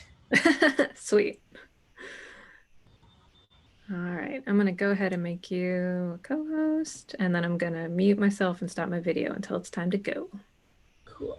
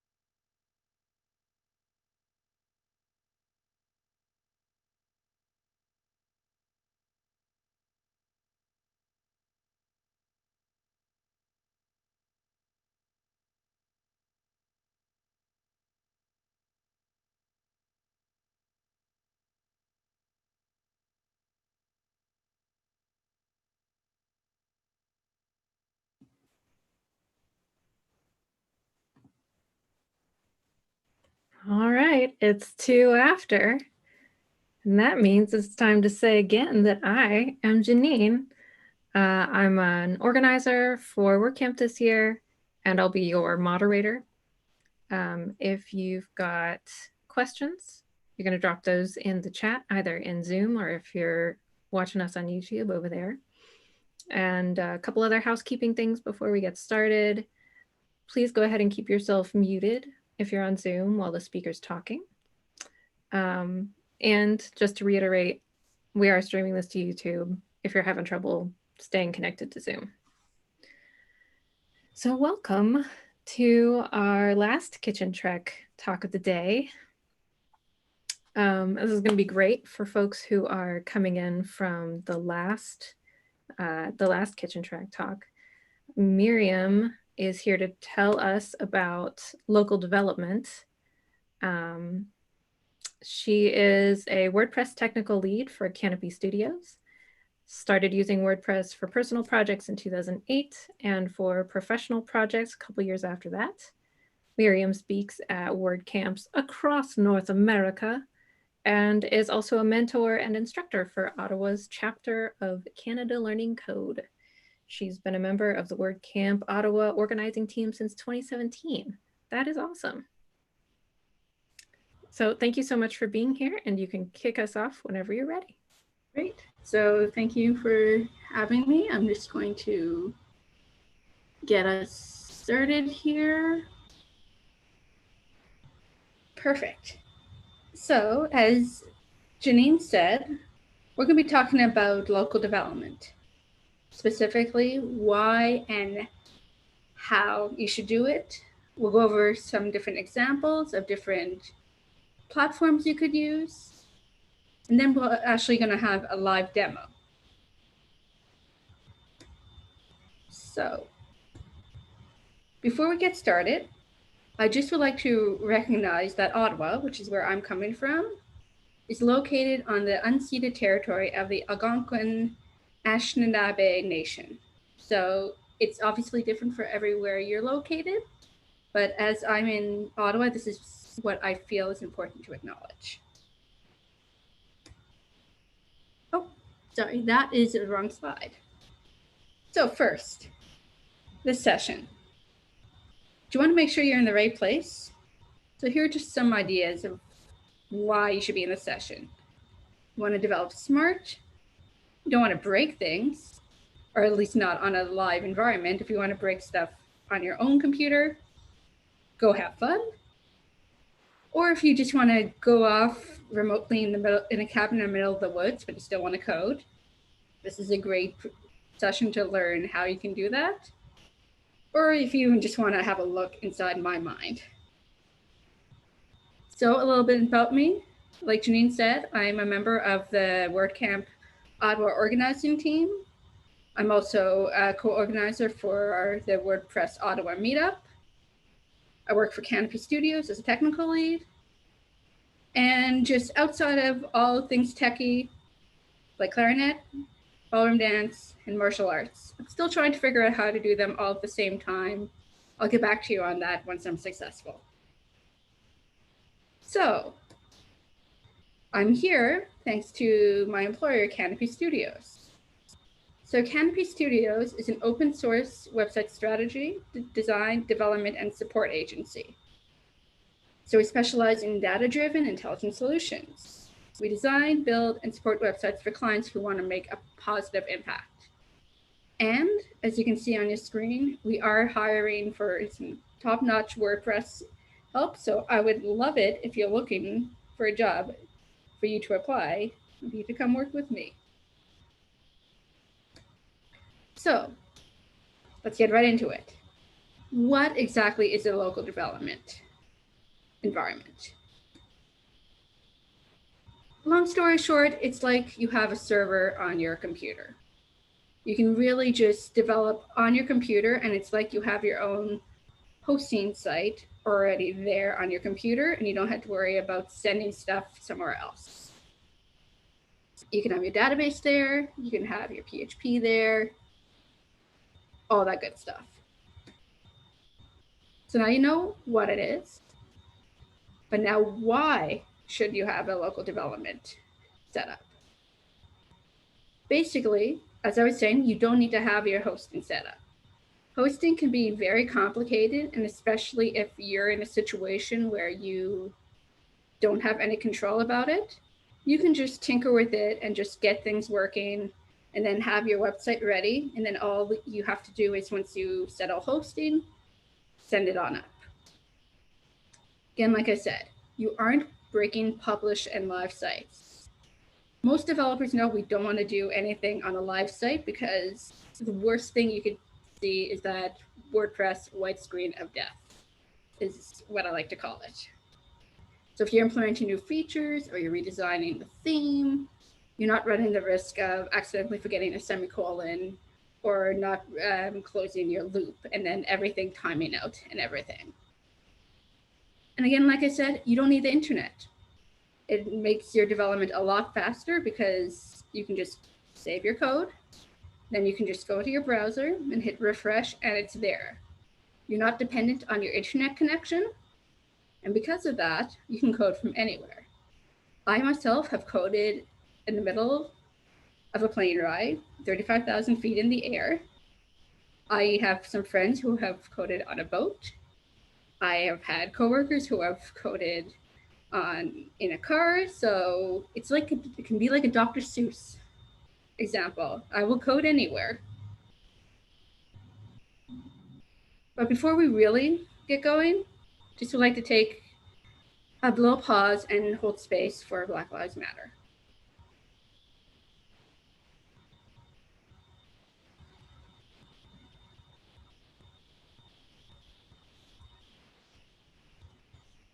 Okay, we've talked about what it is. We've talked about why you should do it.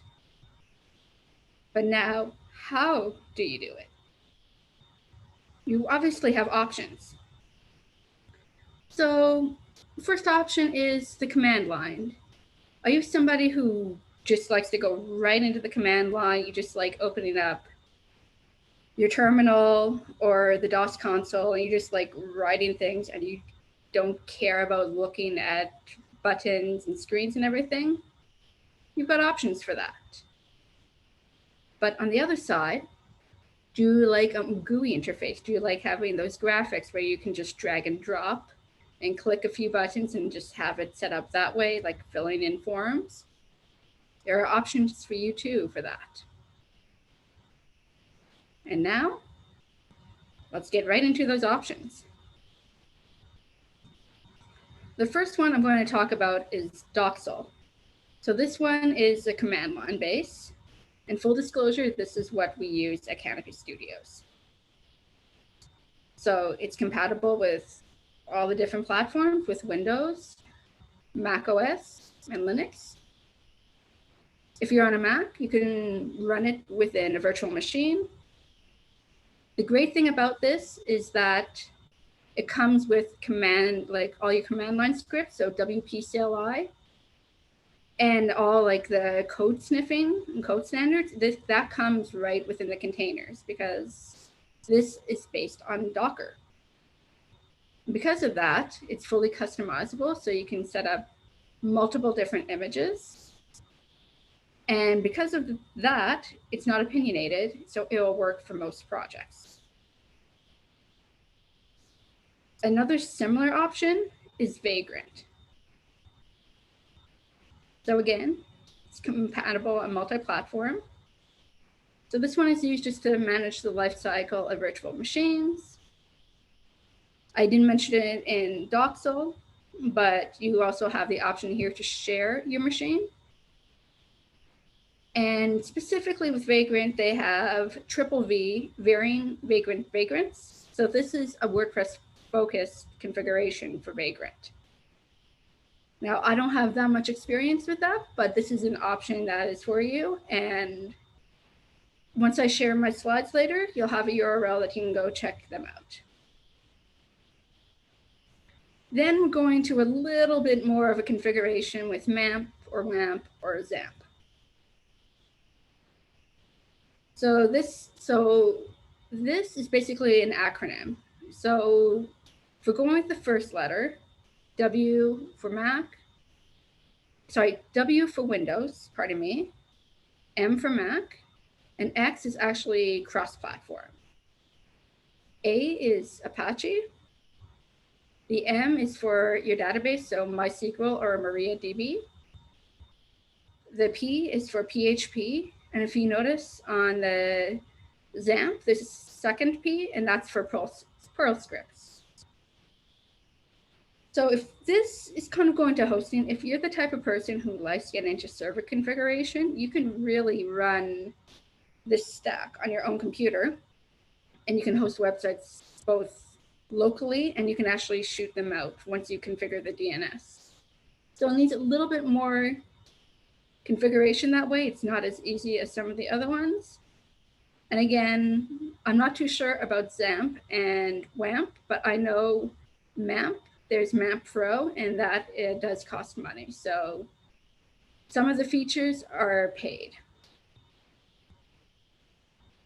Now we'll get into some of the GUI options. One of them is local by Flywheel. This was my previous local development environment of choice. So local, again, it's a GUI interface. It's very easy to switch between your WordPress versions or your PHP versions or your MySQL versions. And you can even switch between Apache or Nginx. The great thing about it, it's very easy to get SSL sorted out. So if you're worried about like cross origin and you want to test it out locally, you don't need to worry too much about that. Like the other ones, you can share your website with others. So if you're, so let's take, for instance, if you're working in a distributed team and you want to, you're not ready to push it up to, say, a development environment, but you want to share something with your QA engineer. This, you can just share it with something called ngrok, and it'll come up with a link, and they'll be able to view your local environment, like the website there. And this also, it's Docker-based, so it uses containers.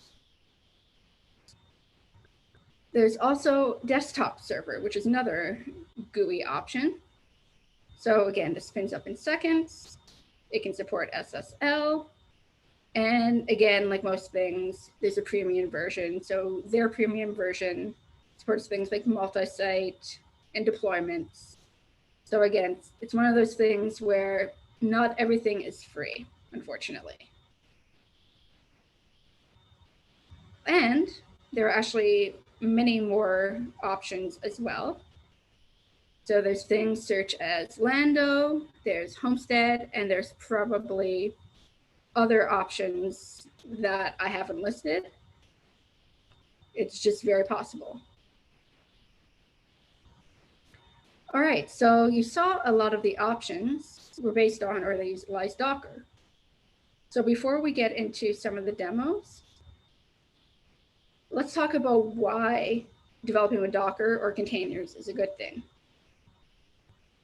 So firstly, you can emulate your production environment, because with the containers, you can have the same database you have on production. You can have the same Apache version or Nginx you have. You can have the same MySQL.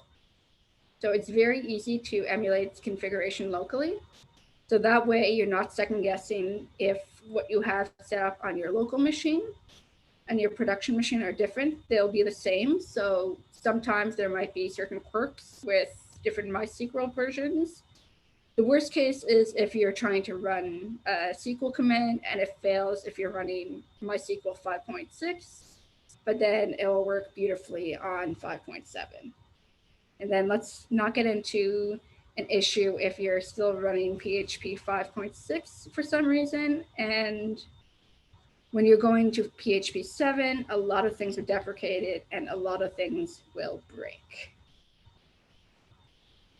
Secondly, you can isolate things. So it's not like all bundled into one package. So you can play, again, you can play with different containers for the web, your PHP version, the server version, you name it.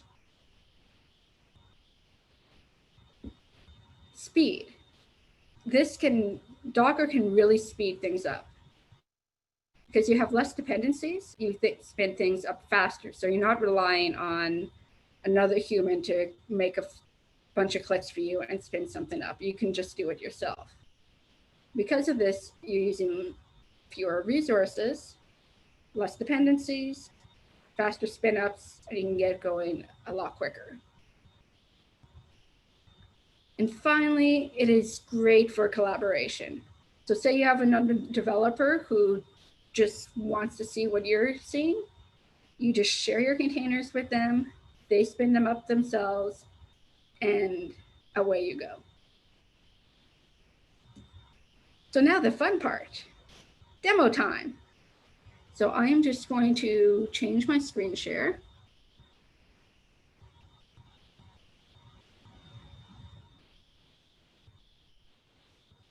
All right.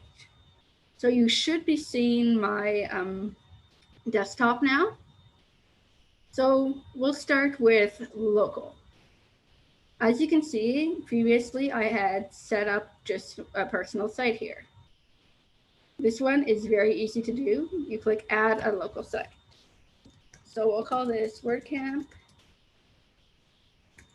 Asheville 2020. If you really want to, you can change like the prefix to your domain here. You can change where it's set on your computer. And this is something I haven't really used, but there is the option to use blueprints. So we continue. You can have a preferred setup. So their preferred one is PHP 7.3, Nginx, and MySQL 8.0. But you can also get custom. So as you can see, the lowest that the current version of local will support is 5.6, or you can do 7.3 or 7.4. We'll do 7.4 just for fun. You can choose between Apache or Nginx. Do Nginx. And you can choose between MySQL 5.7 or 8.0. We'll go with 5.7. Click continue. And this is where you set up your WordPress username. Now, just for time, I'm going to go and use what you should never use. So don't do as I do. We will just use admin and admin. Never use this in a real environment. And then you put in your email. Again, you have advanced options. You can even set it up as a multi-site, but we will not do that today. Click add sites. You can see it's provisioning the services. It'll ask you to just add it to your host file. So you don't have to go in and do it manually via terminal. It installs WordPress. You can see I have this thing that says trust. So if I want to have this SSL, I just click trust. It goes through. And then if I want to view the site, you can see that it comes up.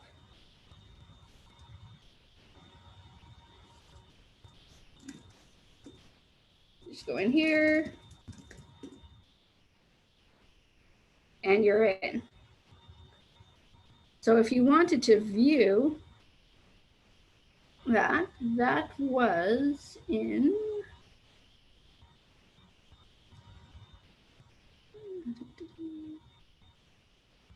we won't go into it specifically, but you just navigate to where you've saved the files, and then you can open it and go through. And then it's pretty easy just to stop it. So you just click stop. If you're worried about resources on your computer.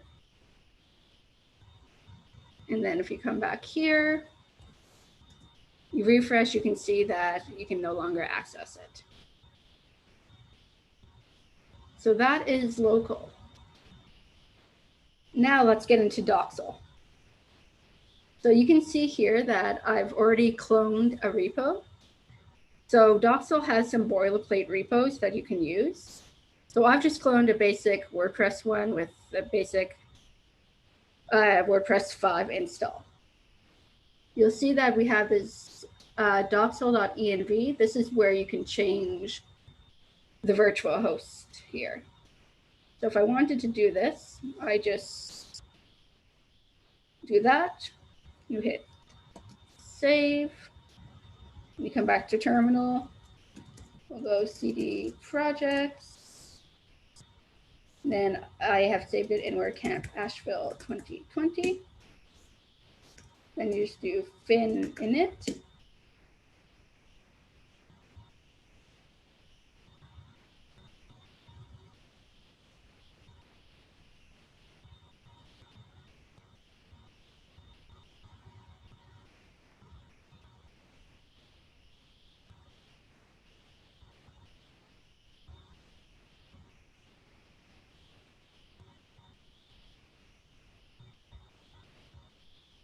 Takes a little bit of time sometimes, especially when you're doing it for the first time. There you go. You can see that it's spun up. Just copy it.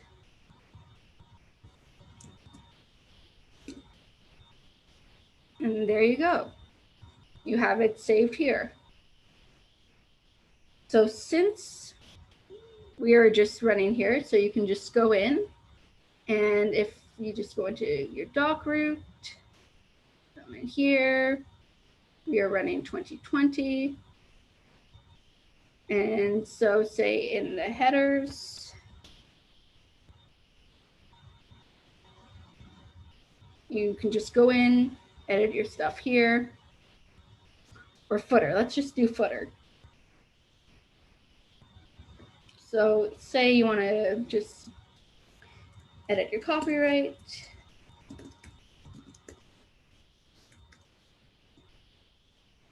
Hit save. Come back here. As you can see, it's right there. So again, they're pretty similar, but the great thing about this is WP-CLI. So again, we'll log in. Again, don't use this as your username password combination. So we'll look at plugins. You can see we only have 2 installed. So we'll just go back here. So all your commands, you want to start with fin and then WP. So let's do plugin install. Let's do media sync. If you really wanted to, you can add in your activate command. Oh, and that didn't work. So I need to go back. This is why you shouldn't do live demos. But most of the time, it should work. And with that, I am going to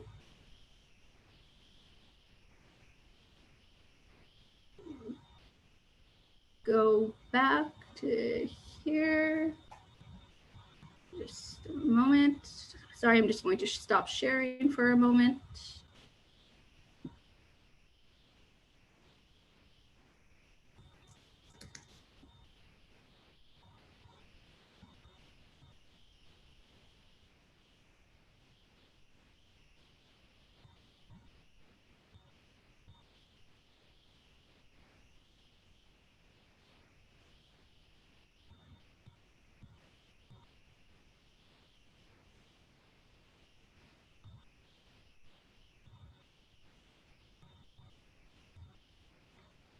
And yeah, I do realize that I did speed through that, but that is basically the long and the short of local developments. And now we have time for questions or conversation.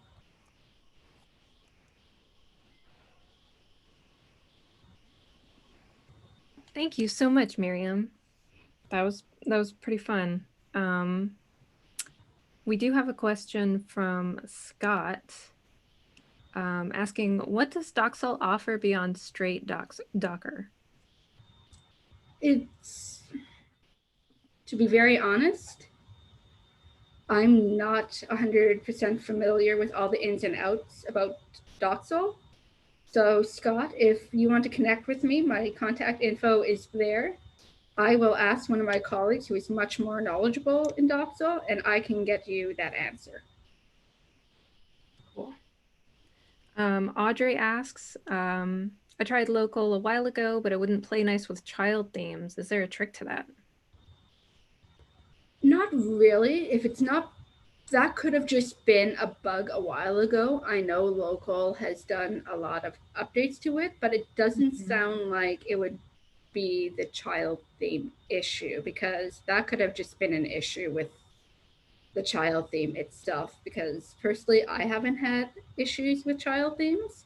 but I would give local another try because they've definitely improved from even when I was using it primarily a year ago.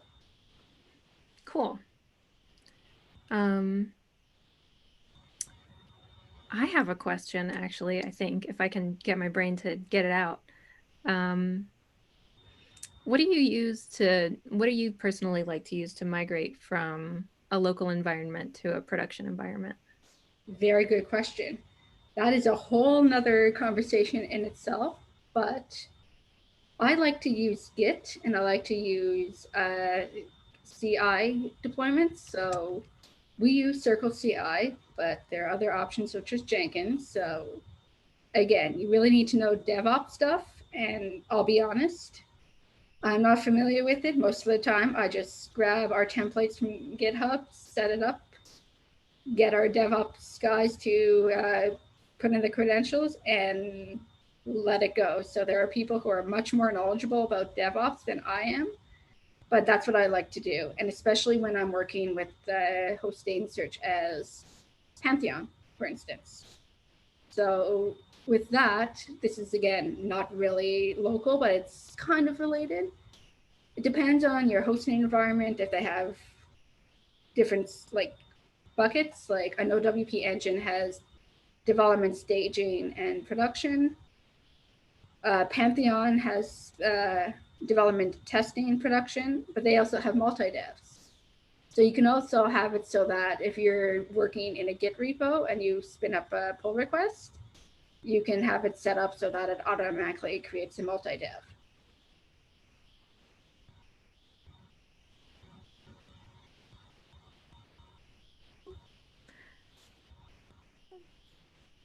I think this may be related, but Eric asks do you need to update your WP config or update the database when you push to live? No. So yeah.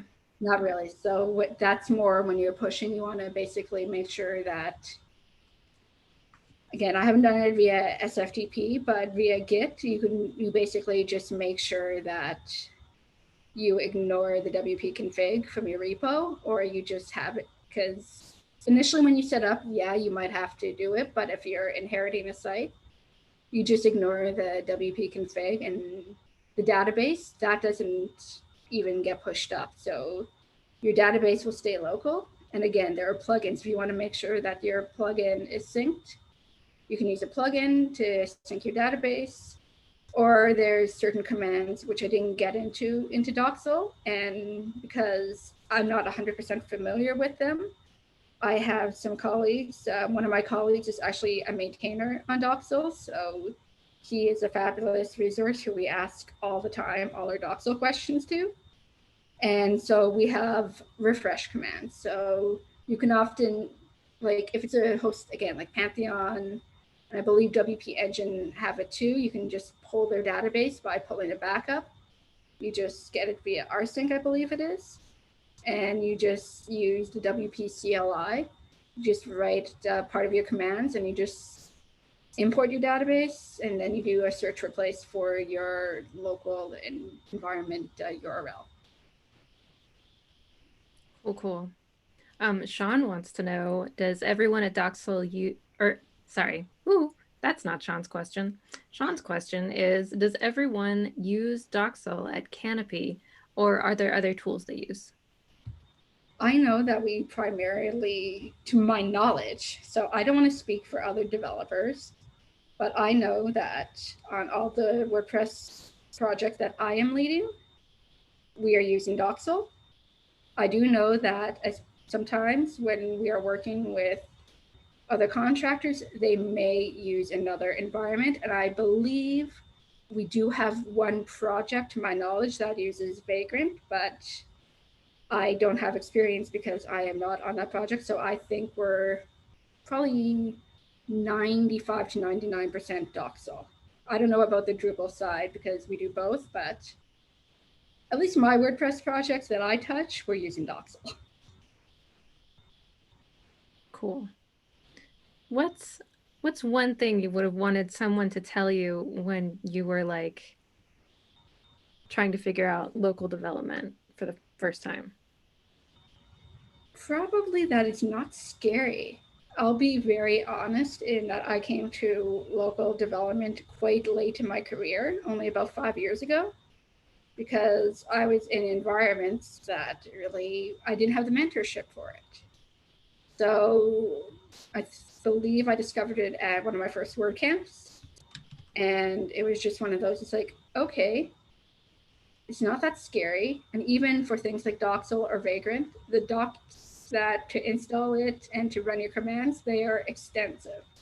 Like if my colleague who is our Doxel expert, if he's unavailable because he's 3 hours behind me, but I need something done now because the client is freaking out and I need to solve something, then I just go to the docs or Stack Overflow or Google. Probably 90% of the time I can answer my question that way. So again, don't be scared by it because it really helps and it's going to save you a lot of headache. Cool. Yeah. Sean has a follow-up question, and that is, do you recommend Doxel for teams? If so, why? If not, what do you think is a better option? That is a very interesting question. And I would have to say it depends on your team. If you have somebody who is like, if you have a team who is not very comfortable with command line stuff, and everybody there prefers like drag and drop stuff, I personally would go local in that instance. But if you have people on your team who like the command line and like the flexibility of learning Docker and having the different images, then yeah, I would use it. I've been a convert to Doxel myself since I've started at Canopy because I personally like to learn things. It's kind of a challenge learning all these different things and seeing it's like, okay, that doesn't work. So side note, I had a project where I was patching a plugin and the way that the plugin was written, it just wasn't working. So I'm like, oh, wait a sec. There's a line here in my local Doxel configuration that if I uncomment it, I boost my MySQL up to 5.7 rather than 5.6. I did that, just ran a command to restart my project. Lo and behold, it worked. So just once you're familiar with the commands and you figure out that it's just a matter of just kind of like rebooting your project, flipping out PHP versions or MySQL versions, it's really cool.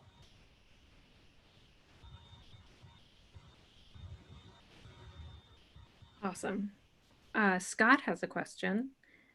Scott's question is, could you talk a little bit about your repository structures? Do you tend to include a full WordPress install in your repo, or do you orchestrate local builds through some type of compose setup? Again, it really differs. So I'm not the expert on DevOps. We have very talented colleagues who help me out, and I'll be perfectly honest, I just cut and paste and I let them point me in the right direction. But I know that with some hosting partners we don't include the full install. So we only include the WP content. We always exclude uploads because that is just going to kill your repo and your size. And again, it depends on how you want to do it. Some you can do a composer install, some you can just do via WP CLI, and you can just put all your files via rsync or everything. Or if you're with a hosting provider that has Git repos, you just push to, I guess, your environment's repo. So it's, I guess, there's not really one standard. Mm-hmm.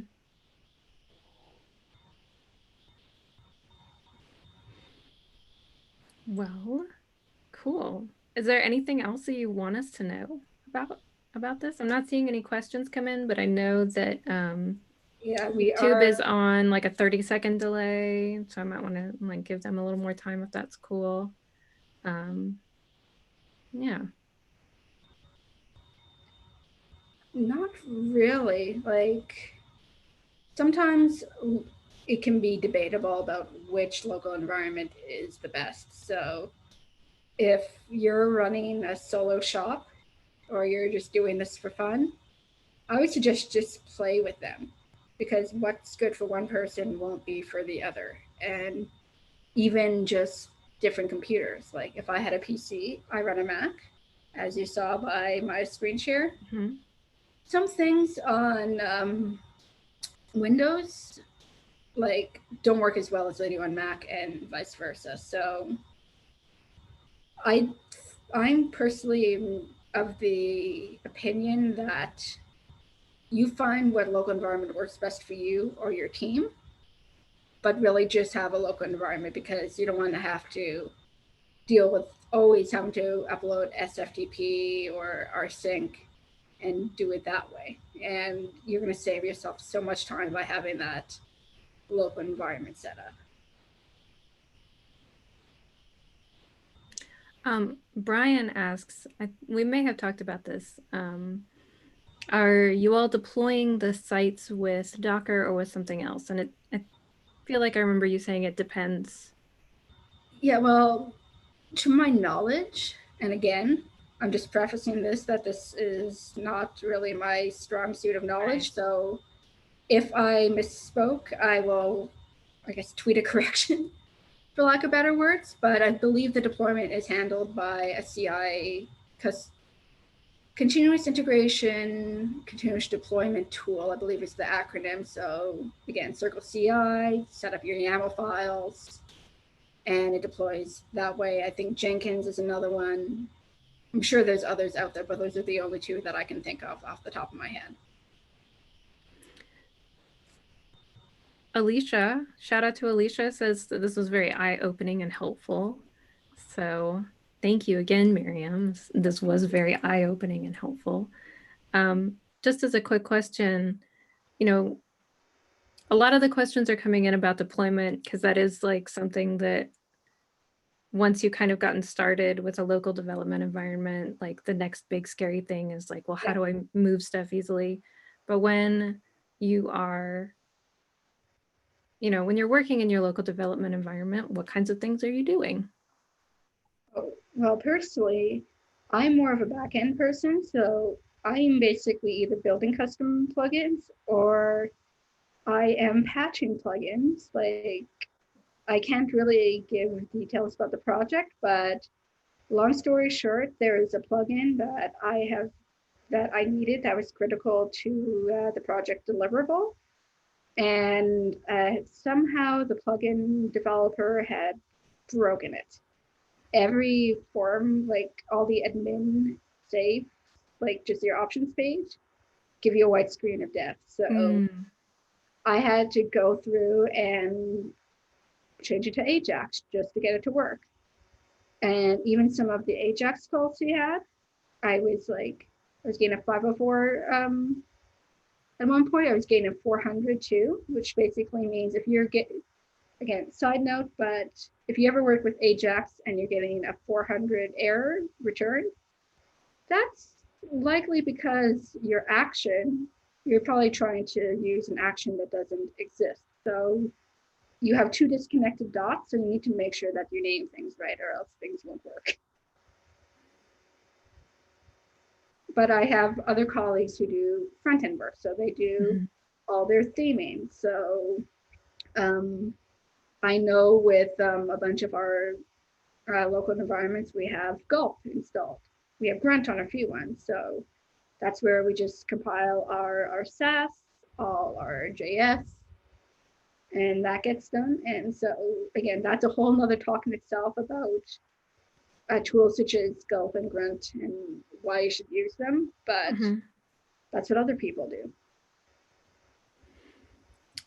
I'm assuming that you're using some kind of like versioning in your local, like some kind of version control in your local environment. What tools do you use for that?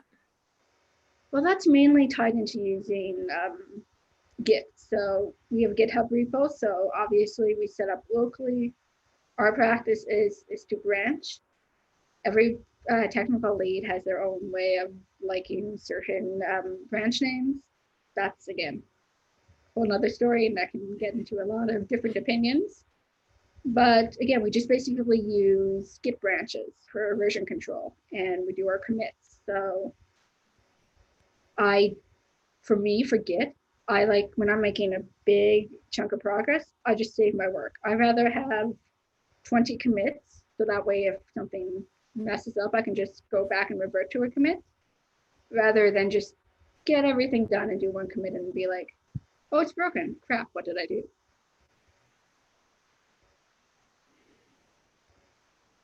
Very cool. Well, this has been a super awesome talk. Thank you. I appreciate the conversations. I do realize the slides were shorter, but I'm glad that we're to have this conversation and I was able to answer some questions. Yeah. And why don't you let us know where we can find you next, or yeah, so I'm not sure if it's still on the screen, but that is my email for work. So Miriam@canopy.com. That is my Twitter handle, Miri Goldman. It is not up there because I frankly just post pictures of my dog. But I'm on Instagram as Dancing Sensei.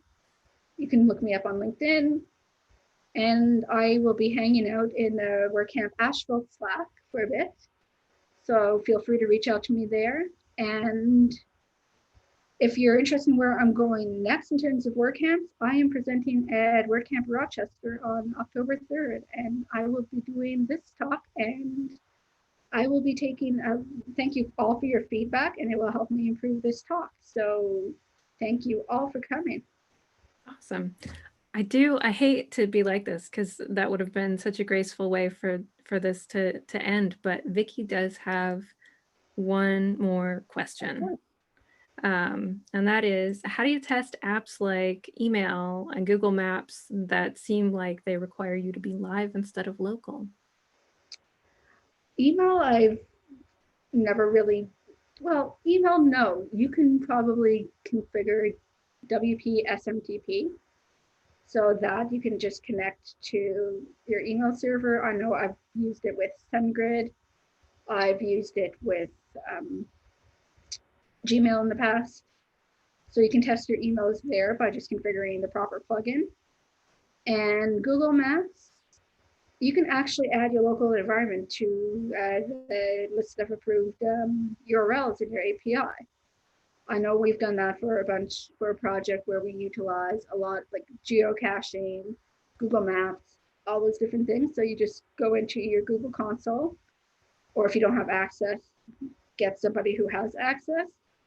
And depending on what it is, so if it's WordPress.local, WordPress.test, WordPress.doxel, whatever your local environment is, you take that URL, you add it to the list of approved URLs, and then it should work. And again, the only other caveat that I've found sometimes with testing is if you don't have SSL set up on your local, but you get those weird cross origin issues,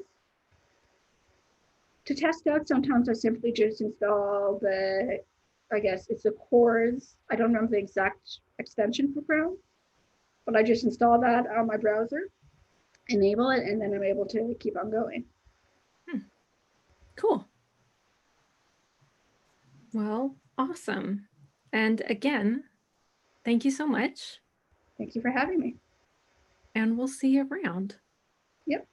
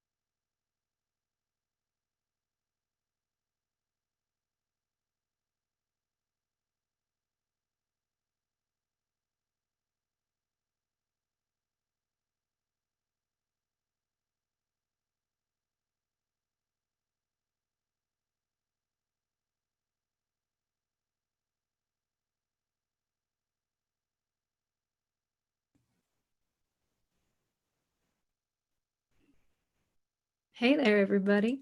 I just popped back into this here live stream to tell you that this was the last session in the kitchen track today. But if you're interested in hanging out, there is going to be a social activity this early evening, late afternoon. And thank you all so much for being here.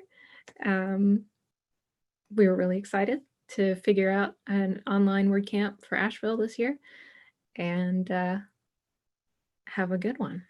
Bye now.